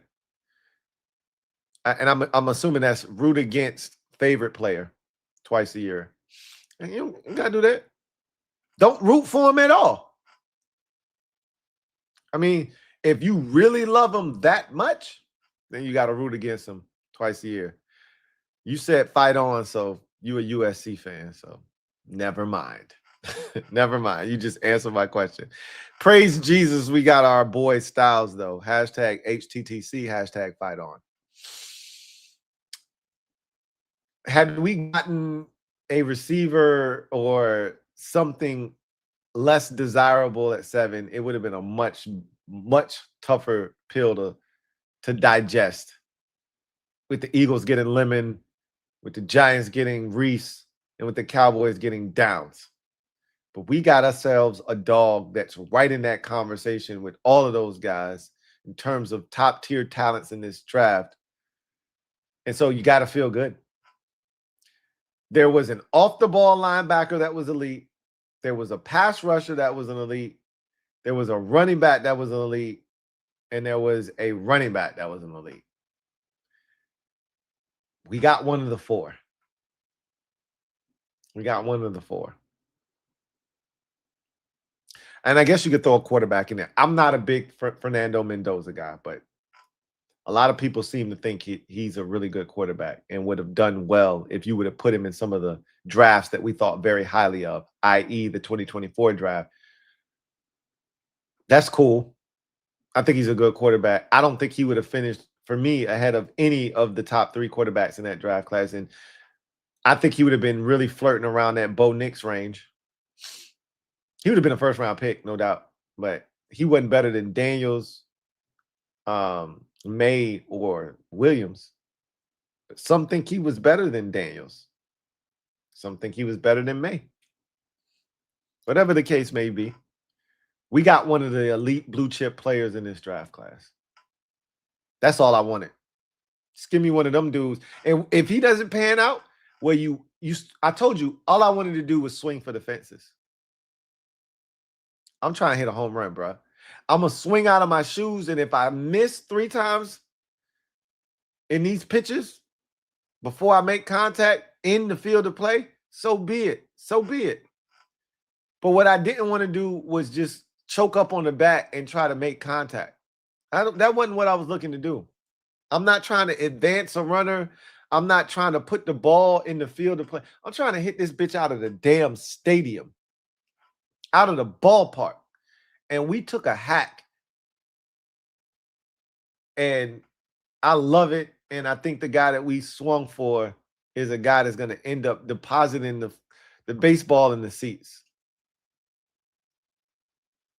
In fair play. And I love it. Looks like you're going to be rooting for Makai Lemon 15 times in 17 games. Shout out to you, because once he an enemy, bro. If he ain't family, he an enemy. Especially if he joined somebody in the division. I got to cut him off. But, that's the beauty of college football. There's like this attachment to guys. If you're I'm not a massive college football fan. So I can detach very quickly. Very quickly. You dead to me if you an Eagle, Cowboy, or a Giant. You dead. Dead, I tell you. Andre 67 Poggers. Thank you for the super chat. Greatly appreciate you. Double up. I think that's a double up. It could be a triple up. This could be your 15th super chat. It's that we at that point. Went from the slowest D to one of the fastest. Facts. We were snail pace slow last year. We went from there to being the tortoise in the race. We got some wheels now.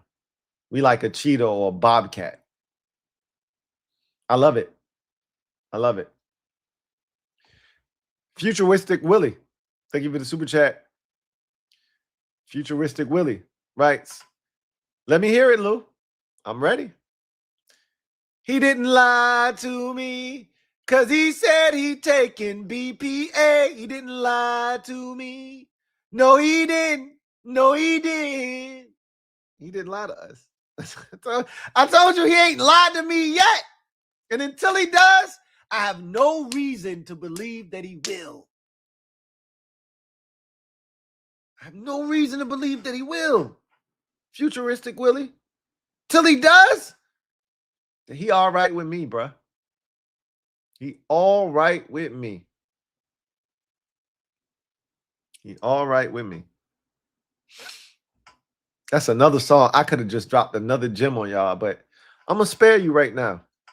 I'll spare you. Take another sip. Fresh Montana. I know this is a double up. Double up. You know what? I lied. First one could have been nope, this is a double up. I'm right. This is a double up. Salute, Lou. Salute, Fresh Montana. With Styles, and if we get a starting caliber boundary corner this weekend, our defense should be crazy. If we get a starting wide receiver in the third, look out. Julian Neal is the guy that I hope for. First of all, I hope we trade back in the third. Not far, just enough to get a 4th round pick. And then I hope we get a receiver in the third and a corner, and I hope the 4th round corner is Julian Neal. I told you what the mock draft is. Dalen Everett is what I expect the cornerback to be, but we'll see. We'll see. You know, we'll see. If we get a boundary and a number 2 receiver, AP deserves a medal. He deserves a medal. But we're going to reserve that kind of praise for him. We're going to reserve that right now. We ain't going to go that far right now. We got a ways to go. Spence Calise. Thank you for being a member for 44 months. Spence Calise writes, Lou, it's been a minute. Indeed it has. Big expectations this year. How big we talking? Because I think we under the radar. Eagles just got Makai Lemon. They still the team to beat in this division. They won the division for the second time in a row. For the first time since 2003, 2004, a team won the division 2 years in a row. They the team to beat in the division. And until somebody unseats them, dethrones them, that's the team that you got to beat. Dallas, defense was atrocious. Offense was elite. They've done a ton to try to fix the defense. They're supposed to be ahead of us too. So I think we flying under the radar. Expectations ain't that high. We'll see. I'm with it. Whatever the expectations are, I'm with it. I'm with it. I'm with the shits this year, man. I'm with it. Because AP has done a great job of putting this roster in a position to, I'm with the shits, bro. We got the best quarterback in the division. You can't tell me nothing. Nah. Yeah. Wait till I get my money right. Oh, you can't tell me nothing, bro. We getting our money right as we speak. It ain't straight yet. Money is hard to get straight. Well, we straightening this shit out. It ain't there yet, but boy, we getting close. We close. Let's see what we do in day 2 and in day 3 of this draft. We still got money. We got plenty of money. If we don't satisfy all of our needs via the draft, we still got money, bro. I told you earlier in the day when we got Sunny Styles, I told you yesterday, it's 1:06 a.m. everywhere but the West Coast. Everywhere but West Coast and Mountain Time. We ain't quite Friday yet in those 2 time zones. But if you on the East or in the Central, it's Friday. I told you yesterday. For those of you a little bit further out, I told you today, earlier. Talk to us nice. You better take that damn bass out your voice when you're talking to us. You know who you talking to? We ain't the same Mark Buster Commanders that you used to stepping on, bro. We got some shit up our sleeve now. We got some alt uniforms. We healthy. We got depth. And we got a defense now. And we athletic. And we ain't done yet. You better watch how you talk to us. Fix your goddamn face. And watch your damn mouth. We the Commanders. Expectations? Yeah, I can see that. But I don't have, like, the expectations last year were way greater than this year. So we'll see. I like us. I'm betting on us. I'm not getting crazy, but I bet on us. Eagles, I think they're gonna take a step back, even with the additions. The coaching staff takes another shakeup. Jalen Hurts, they sent a shot to Jalen Hurts this offseason. See how he responds.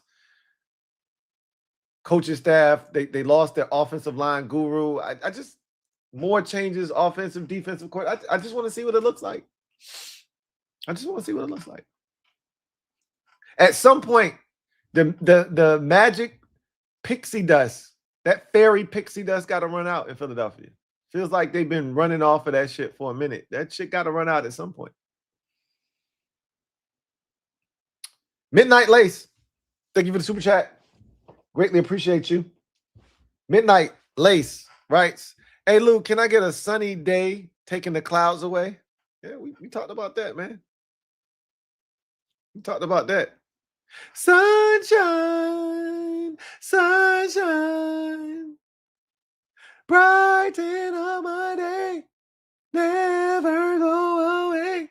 Sunshine, sunshine. We talked about that already. Clouds were dark and gray. We moved them aside, and now it's bright and sunny. 75 and sunny. Cheers.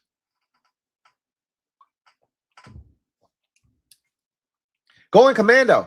Thank you for the super chat. All right. Thank you for being a member of the MOBB for 47 months. Got the Jaden for the other side, Lou. Let's go. Again, I'm going to pump the brakes on that. Is he Jaden? I don't know. I like the upside. The upside says, yes, he could be the Jaden for the other side of the football, but let's see first.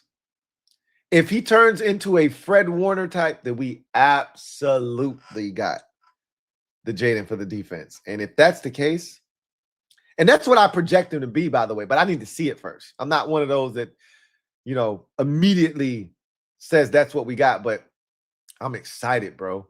Because I told you, no matter what, I just want to swing for the fences.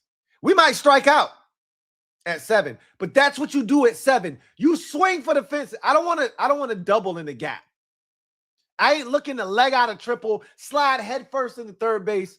Nah, hell no. I want this bitch over the fence. I want that shit borderline out of the stadium, but as long as it clears the fence and I get to trot around the bases, do some real hood shit after I turn third with my third base coach. Do some disrespectful shit when I touch home plate. I get the walk and then do some bullshit at home plate. That's the type of shit I'm on. I'm trying to clear the fence. I ain't trying to hit no double. I ain't trying to look at the bench at second base and point to them and do some shit at second base. F that. Nah. I'm coming all the way around the bases, or I'm striking out. Either way, I'm going to end up back in the dugout when I'm done with my at-bat.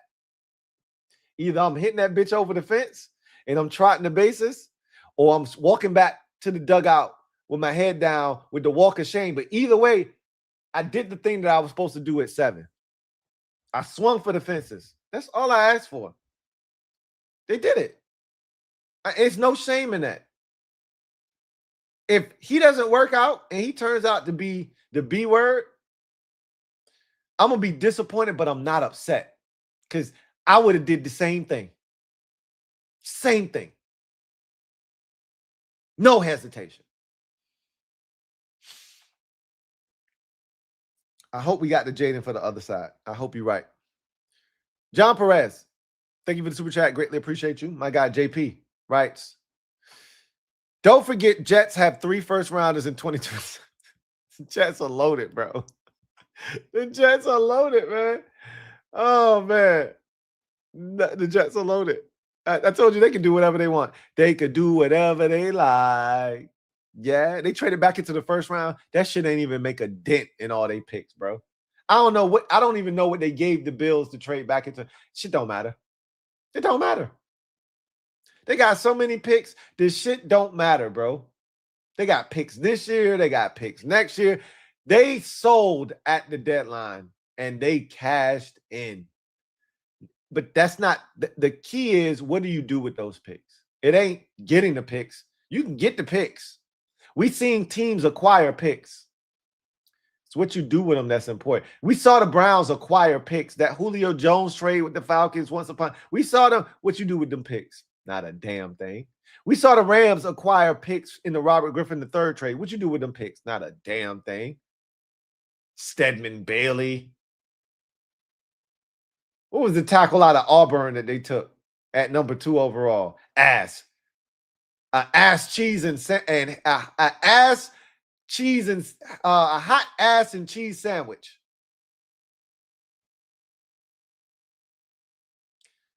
What you do with them? What you do with them picks? That's the question. We're gonna see what the Jets do with all them picks. We're gonna see what they do with all them picks. Jets are loaded though. Going Commando, thank you for the super chat. Greatly appreciate you. Thank you for being a member of the MOBB who writes, love that Downs was there so we don't have to wonder. I love that too. What they would have done if fill in the blank. We don't gotta wonder. He was there and they made, but that wasn't the one, right? The one would have been like, had Tate been there. That's the one. I wonder what they would have done.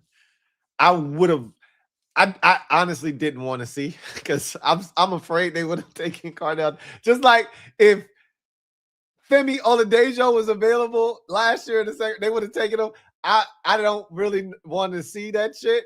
I'm glad the Titans spared us, but it would have been interesting to see what would have happened if Tate was there, because I think they might have still taken Tate, and that would have pissed me off. All these good vibes and this juju it wouldn't have been none of that shit. I would have been trying to convince myself and y'all that was a good pick in my mind. In my heart of hearts, I would have been like, that's some bullshit, bro. So I wanted blue chip, no trade downs, and someone who could be a leader of the position, and we did that. He didn't lie to us. He swung for the fences, which is all I asked for. Swing for the fences. Swing for the fences. Tizzy Bang, thank you for being a member for 52 months, my guy. Tizzy Bang writes, am I wrong for wanting Butte instead of wait. Rico said it's Butte. All right, we call him Booty because that's what everybody else called him. Butte. I think I said that the first time, didn't I? Butte. Instead of Ayuk. And we had a guy here named Butte. Trying to think of what his first name was. But he was a defensive lineman once upon a time in the 90s. He was a good one, actually. He was a really solid. I wouldn't say good. He was a solid defensive lineman, Butte. So I already knew it was Butte, but everybody called him Booty, so I just called him Booty. But it's Butte. Yeah, you wrong for wanting him. Yeah, you wrong for wanting him. But I'm not gonna beat you up for that. You want what you want, and you're allowed to have your preference. That's cool. I said this earlier. I use Jay-Z's reference with Kanye West when he spit the line. Killing y'all is on that lyrical shit. Mayonnaise color bins. I push miracle whips, and I am cheers to the rock. And he still didn't get a deal. He said, "Hey, I still ain't getting no deal." And Jay-Z said, "Hey, that was cool, man. That was cool. You want Butte instead of Ayuk? Hey, that's cool, man. That's cool. I'm gonna just take a sip." And then I'm gonna look at AP and like, you got Ayuk on speed dial, right? When they cut him, when they release him. Yeah, I'm good. I'm good on Butte. But hey, to each his own, bro. To each his own. Rocky D, thank you for the super chat. Greatly appreciate you. Who writes, what happened to the hat? Nothing wrong. Just curious. The hat? You talking about on my head? It's draft night. What you talking about? So, Rocky D, if you talk about my hat that I always wear, I don't wear no hat on draft night, bro. Either you new to this or you true to this. When the last time you seen me wear a hat on draft night? Let me give you a hint. Never. Because I don't. I don't wear no hat on draft night, man. You get authentic Louie Tee on draft night. It's the one night of the year I let the forehead speak for himself. It's whatever, bro. All the jokes, I welcome them. But can't make me feel bad. Renell Winchester, thank you for the super chat. Greatly appreciate you. Who writes, Lou, thank you for being here to share the joy with. Man, I thank y'all for being here. This ain't about me. This is about y'all.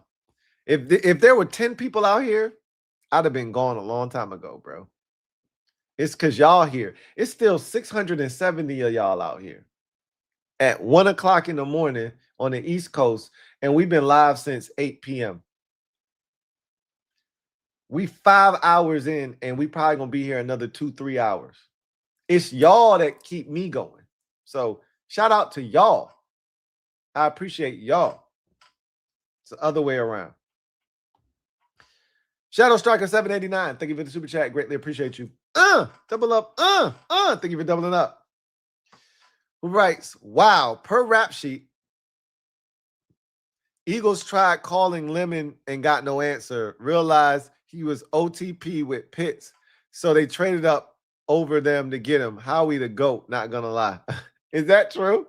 That's crazy if that's a true story. He was on the phone with the Pittsburgh Steelers, and they was like, oh shit, we gotta go up and get him. So they jumped the Steelers to get him. If that's what, because the Steelers were 21, the Cowboys were at 20 after trading back. Or excuse me, the Cowboys were at 20 because they had 12 and 20. They traded up from 12 to 11. They had 20 right in front of the Steelers at 21. He was on the phone with the Steelers, so they called the Cowboys and made a deal. If that's true, that's an epic story. That's an epic story. And that's so Howie Roseman. Like, remember last year, he was calling every team basically at the back end of the first round because he was trying to get the Alabama linebacker that he ultimately got at what, 30? Wherever he was able to trade up to. I think it was 30. Howie usually gets his man. He usually gets his man. And he didn't even give up a lot. Like 2 fourth-round picks, whatever. Like, it was some bullshit. Unimpressive, I may add, that Cowboys got. And you gave up 3 spots, picked up some bullshit-ass picks because they think they smarter than everybody. Oh, we about to kill it in the 4th round.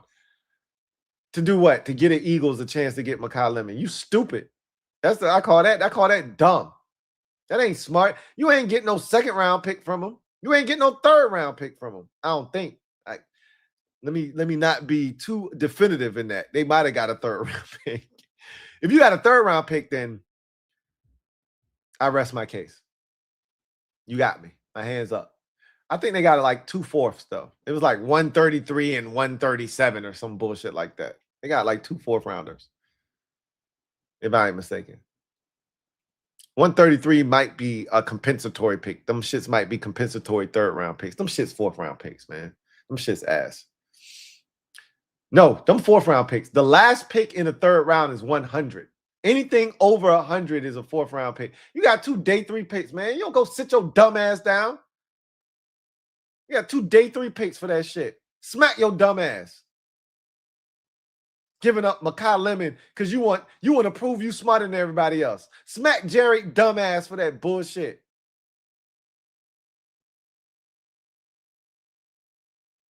Go Baltimore and you dumbass, you a dumbass for that shit. Stupid. You a dummy. Stupid. Smack your dumbass stupid.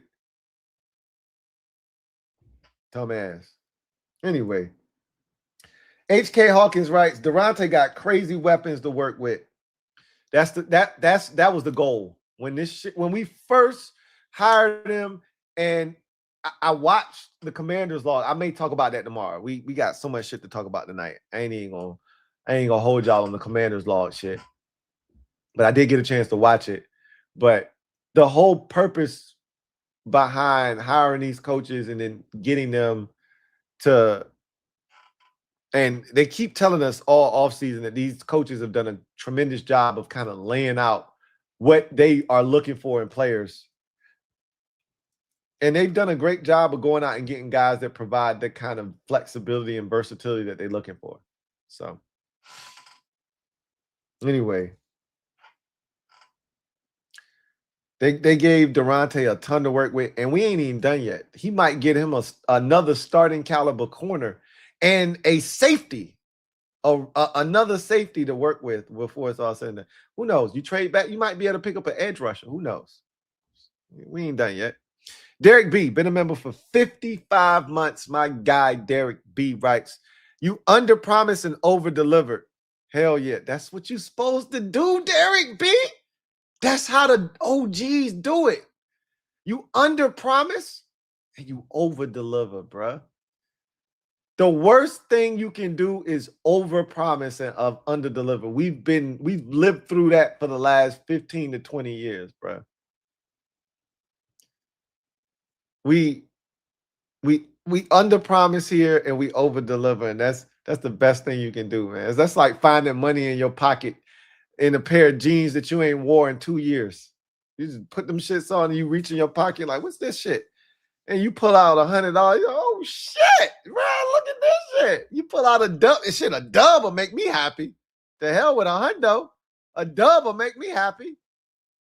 Who walking around with cash these days, man? If you say, yeah, I got money in my pocket, the dope boys go crazy. Yeah, the dope boys go crazy. What you doing walking around with money, man? What you into? You can be honest with me, man. Talk to me. What you into, bro? Don't nobody walk around with cash no more, man. Shit, the penny ain't even active no more, man. The penny on the bench, bro. You got a penny in your pocket right now, man. You out here doing special shit. They don't even produce those no more, man. Who walking around with real currency in their pocket these days? What, you going to the strip club? Talk to me, man. What's really good? We got plastic in our pockets now, man. Nobody got no real money, man. I underpromised and over-delivered, man. And I stand by that. Like Coke and Pepsi, I stand by my product, man. I stand by my product. JLG 993. Stupid. Been a member for 27 months.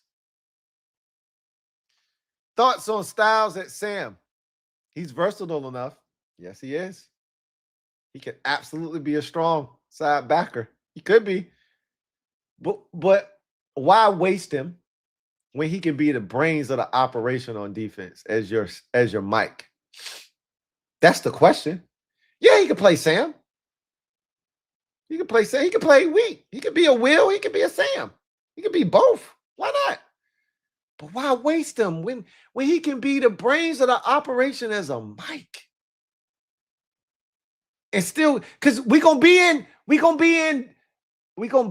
nickel, bro. And while he'll still be the Mike, he can still do some of that Sam shit. He can still have some of those properties.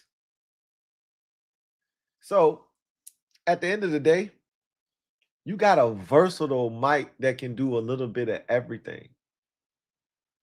That's the shit that should make you excited. He can rush. He can drop in coverage. He can spy. He can attack the line of scrimmage. He can do everything. If we decide to play match coverage and he got to he got to match somebody on a shallow cross, he can do that. Remember when we used to ask John Mr. Bombastic?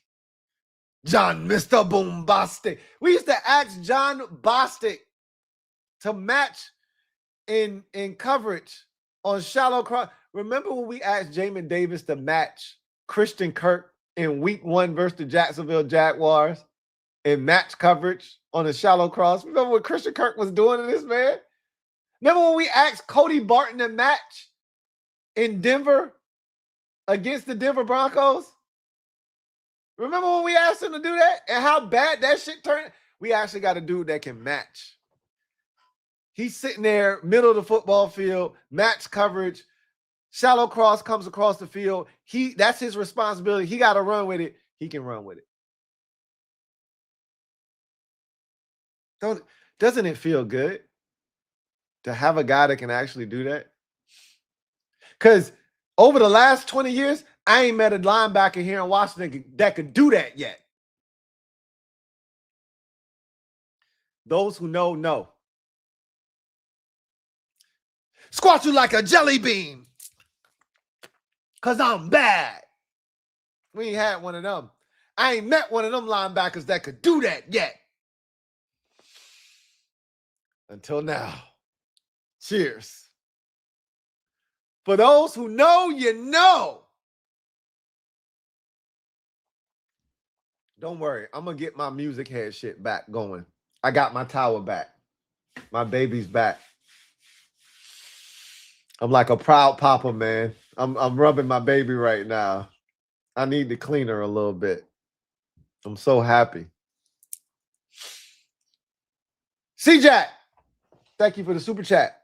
Greatly appreciate you. Hey, Terry Watson, shut your bitch ass up. I don't know you, so you don't get to fry me up. You a hoe. That felt good. I got more in the clip too, bitch. If you a part of the family, you can fry me, bro. You a hoe ass. Whew. I almost went a step too far. let me cast that reel.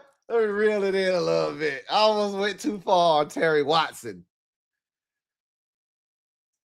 I almost went too far on Terry Watson. Let me reel it in. Whoop, whoop, whoop, whoop, whoop, whoop, whoop, whoop.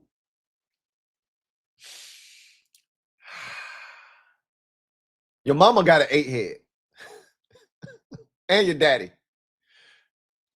Anyway, C-Jack, thank you for the super chat. Greatly appreciate you. C-Jack writes, we any more inclined to use a late day 3 on Lorenzo? I don't know. You know that now. That's right in AP's wheelhouse. He loves those raw score demons. He could easily do that.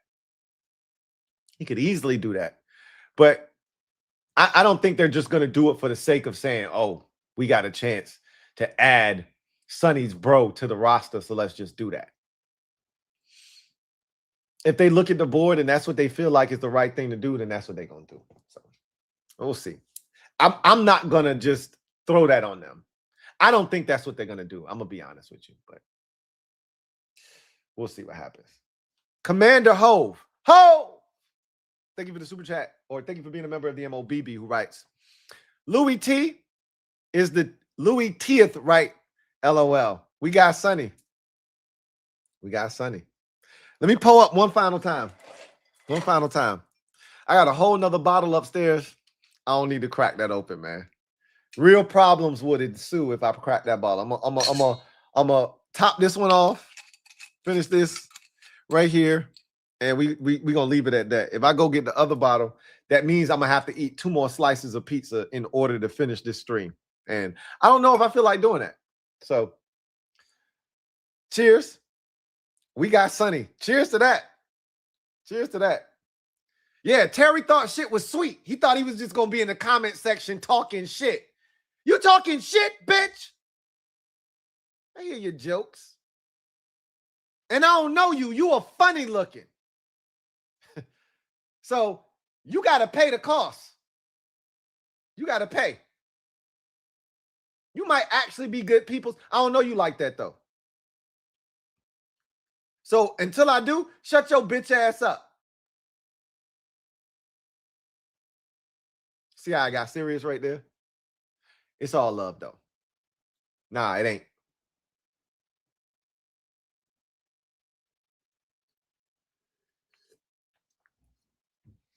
Anyway, I digress. We got Sonny, bro. Swaggy P, thank you for the super chat. Thank you for the super chat. Greatly appreciate you. Thank you for being a member of the MOB Me, my guy. Swaggy P. Thank you for being a member of the MOBB. Dr. Evil Laugh.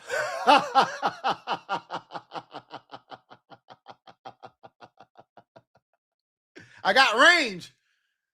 I got range. I got range.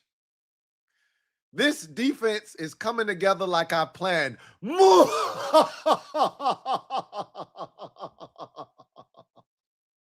gotta do this shit with it.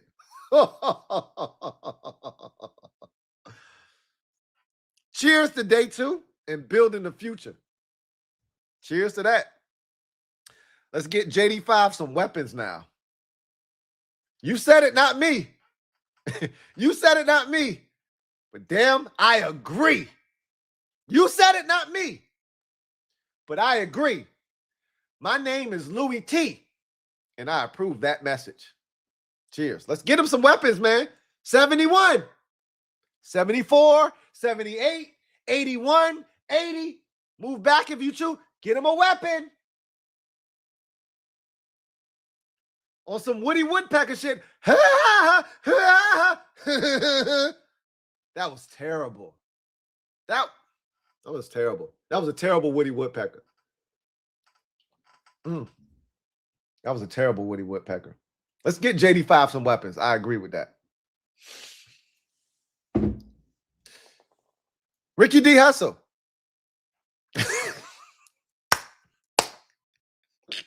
Been a member for 3 months. Lou sacrificed his hairline for Sonny, the new number 6. Hey, I'll take that. I'll sacrifice the hairline for Sonny Styles at 7, bro. I absolutely will push it back. Hey, I'm trying to think of the oh man, what did he say? I'm just trying to think of what Cassidy said. Oh man, I can't think of the line. What he said. Oh man, I'm stuck. He was like, I push your wig back like, and I can't think of the person he said, man. It wasn't Fred G. Sanford. It was somebody else. I push your wig back like, God, who did he say? Yeah, if y'all know the line I'm talking, if you know the bar I'm talking about, put it in the comment section. I push your wig back like, I do it for Sonny Styles, bro. I do it for Sonny Styles, bro. I won't do it for everybody, but I do it for Sonny Styles. And yes, he should have first dibs on 6 if he so chooses. Absolutely. Absolutely. Oh, man. Damn, Ricky D. I ain't think it would be you, bruh. I ain't think it would be you, man. But I love it, though.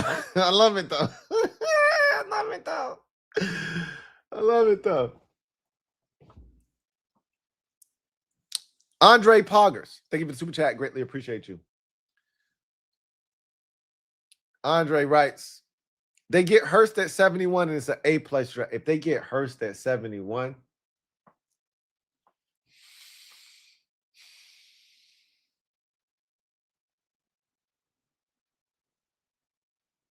had to give you the side profile of the forehead. The side profile. The Abraham Lincoln. All I'm missing is the top hat. Hey, if they get Teddy Hurst, bro, I might get up and walk off the stream. I might be so excited.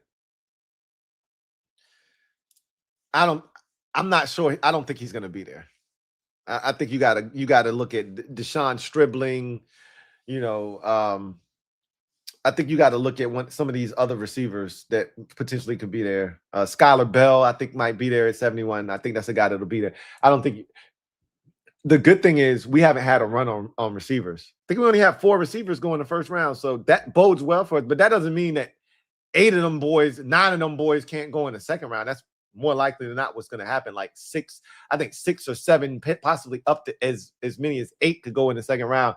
And remember, it ain't like we got the second pick in the third round. We don't pick for the first 11 picks. The Dolphins, it's the Dolphins pick. So with the Dolphins, they were 11. We don't pick for 11 picks in the third round. So even if you survive the second round, you ain't safe. It ain't safe. It ain't safe. It ain't safe. It ain't safe. So you could get to this third round and still see a couple dudes come off the board that you really want. He said, and it's an A+ draft and scary hours, man. It could get really scary if we get a guy like Ted Hurst or anybody that can serve as an actual legit number 2 wide receiver. It could get real scary. F Brandon Ayuk. I mean that with my whole entire chest. F Brandon Ayuk. We get a legit number 2 receiver in this draft with Terry and the stuff that we've done. Guys got to step up though. Like I still would feel like you would need Treylon Burks to stay healthy. I think Treylon Burks could actually be a number 3 option. You would need him to stay healthy. But I think he could actually be a number 3 option. Do I want to bank on him? Hell no. Hell no. But you still got Diami. You still got Diami. And Luke McCaffrey in year 3. If Luke McCaffrey can't be a viable option in year 3, then what are we talking about, bro? That's a 3rd round pick. Anyway, I'm with you. You get a Teddy Hurst in the 3rd at 71. God bless and good night. Tate 2 times. Thank you for the super chat. Greatly appreciate you. Thank you for being a member of the MOBB who writes, Stribling at 71 a lot. I love it. I'm a big Deshaun Stribling fan. I think he's underrated. And I like the combination of height, weight, speed with him. He's an HW-S. I would love to add him at 71. I'm going to tell you like this, though.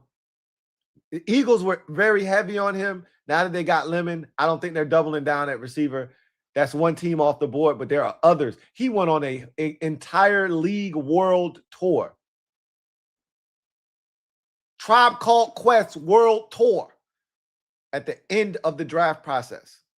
That scares me because it means teams are starting to really come around to the fact that, hey, he might not be there at fill in the blank pick. Let's go ahead and go get him early.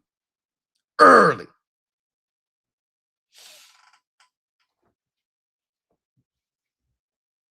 That's what he said. Push your wig back like Sherman Helmsley. That's what he said. That's what Cassidy said. I push your wig back like Sherman Helmsley. You got me. You got me, bro. It's all love. You my guy. So I'll let that slide. I push your wig back like Sherman Helmsley. Let me shake it again.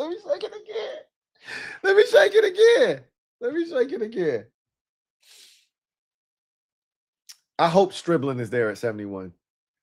That's a tough one to pass up if you're the Commanders. I wouldn't even trade back. If Stribling is there at 71, I wouldn't trade back. I would just take him.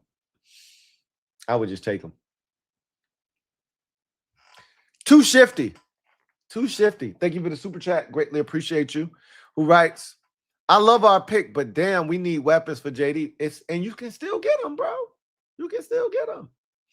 Like, if you don't believe in this draft, you know what you could do, right? You could package up 71 and 147, and you can go into the second round. Like, if you really was like, F this draft, F these picks, F this draft, let's go get JD a weapon, a legit weapon, and you don't want to wait to 7. You can do that. I don't think they're going to do that because I think they want more picks, not less, which is why I still think that trading back from 71 is the most realistic trade back opportunity. I've been saying that, this entire draft process. I said they're not trading back from 7, but they could trade back from 71. And I still think that that's a realistic possibility. So anyway, we'll see what happens. Big shout out to Prize Picks. I ain't gonna beat y'all up with a long, drawn out ad read. I'm just tell you, Prize Picks, #1 sports picks app in America. If you're not a member of the Prize Picks family, link is in the description of this video.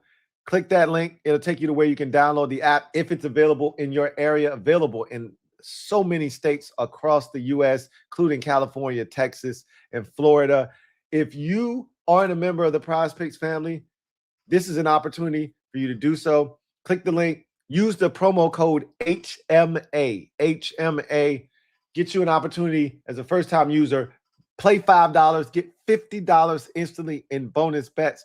Bonus lineups, right? You get $50 in lineup bonuses instantly. And I've given out 2 winners. I think I've given out multiple picks, but I've played 4 actual lineups and 2 of them have hit. That's a 50% hit rate, folks. Like I've given you some advice that hasn't hit. And guys have done some really questionable shit that are stars, quote unquote stars. But I've given you some stuff that has hit. And we about to get righteous, man. I got a little bit of money to play with. I told you the other day I hit for $52. So I got a little bit of money to play with. We're going to get righteous here tomorrow. We're going to put together another ticket together because I like the games tomorrow. I didn't love the games tonight. I like the games tonight, but I didn't expect what we got tonight. We got a couple of blowouts. Raptors, clap back on the Cavaliers, beat them up pretty good. 33 points for RJ Barrett, 33 points for Scotty Barnes, 66 points from those guys. And you still got Sleepy. You got what's the tatted up dude? Shit. I hate this game too. I don't put him in lineup, so it's not a big deal. But Sleepy ain't score again, but this time they won because everybody else stepped up. I expect the Cavaliers to come correct in Game 4, but I did not expect the Nuggets to get destroyed. They are down 2-1 now. I knew it was going to be a good series, so I'm not shocked, but I did not expect them to play as lousy as they played tonight. I actually don't know what the final score ended up in that game. I'm actually curious because at one point they had cut it to 16, but I don't actually know what this score ended up. So let me just quickly check, see if they got beat up pretty good. 96-1, 113-96. I'm a big pet peeve. I tell my son all the time, you always say the big number first. You never you could tell me you're not a fan without telling me you're not a fan. Tell me you're a casual without telling me you're a casual. You want to tell me you're a casual? Say, hey man, the Nuggets lost 96-113, bro. You're a casual. Say the low score first. You're a casual. You never say the low number first. Casuals do that shit. My wife does that shit. 96-113. Yeah, okay. Man, the Commanders lost 7-24. Yeah, okay. You a casual. Casuals do that shit. You a grown man? You a real fan? You a grown-ass woman and you watch this game? You watch sports? Don't come at me with some low score first shit and expect me to respect the shit you talking about. You better come at me with that first number being the biggest number. You coming at me with some scores. Don't come at me with some 96-113 bullshit. I don't respect it. I don't respect it. You can tell me everything that I need to know by just telling me the score. I ask you to score in a game. You come at me with the low number first. I ain't got shit to say to you. Oh, word. All right, that's what's up. I'm done. We done. Conversation is over, bruh.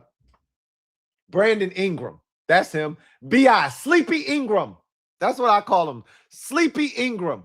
How many he scored? I'm actually interested. Because I looked and the man had 9 points. 9 points the last time I checked. How much Sleepy Ingram ended up with? 12. Woo! 12 whole points in 29 minutes for Sleepy Ingram. Meanwhile, RJ Barrett plays 39 minutes. Scotty Barnes plays 35 minutes, and they both scored 33 apiece.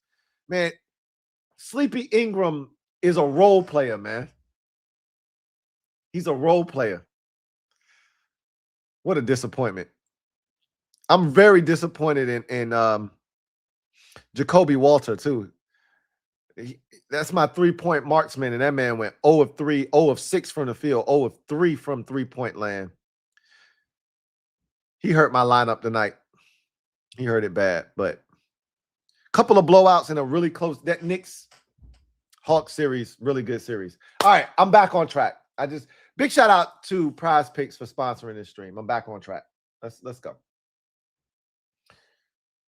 Video channel. Thank you for the super chat. Greatly appreciate you. Double up. Thank you for doubling up. Video channel. Who writes, off-season defense so far. Hired defensive coordinator Devontae Jones, drafted Sonny Styles, added Odafe Owe, added Kayvon Chason, added Leo Chanel, added Nick Cross, added Tim Settle, added Amik Robertson, added Charles Amenahu. What does that say to you, video channel? What does that say to you, Commanders fans that are out there? Talk to me. What does that say to you? I know what it say to me. What does it say to you? I'm interested. Tell me.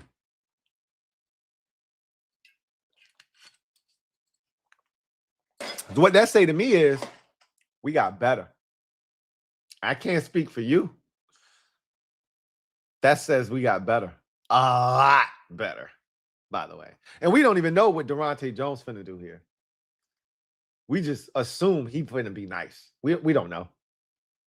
I just know the talent is just better.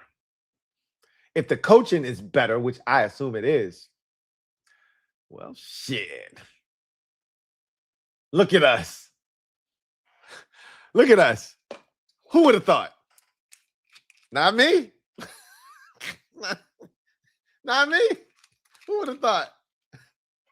Not me. Look at us. Sean, HTTR.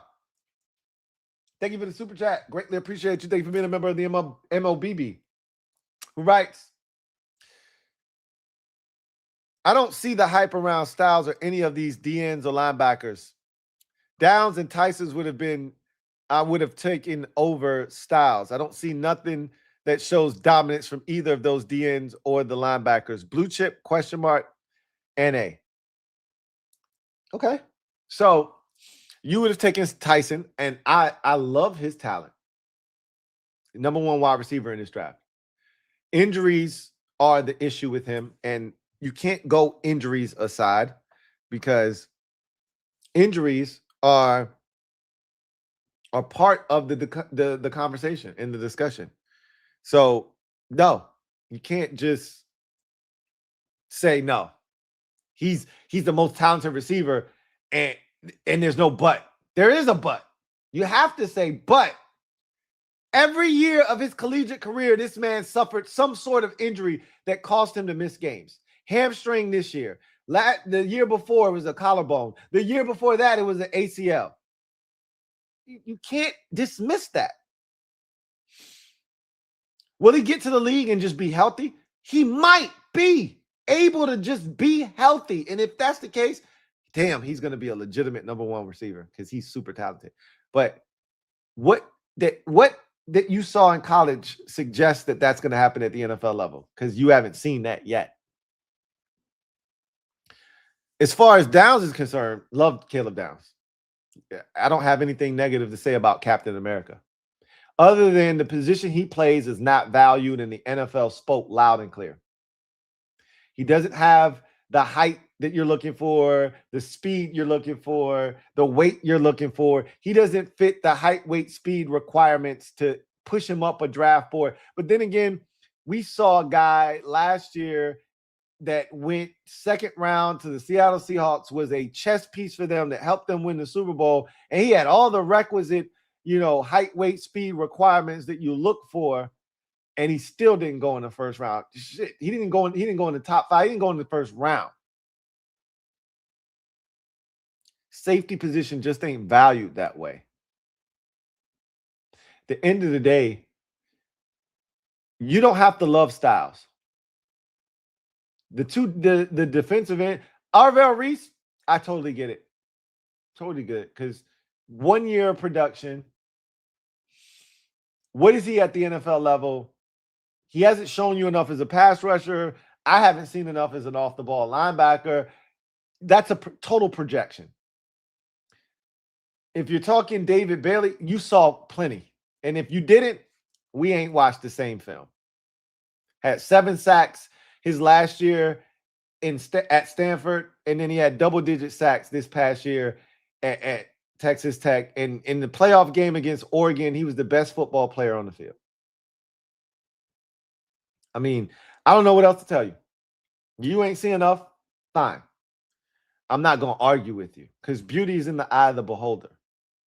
But here's what I will tell you with Sonny Styles. He got better as the year progressed. He's basically just scratching the surface as a linebacker. He's a former safety converted over to linebacker, and his body is ridiculous because he's got safety traits at the linebacker position in a linebacker body with a linebacker mentality, but safety traits. That's all you could ask for. Like, he's got the movement skills of a safety, the body of a linebacker, the mentality of a linebacker, and the ability to do everything on the football field. Drop into coverage, attack the line of scrimmage, blitz, get to the quarterback, blow up plays, blow up running backs, collapse the pocket, force the quarterback off his spot. He can do all of those things. Spot a quarterback. He can do all of that. Drop into coverage. You don't have to love him. He might have to grow on you, and that's fine. But all I ever asked the Commanders to do at 7 was swing for the fences. They did that by drafting Sonny Styles. He may strike out. I already told you, I'm okay with a strikeout. As long as you swung for the fences, I'm okay with a strikeout. I'm not looking for a CNI single. I'm not looking for a gap double.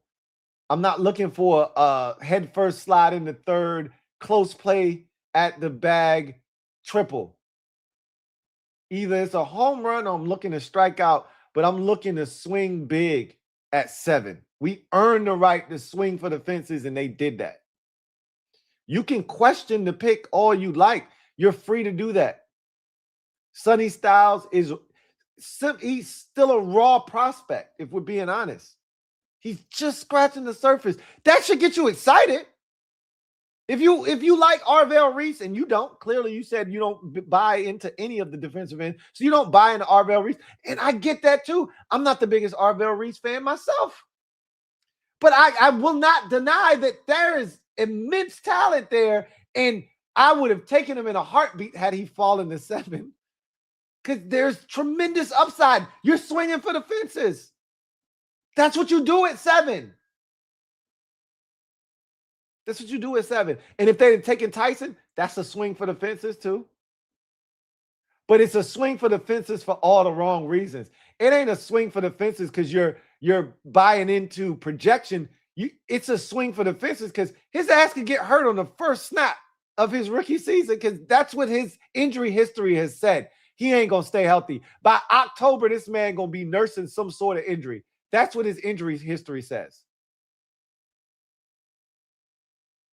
The talent says, hey, he could be Malik Neighbors. He could be Justin Jefferson. He could be Jamar Chase. He could be CeeDee Lamb. He could be Devontae Adams. His talent says he could be a legitimate, bona fide elite number 1 wide receiver. But all those guys that I just mentioned, Malik Neighbors just got injured this past season, but he didn't come into the league with that track record. Anybody can get injured at any time. But I'd much rather have the guy that hasn't had issues with injuries than the guy that hasn't been able to stay healthy all 3 years of his collegiate career and is played in less than half of his college football games. And I'm spending the number 7 overall pick on him. 36 total games, 17 he's played in. I'm good. Thanks, but no thanks. Give me Sonny Styles. But blue chip doesn't mean you are absolutely guaranteed to get a guy. It means that the talent suggests that in 2-3 years, hell, even in his rookie season, but more likely than not in 2-3 years, if you know, you look up and you say, hey, we got one of them ones. We got one of them ones. That's what Arvell Reese represents. That's what Sonny Styles represents. That's what Caleb Downs represents in this particular draft. That's what Jordan Tyson potentially represents. If he can stay healthy. That's what Fernando Mendoza potentially represents. Those are the guys. And David Bailey. Those are the guys. And Jeremiah Love, of course. Those are the guys. Iona and Vega Ione. Him too. I'm not as high as on anybody else. Maybe Blake Miller. I'm a big Blake Miller fan. Maybe a little bit higher than most. But again, to each its own. To each its own. You are absolutely within your right to feel the way you feel about them. But I also know, Sean, I also know you a hater, though, too. Low-key, you a hater. And I'm not saying that, like, oh, you hate on everything. You're not one of them people. But I know when you are definitive on something, like you hate Luke McCaffrey, bro. Luke can do the most incredible shit, and you be like, he still ain't worth no damn 3rd-round pick. Because you already made up your mind. Your mind don't be open. Once you make up your mind on some shit, that shit closed, bro. And it's me against you until the end of time. I like, it's all good. Anyway, we'll see. You might turn out to be right. You might turn out to be right. These defensive ends, these edge rushers in this draft, ass. We swung and we missed on Sonny Styles, and you might be right about Downs is legit. The Cowboys got themselves Captain America. They didn't he's one of the safest picks in this draft. I don't worry about Caleb Downs. Tyson is a wild card, but he's talented, man. You might turn out to be spot on. Those two guys may turn out to be the crown jewels of this draft, and all the guys that we talked about as potential blue chippers may fail. And the two guys that you highlighted might turn out to be the best players in this draft.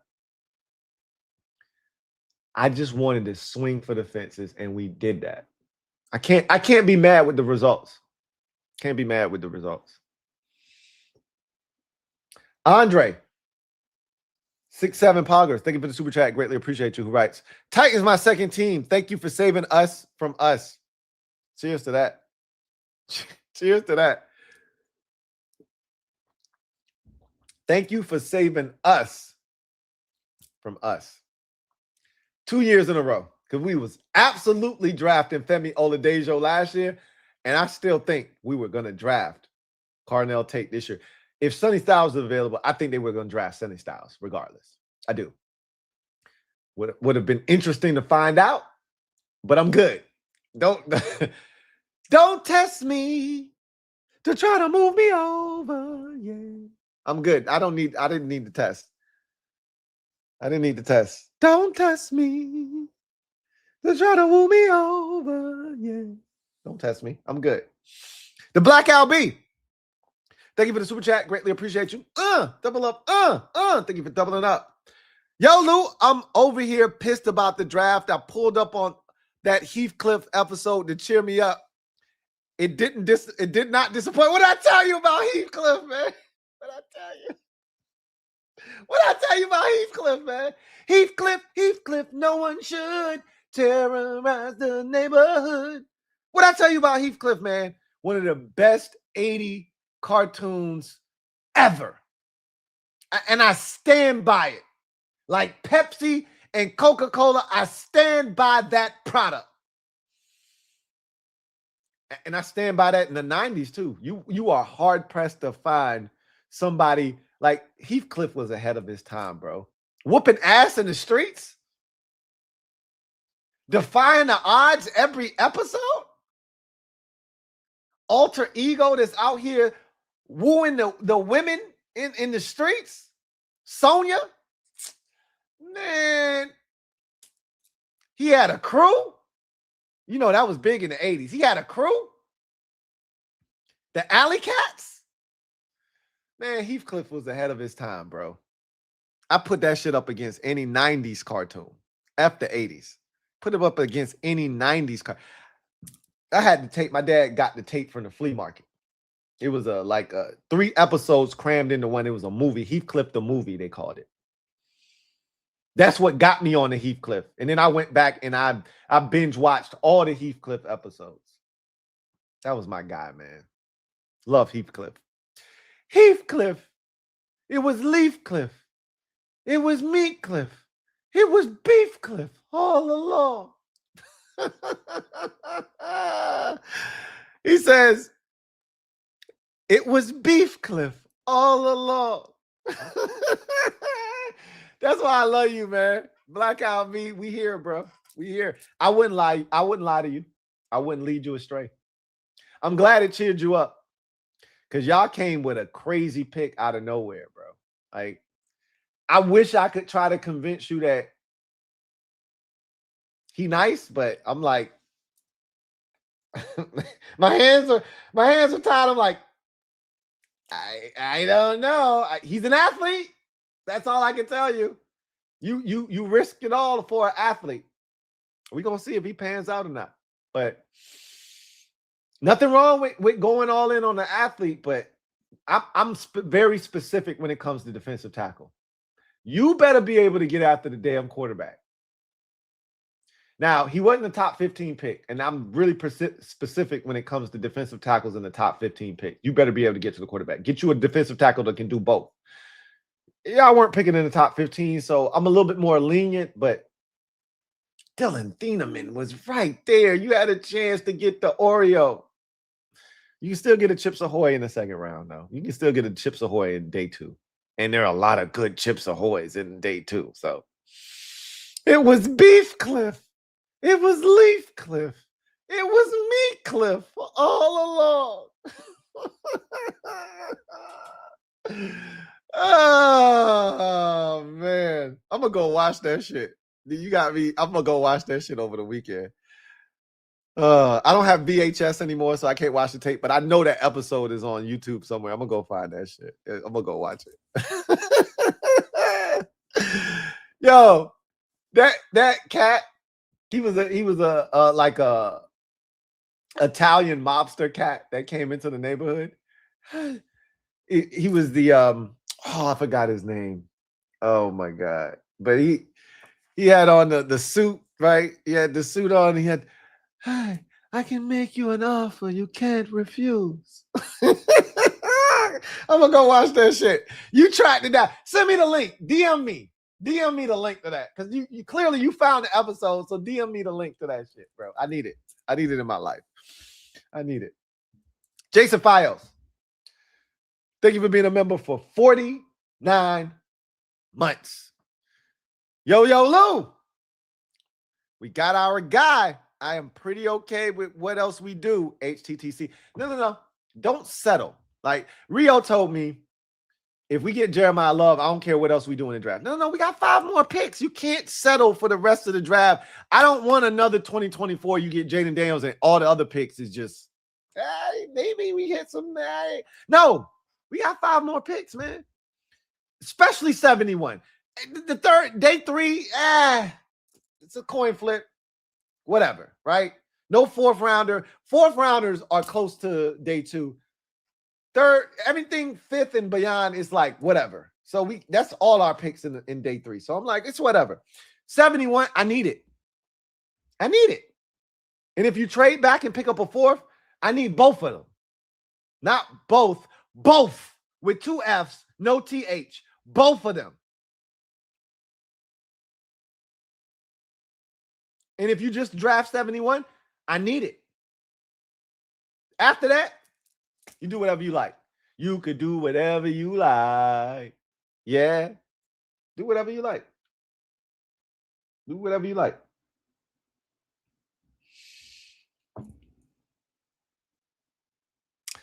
King, the kid, 4. Thank you for the super chat. Greatly appreciate you. Who writes, love Sonny and the East smoke tonight. Shaking my head. It did. They did. I can't lie. The East killed this shit. The Giants are still the Giants. I didn't think they maximized 5 and 10, but they did it their way. And more, much more than this. They did it their way. They did it Harbaugh's way. He gonna build up the offensive line. But the Cowboys getting Captain America, the Eagles getting Lemon, and us getting Sonny Styles. Sonny, yesterday alive was filled with joy. Sonny, yesterday my life was filled with cheer. Sonny, yesterday my life was filled with joy. Sonny, yesterday my life was filled with cheer. The gray skies were there. They parted, and the sun reflected its rays of light onto my bronze skin. And I felt the energy pulsating through my body. And I said, I feel free. We got Sonny Styles. Yeah, boy. Woo! We got us a dog. So did the Eagles. So did the Cowboys. And potentially so did the Giants, especially Arvell Reese. The East ate, bro. They scraped the plate. We've been eating long enough now. Stop being greedy. Let's keep it real, partner. Give to the needy. Ribs is touching. So don't make me wait.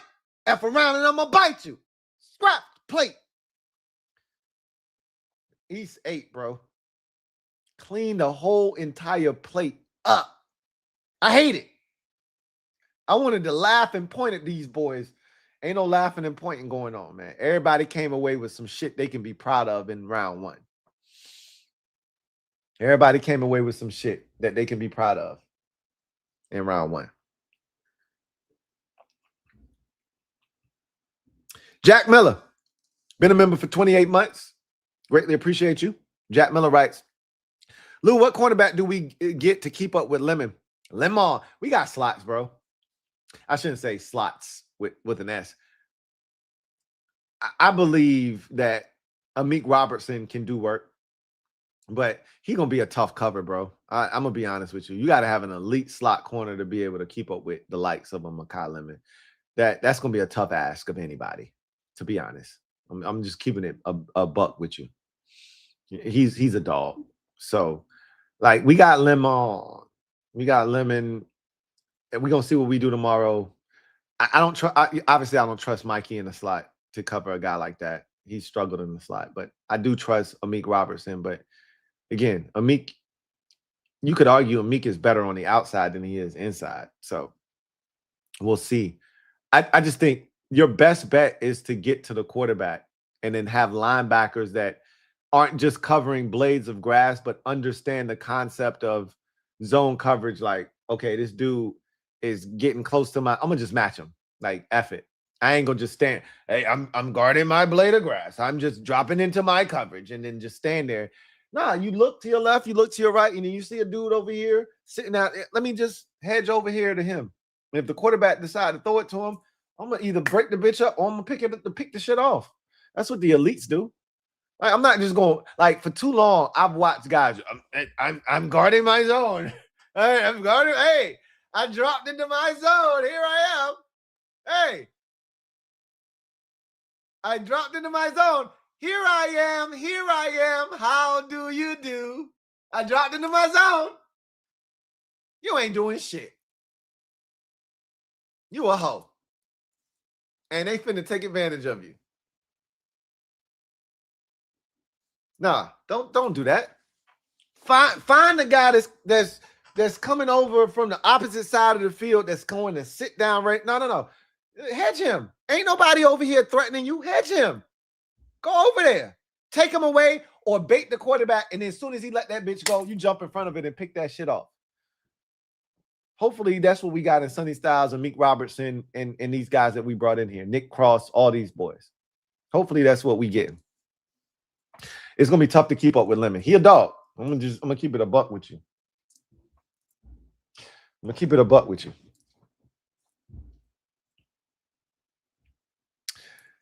To Dixon, my ass. Thank you for the super chat. Greatly appreciate you. Who writes, from Sonny Jurgensen to Sonny Styles, let's grab Deshaun Stribling at 71. Southside Shiggity. Why you coming after my shirt, man? First of all, it's polo, right? I ain't trying to flex. It's a polo shirt. And I'm gonna be honest with you. I'm gonna be fully trans. I hate this shirt. That's why I wore it tonight. I don't wear this out of the house. I hate this shirt. But I don't need you reminding me that this is some bullshiggity. Okay. You know what I love and hate about YouTube or just social media in general is it gives people the freedom to just say random shit. Like, if you met me and you thought my shirt was some bullshit, you wouldn't come up to me like, hey, what up, Louie Tee? That shit bullshit, but that shirt you got on is some bullshit. But bro, I love your content. You wouldn't say that shit to me. But you on social media, so you disconnected. I ain't gonna meet you in person. And if I do, I don't know that you said the shit. So you can say whatever you want to say. And you're like, yo, that shirt ugly as a bitch. Yeah, it's an ugly ass shirt. I agree. I don't love this shirt. That's why I put it on tonight. I don't love this shit. I hate this shirt. I hate this shirt. I got it at a discounted price, though, so I feel good about it. But I hate this shirt. I don't need you telling me and reminding me that this shirt is ugly, though.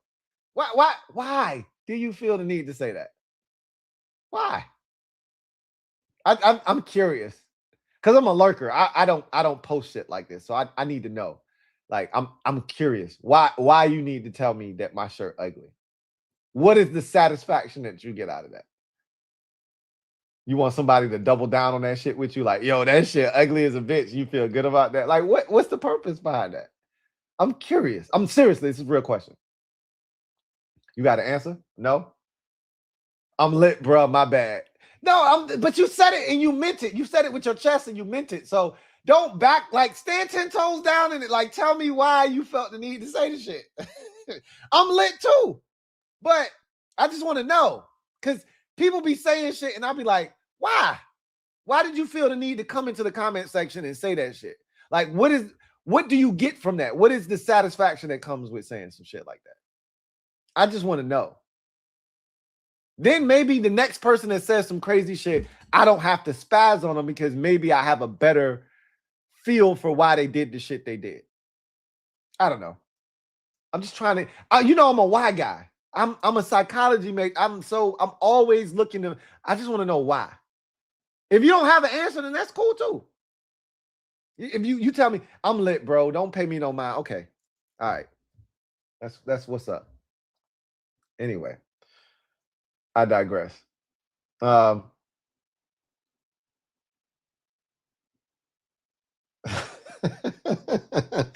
see all y'all comments. I hope y'all know that.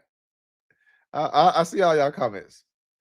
I would love Deshaun Stribling at 71. Like, that's probably one of my biggest targets at 71. I'm a big Deshaun Stribling fan. And I think he'll be there at 71. I know he got a lot of run towards the end of the process, and it wouldn't shock me if he went late 2, early 3, right before we pick. But I expect him to be there. This, especially after what happened in the first round. Only 4 receivers went in the first round. Wait, I think 5. You had Tate, Tyson, Lemon, Concepcion, and I think that's 4. Oh, Omar Cooper Jr. went too. Yeah, that's 5.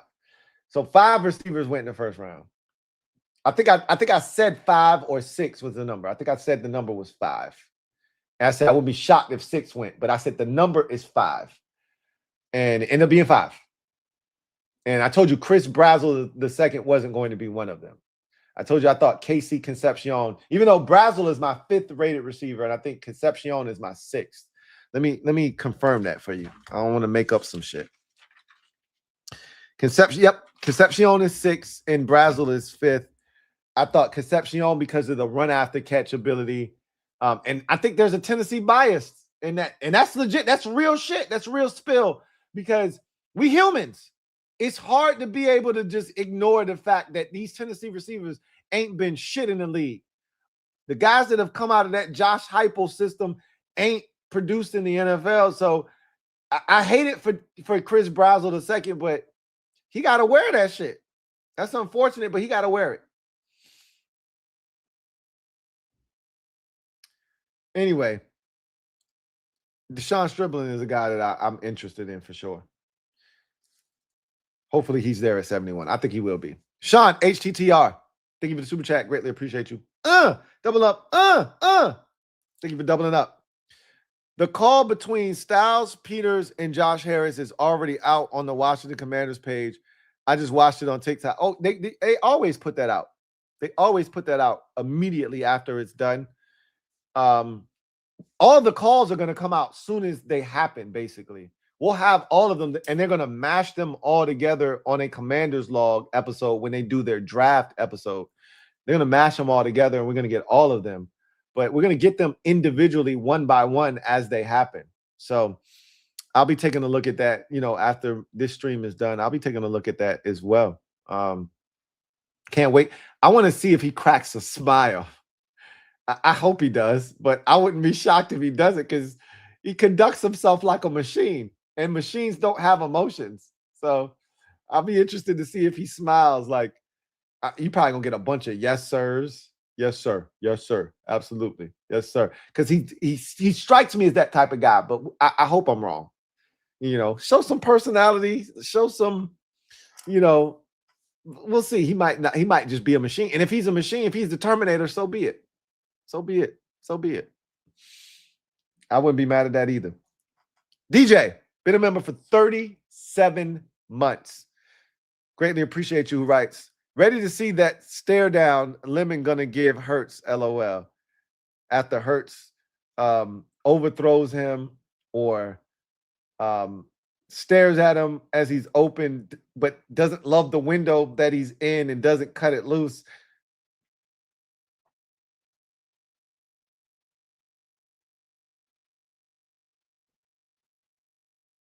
Yeah, he gonna be smoldering. That's the smoldering look. Hurts is so ass. We're gonna see what he do this year. If the offensive line protects him, he'll have ample time. They got 60 receivers. He should be able to find one of them. I pray that their offensive line deteriorates and he's got to make quick decisions because he ain't capable of doing that shit. He thrives in an environment where he's got 8 million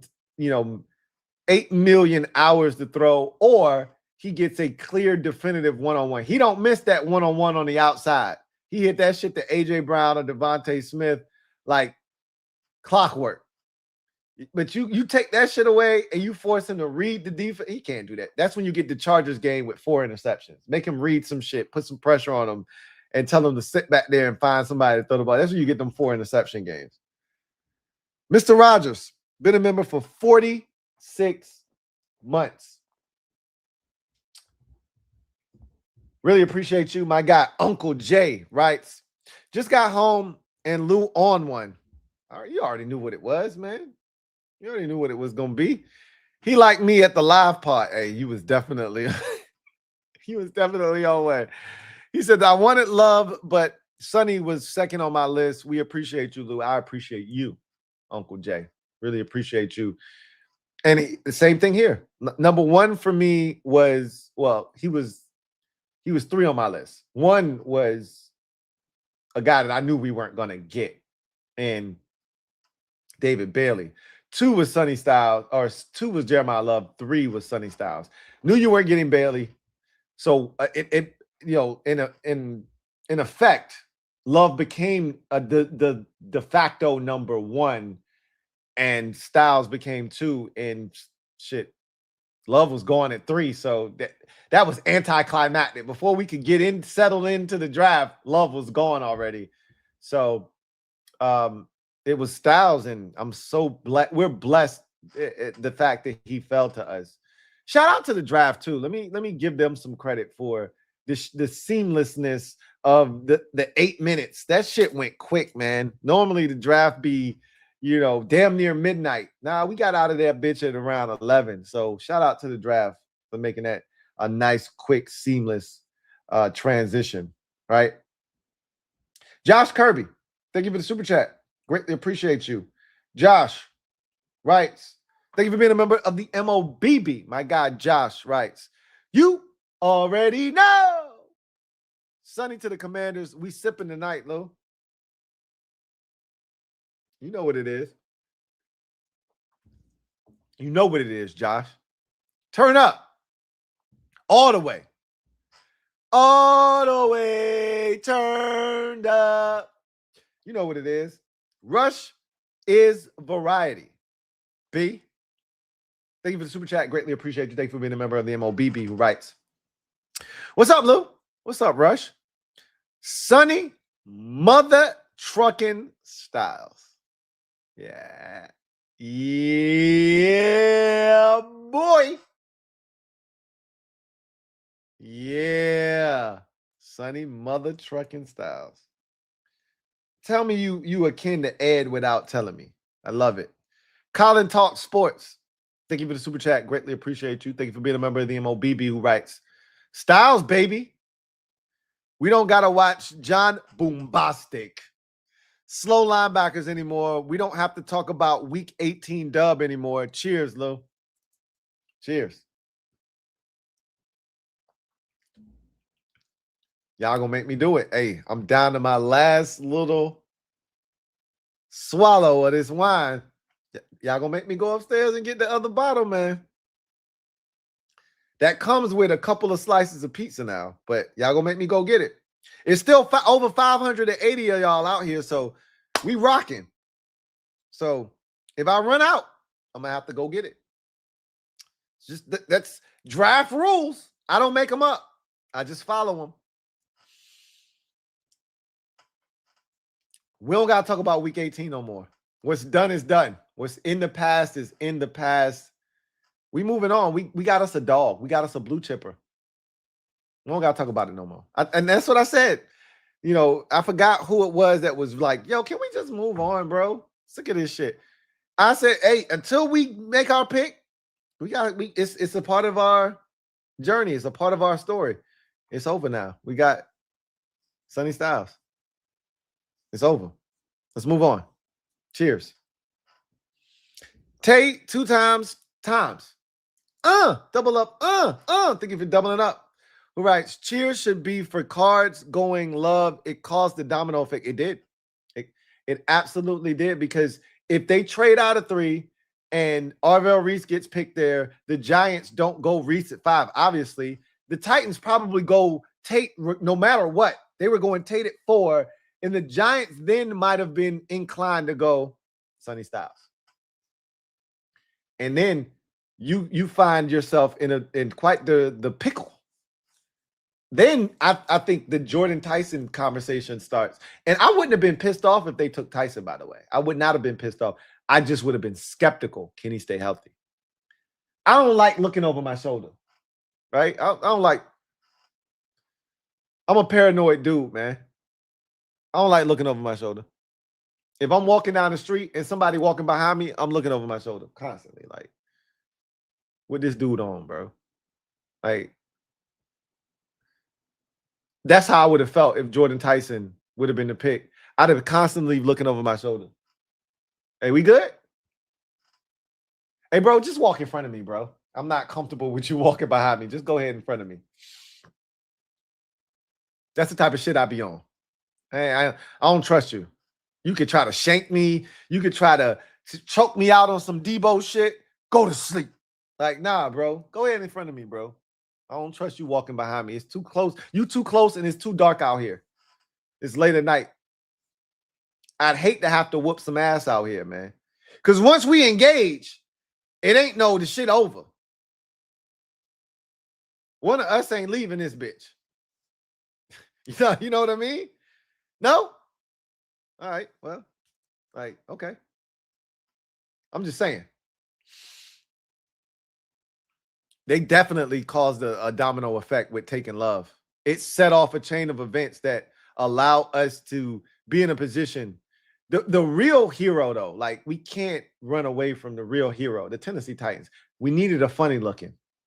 They were the only ones that provided a funny looking, and that's what really set off the Love didn't have to set off a domino effect. It didn't have to happen, right? Because the Titans could have just taken Sonny Styles. Then the Giants take Arvell Reese, and guess what? We're screwed. That's what. Now you're talking Mansour Delane again.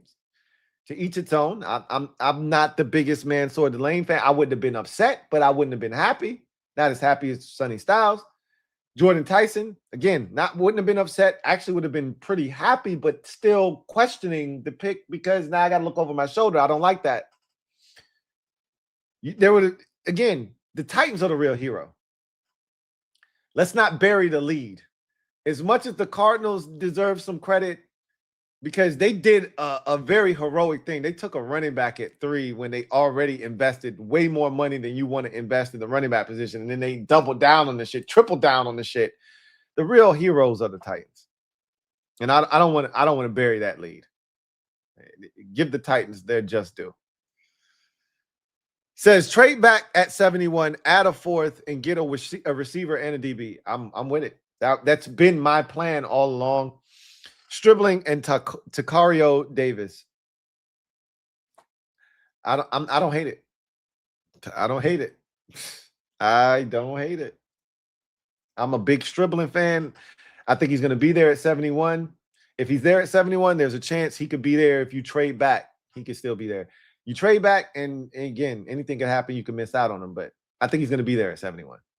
I do, especially being that only 5 receivers went in the first round. So, Wrath of God, thank you for the super chat. Greatly appreciate you. Wrath of God, thank you for being a member of the MOBB. Who writes, what it do, Lou? What it is, Lou? What's good? My Alaskan brother from another mother? What's good? Bruh, Styles fell. Maybe Ted Hurst falls too. Maybe. The ball gods may be shining on us after they wrapped us last year. Our time to shine. Maybe there's a little bit of get back, man. Maybe they say, hey, we owe you. Maybe they say we owe you. I look at them, I say, oh, we even? We get Teddy Hurst? Oh, we even? Nutso say, you don't owe us nothing. We'll see. We'll see. Last year was rough. You blessed us with Styles and Hurst. Let's call it even. Evon Stevon, as a wise man once said. Evon Stevon. We'll see. I'm with it. Wrath of God. Thank you for the super chat. Greatly appreciate you. Double up. Thank you for doubling up. Who writes? We was poor. Straight rice and milk and sugar. Alaska. No milk. No milk. Just rice and sugar. No milk. Powder milk. Ethan Dykes, my guy. Thank you for the super chat. Greatly appreciate you. Writes, hey, leave Terry alone, man. Us 5 heads got to stick together. Laughing. Hey, look, man. 5 heads unite. We out here in these streets, man. And we not just surviving, we thriving out here in these streets, man. We get love. I know somebody who like it. So what? All right? I know somebody who like it. Matter of fact, I know somebody who love it. What you got to say about that? It's rough in these streets. It can be, man. I ain't out here in these streets no more, man. So I'm good, bro. As long as the one person that I need to love it, I don't give a damn what y'all talking about. You can't make me feel bad. The one person that need to love it, love it. So I'm good. I promise you I'm good. I'm good. All the jokes. Again, as long as you family, man, you can pepper me with as many jokes as you want, man. We family, bro. If you are funny looking and you come in here trying to think shit sweet, fuck out of here, bro. Out of here with that shit. Off with his head. Hey, Terry shit it's different. Terry shit is a whole ass math equation. If you trying to Beijing that shit or get it to go straight, his shit is different. But Terry's our guy, man. Terry's our guy. But his shit is different. I ain't gonna hold you. His shit different. Zulu Tribe. Thank you for the super chat. Greatly appreciate you. Zulu, man. Hey, Louie, put your hat back on, man. No, it's draft night, bro. This shit, I'm gonna just let this shit rock. I'm gonna shake it too. I'm gonna shake it. I'm gonna let this shit rock, bro. Nah. It's a story. I got a story, but I can't give y'all everything. But it's a story behind my forehead. How my forehead became a 5 head. It's a story behind it. And the story dumb as hell, bro. If I told y'all the story, you would laugh at me, bro. You would laugh at me. I ain't gonna tell you the story, but I'm not putting my back. I'm gonna put my hat back on. But when you leave, I'm gonna take it back off, though. I'm gonna put the hat back on tomorrow. No worries. It's one night only, bro. You get it today or you don't get it at all. 2 dicks in my ass. Stand up. You are the newest member of the MOBB mob. You know what to do. Show 2 dicks in my ass some love. Welcome to the squad. 2 dicks in my ass. Glad to have you on board, my guy. Josh Gates. Thank you for the super chat. Greatly appreciate you. Thank you for being a member of the MOBB, who writes, looks like I got that generational talent wish. You asked for it for your born day, bruh. You asked for a number of things and you said, hey, I just want that generational talent. And I say, hey, I would hate for you to be disappointed on. It was a happy belated birthday wish. Your birthday was what? Yes, it was 2 days ago right now. But, the draft was the next day and you was like, yo, this is what I want, bro. You listed a few things and I'm like, the first 2 things on the list, you can get those. I don't know about this thing right here, getting a generational talent, though. I don't know. You might have gotten it. Again, we'll see. I'm not going to put that on him. I'm not going to put that on him, but he has a chance to be a blue chipper. I think he's a blue chipper, so I'm excited. That's all we can ask for, right, Josh? Was a chance, right? Just ask for a chance. Of course I know. Come on now. Y'all know me better than that, man. Come on now. This is 2026, Louie, man. I'm very cognizant of everything. Everything that I say, I'm cognizant. I know before I say it, I know what it's going to do, how it's going to land, and what needs to be said and what doesn't need to be said. I got this. Ain't no pause. Ain't no pause. I see a lot of laughing emojis. I see a lot of conversation. Then it landed. It landed. That's scoring on the scorecards. I might win the round because of that. Nah, I ain't gone to the bathroom yet. Bladder is still A1 legit. I ain't going to the bathroom yet. If I go get me some more wine though, you best believe it's gonna be a trip to the bathroom then. But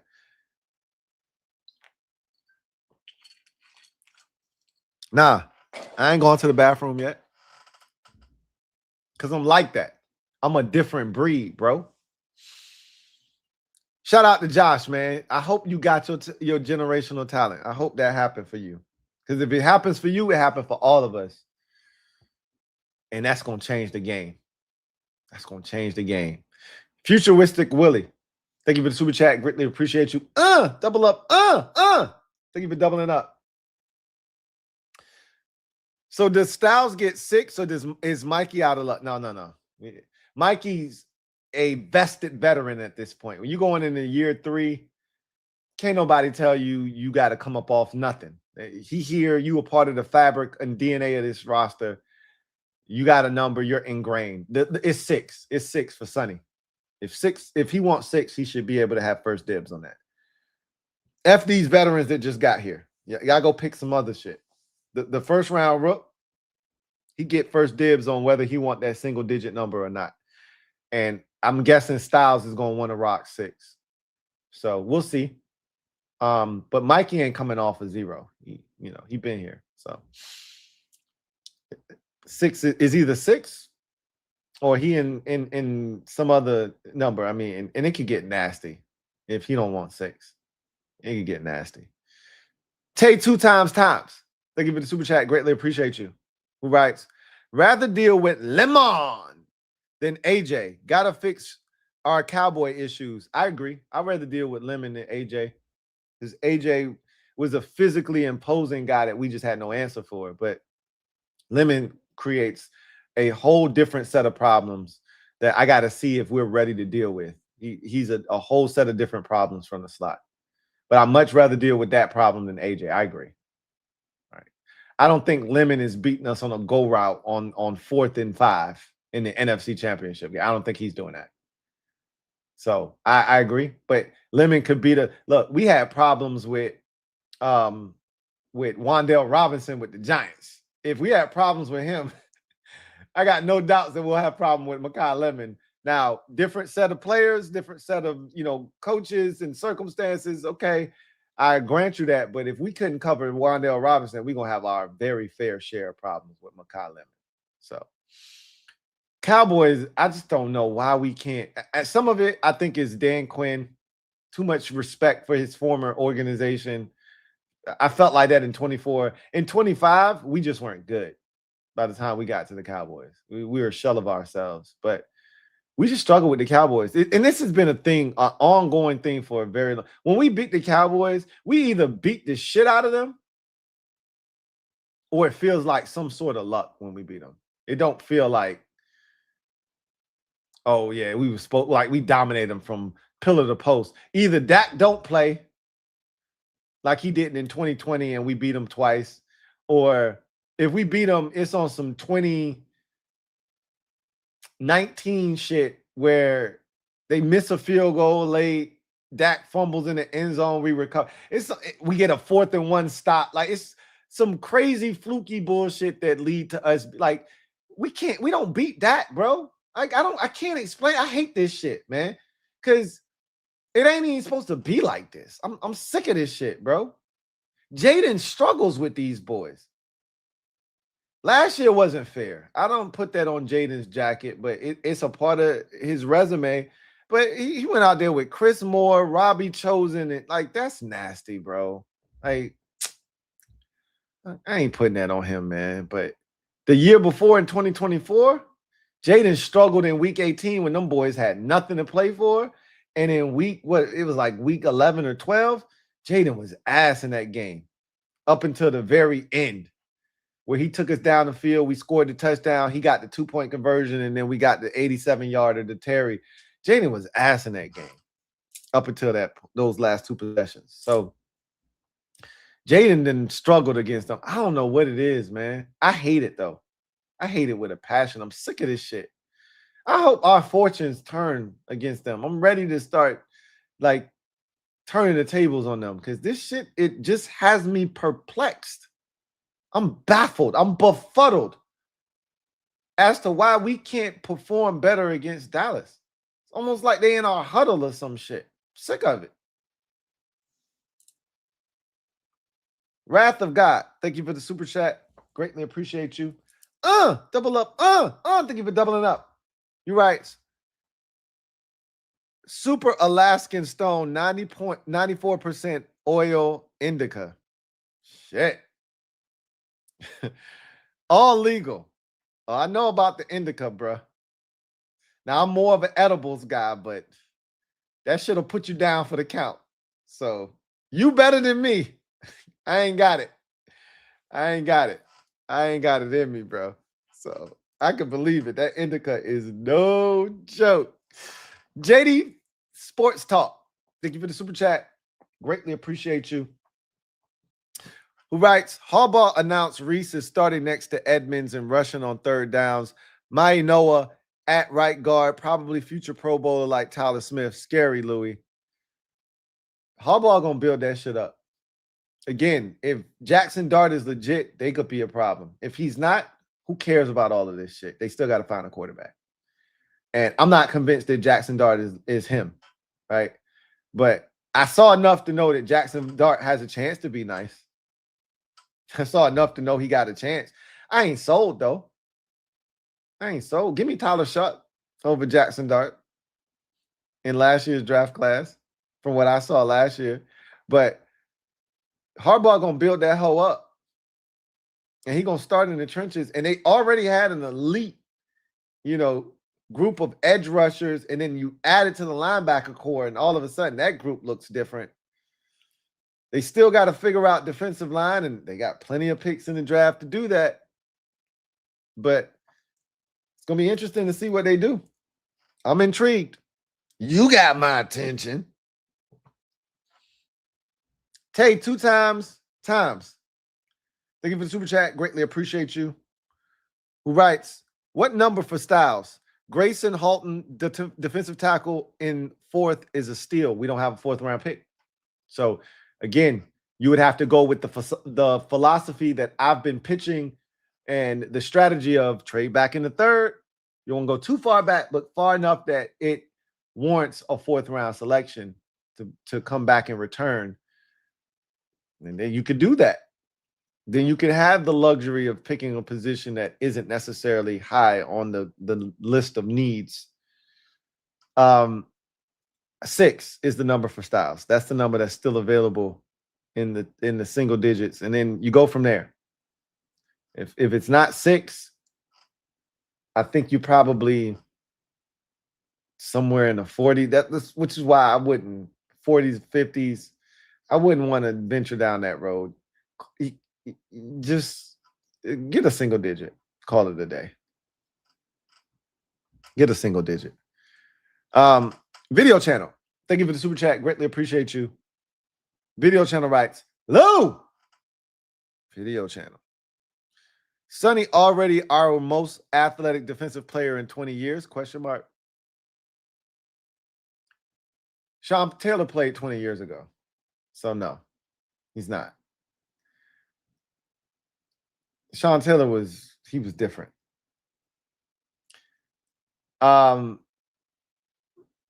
You shrink that number to 15, and I would tell you yes. Yeah. Most athletic defensive player in 15 years.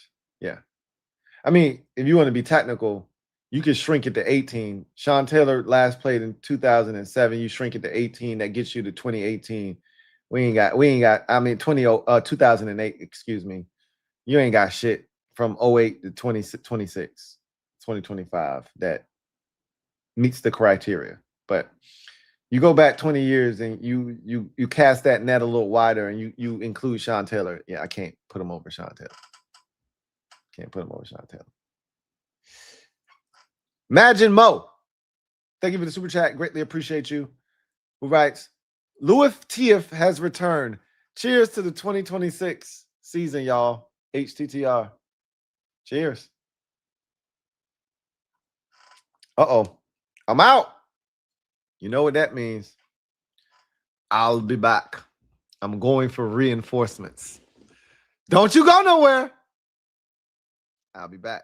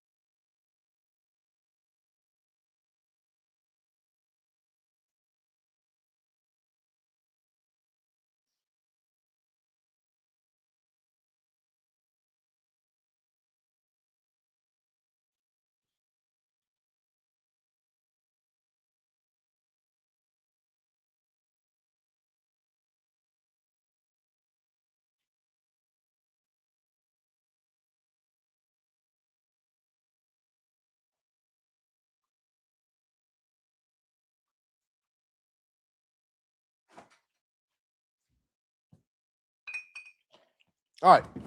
I'm back. I'm eating some of my pizza. I know y'all got jokes. I ain't even pee. I'm pushing my bladder to the limit. Push it to the limit. I'm pushing my bladder to the limit. I should have just peed, but I didn't. I went and got some pizza. It ain't flatbread either. It's pizza. And I went and got some more wine. So we back like cook crack. Only thing about the wine that I got, that shit frozen. But it'll thaw out very quickly. So we'll be good. So let's get back to it. The beauty of what I just did, only 2% of the people out there will get to the 6 hour, 40-minute mark of this stream. So I don't have to worry about somebody seeing me leave and come back. It's only a select few of y'all that'll ever know about me leaving and getting up and coming back. Big shout out to all of y'all who stuck around. Really appreciate y'all. All right. Let's get back to it. DJ, thank you for the super chat. Greatly appreciate you. Double up. Thank you for doubling up. Who writes, much love, but sorry, Lou. Sing along. You'll never find blum blum. You'll never find blum blum blum blum. You forgot a blum in there. You my guy, DJ, so you can fry me. It's all good. It's all good. You'll never find bloom, bloom, bloom, bloom. So actually, bloom, bloom, bloom. It's 4 of them. So you missing 2 bloom blooms. If you're going to fry me, you got to fry me right, bro. I just watched All About the Benjamins 2 nights ago. If you're going to fry me, you got to fry me right, bro. You can't come in here half-stepping. Ain't no half-stepping. You can't come in here half-stepping, bro. Either you come correct or you don't come at all. Right?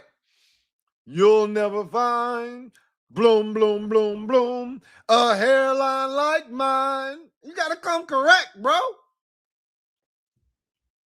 Tripping. Mark Buster, you tripping. Anyway. Real Biggie Steve, thank you for the super chat. Greatly appreciate you. Real Biggie Steve writes, I feel like we could have traded with KC and still got Styles. KC didn't want to trade with us. They wanted to trade with Cleveland to make sure they got Mansour Delane. How you know that Mansour Delane won't number 1 on our board? You don't know that. You don't know that. We might have taken Mansour Delane had Cleveland stuck at number 6, taken an offensive lineman. I think they traded back and ended up taking Spencer Fano. They were going to take him at 6, which is why they traded back to 9, because they knew he was still going to be there. Nobody else was taking him. They knew that. So they could have stuck at 6, took in Spencer Fano. And how you know we don't take Mansour Delane? The Chiefs didn't know, which is why they traded up to 6. And John Kahn mocked us, Mansour Delane. How you know that wasn't our number 1 option? You trade back to 9? Is Sonny Styles still there? Maybe. But this is the thing.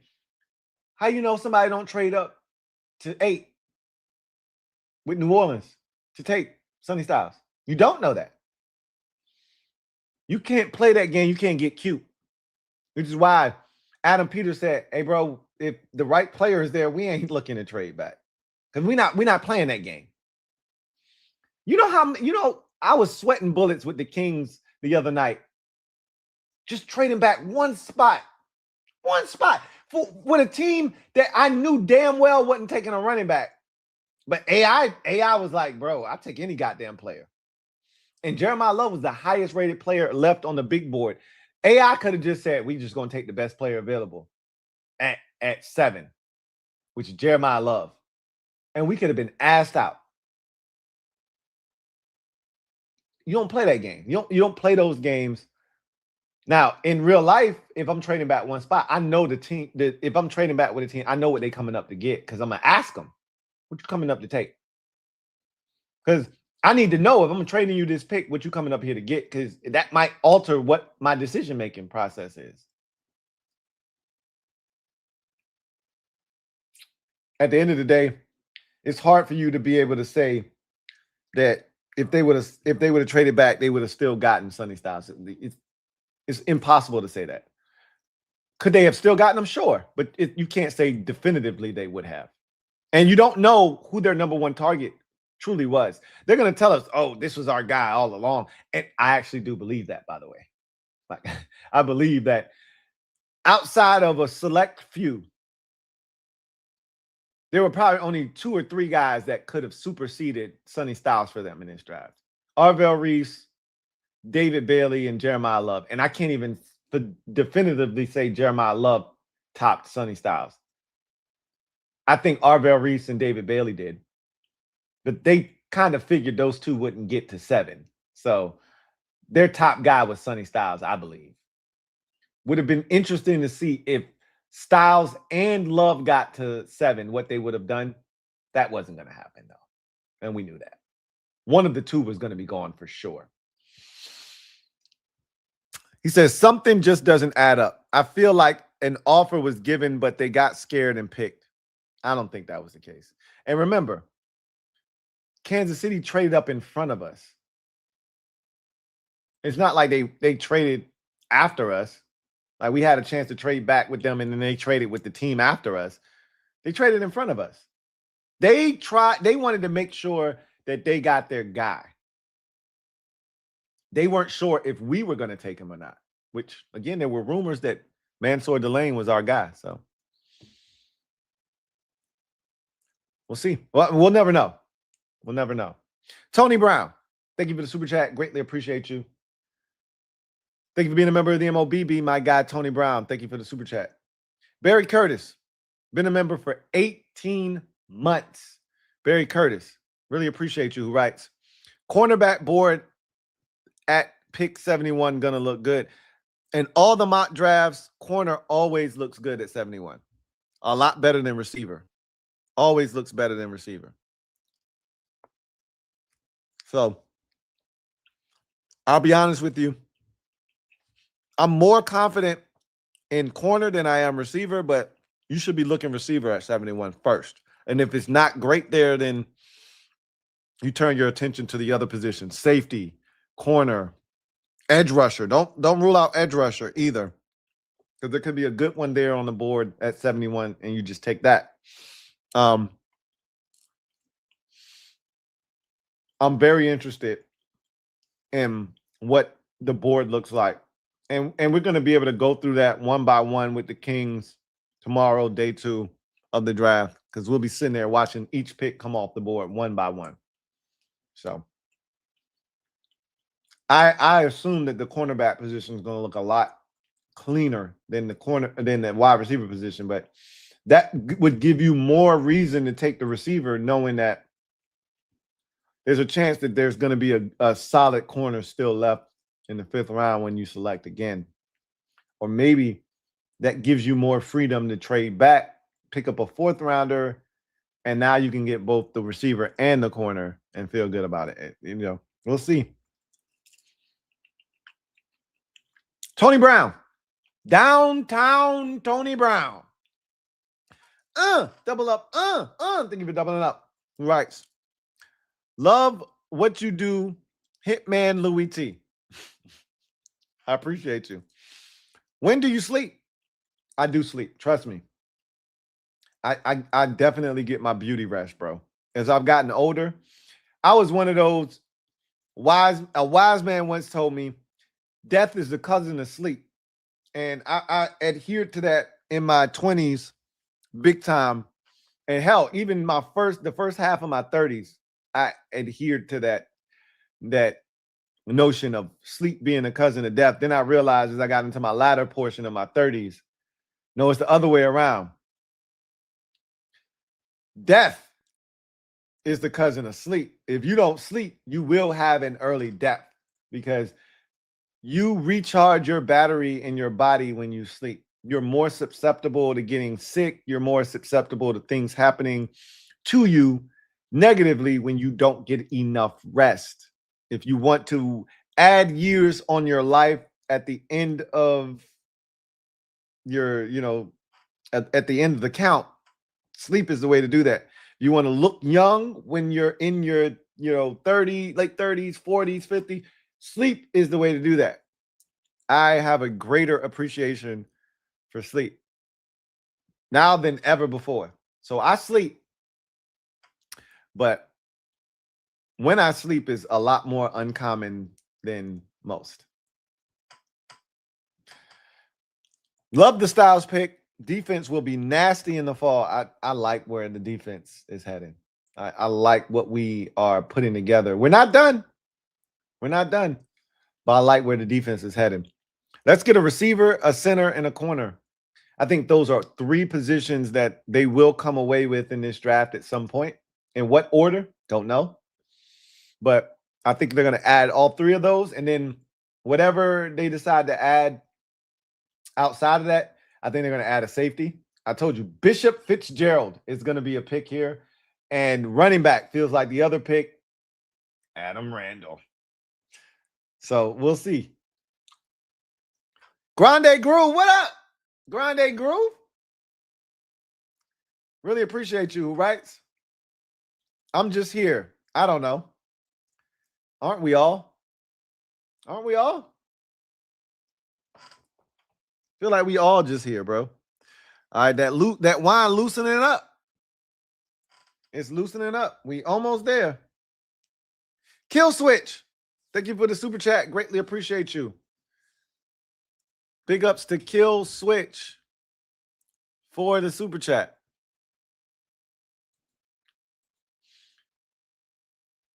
Kill Switch writes, double up. Let me double you up first. You think we got better tonight, Lou? without question. Without question. That ain't even a real question. You saw my reaction. If you didn't, go back to the 50-minute mark of the video, whenever that was. Somebody gonna go back and timestamp it, because they usually do timestamp a lot of the reactions throughout the course of the night. Somebody usually takes the time out of their busy schedule to go back and timestamp my reaction to every team's pick. And shout out to whoever does that, because that's crazy work. I don't even do the shit. But every year, multiple people usually timestamp my reaction to the Commanders pick, because that's what people care about the most. But yes, we got better tonight or yesterday. Absolutely. Big Money Sonny, my guy. I seen you in there chopping it up in the comment section. What up, boy? What's good with you? What's cracking, Lou? What's good with you? That's the real question. Been a member for 55 months. My guy. How you feeling, my brother? I'm great, man. I'm great. I'm blessed. What about you? I hope everything is all good in your neck of the woods. Hey, Zoe. Thank you for the super chat. Greatly appreciate you. Hey, Zoe. Really appreciate you. Grande Groove. Thank you for the super chat. Greatly appreciate you. Who writes, to Dixon my ass.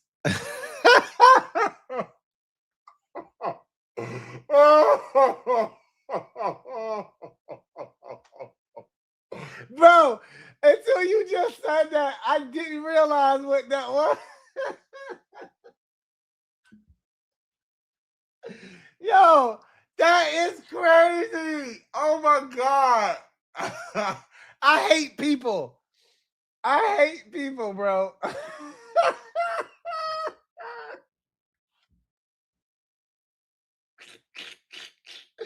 Yo, what the hell, bro? You know, come on, you know how I am. I'm literal, so I just read the shit. I don't be thinking about it in the sense of like see more butts, right? Like that's what that is, right? Some shit that you type in and you say, yeah, I'm gonna get somebody with this shit. Well, I got because I definitely now that one I didn't see. That one is crazy, right?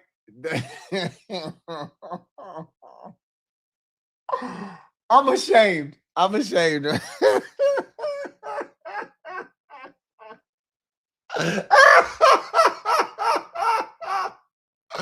Oh no. I got. Oh no. That feel like some luck shit, bro. I feel like I just got by luck. And I told Luck a long time ago, you'll never get me again, bro. I'm on high alert. I feel like I just got snuck. You know what this is gonna do though? This is good for me. I need this. And I'm glad it comes on a stream in basically the 7-hour mark. Nobody's gonna see this, but the 490 of y'all that are here and the maybe 150 other people that were there when I first read the first super chats from Dixon. Nobody else is going to see this. So this is a teaching tool. This is teaching tape. And I'm going to internalize this.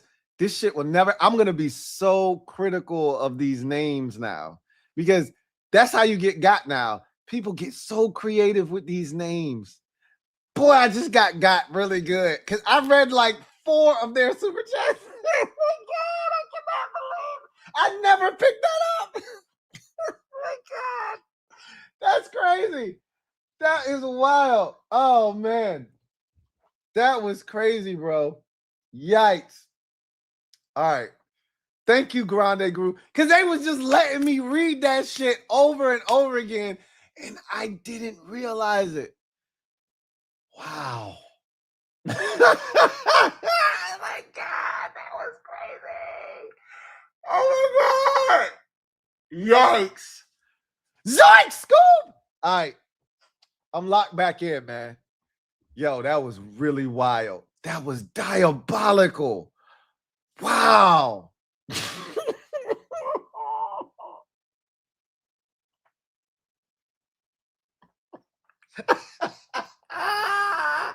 Yo, You ain't, whoever did that, you ain't shit. You ain't shit. You ain't shit. Oh my God. You mother. You got me. Hands up. You got me. You got me. Hands up. You got me. All right. I'm back. Thank you, Grande Groove. Thank you, bruh. Thank you. All right. Man. Cannot believe that. Oh, man. I feel so bad I got tonight. Happy 10-year anniversary. Love the content. Keep being you. I appreciate that. Happy. So this is not the 10-year anniversary of the Louie Tee Network. It's the 10-year anniversary of me doing the draft party. But I'm just gonna take it as such and say thank you. I really appreciate that, man. Like it's like nights like tonight where you kind of realize how far you've come in the journey. You go back and look at my 2026 draft party to where I am now, and I can remember it like it was yesterday. I had a loud ass computer. My internet connection was trash. I was cutting in and out, freezing, dropping frames. But I was relentless.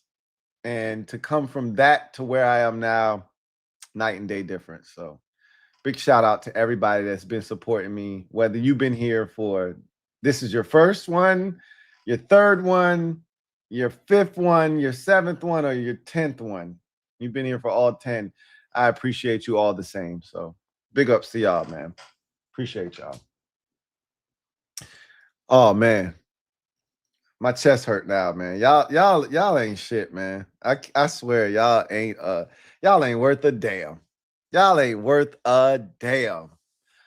Damn, y'all got my shit on fire right now, man. I ain't laughed like that in a minute on the stream. That's crazy, bro. Midnight Lace, thank you for the super chat. Greatly appreciate you. Who writes, Lou, not only did we get sunny, but my Raptors really pulled off not getting swept. I hope we build off this win, but we the Raptors. We the Raptors. I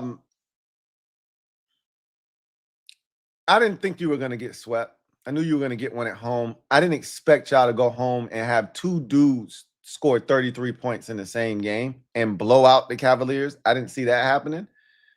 This gives y'all confidence. I don't think y'all going to win game 4. I think this is going to wake the Cavs up, and they're going to come out smoking in game 4 and realize that, hey, we need to put this shit away.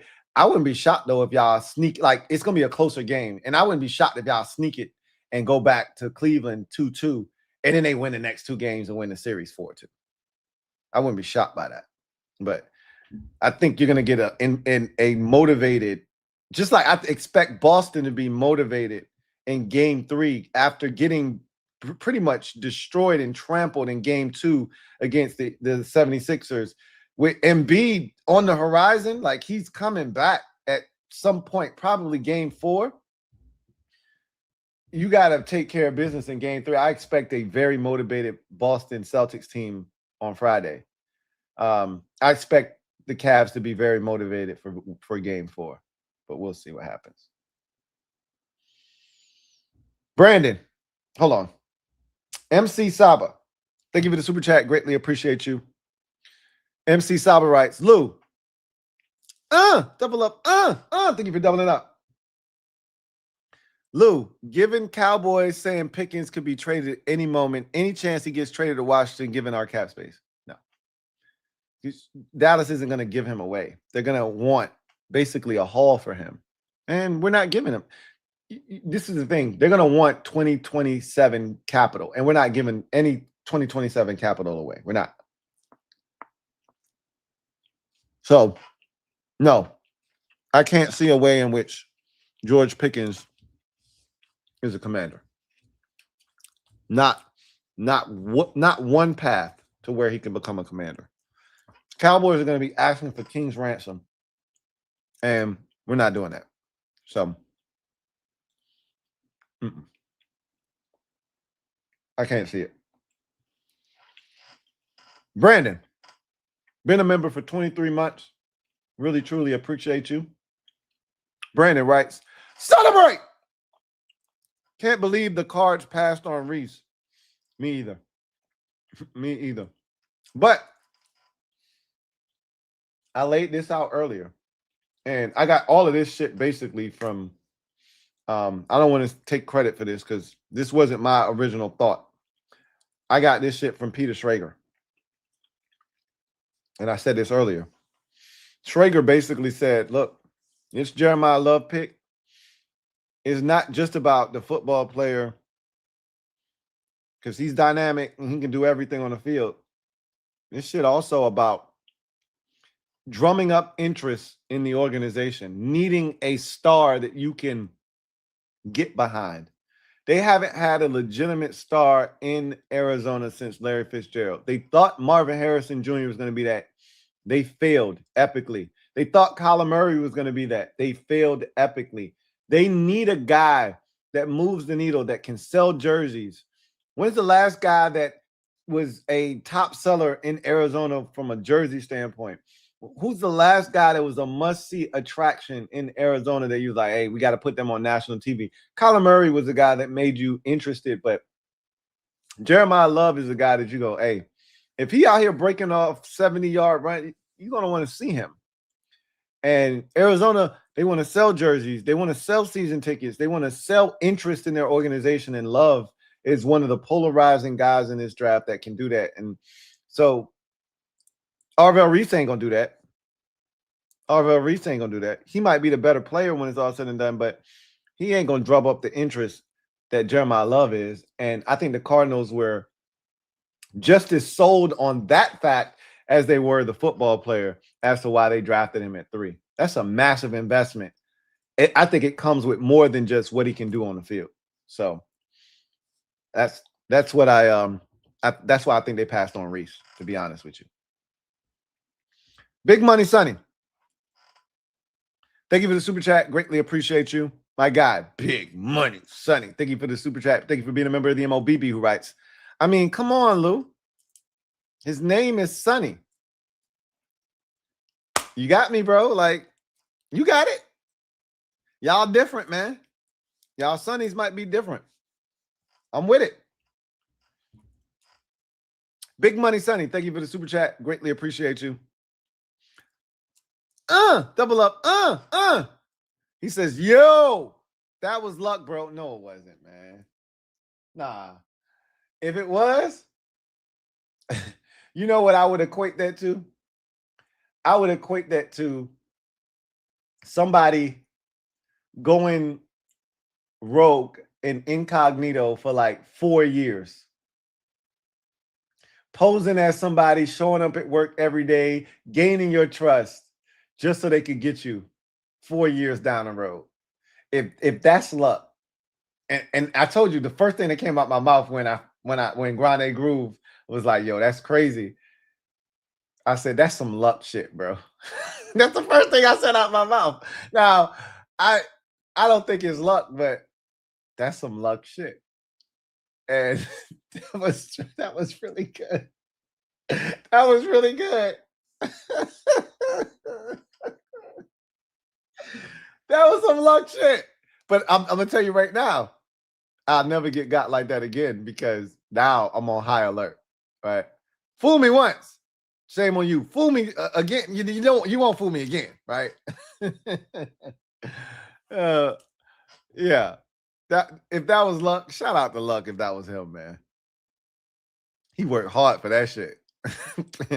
He worked hard for that if that was him.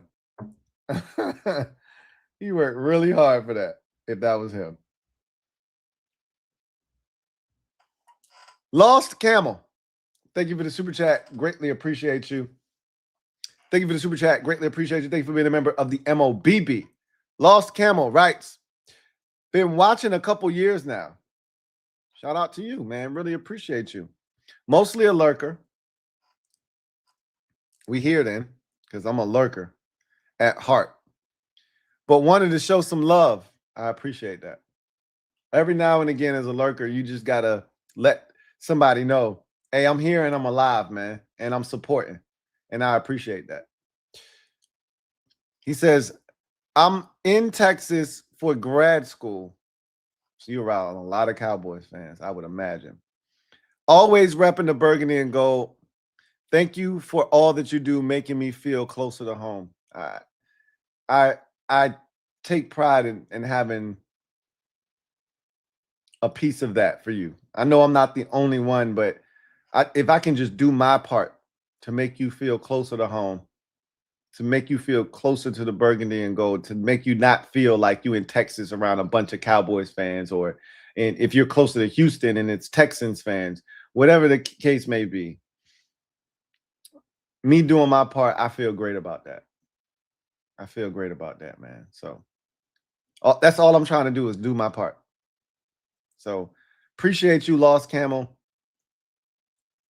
Really appreciate your support, and I'm glad I could be of some assistance to you. Truly do appreciate you. So that was the final super chat, which means it's time to get out of here. We are at the 7-hour mark. This is child's play for what we do on these draft streams. I think I've had one that went like 9 hours. So I was fully expecting. I told everybody that would listen, this is going to be a 6 to 8 hour stream. And it landed right in between at 7 hours. So shout out to y'all. It's still 495 of y'all holding the kid down, man.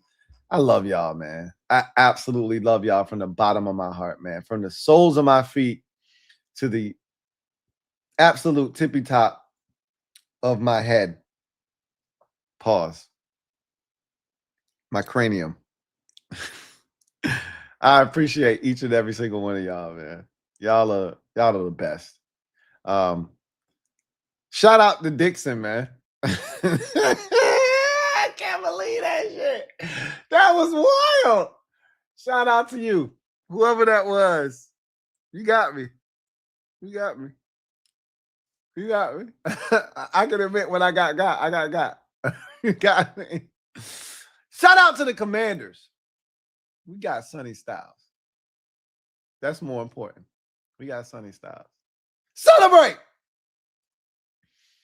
Now, the job is not done. We still have a pick in day 2 and 4 more picks in day 3. Let's come away with some more quality football players, man. The draft isn't over in the first round. Let's see what we can come away with. Let's see what we can get done. Let's become an even better football team with the picks that we have remaining. Let's see if we can turn 6 into 7. If not, if you come away with 6, but you maneuver it to where the 6 are more important, you get rid of the 7, but you add a 4th but you add a 4th, right? You move back 9 spots, add a 4th, but lose the 7th. You just won. Who needs a 7th round pick? Not me. Right? Not 2 dicks in my ass. He doesn't need a 7th round pick. If we come away with 6 and that's what it looks like, I'm with it. So the job is not done. Let's see what we can do tomorrow. I'll be back.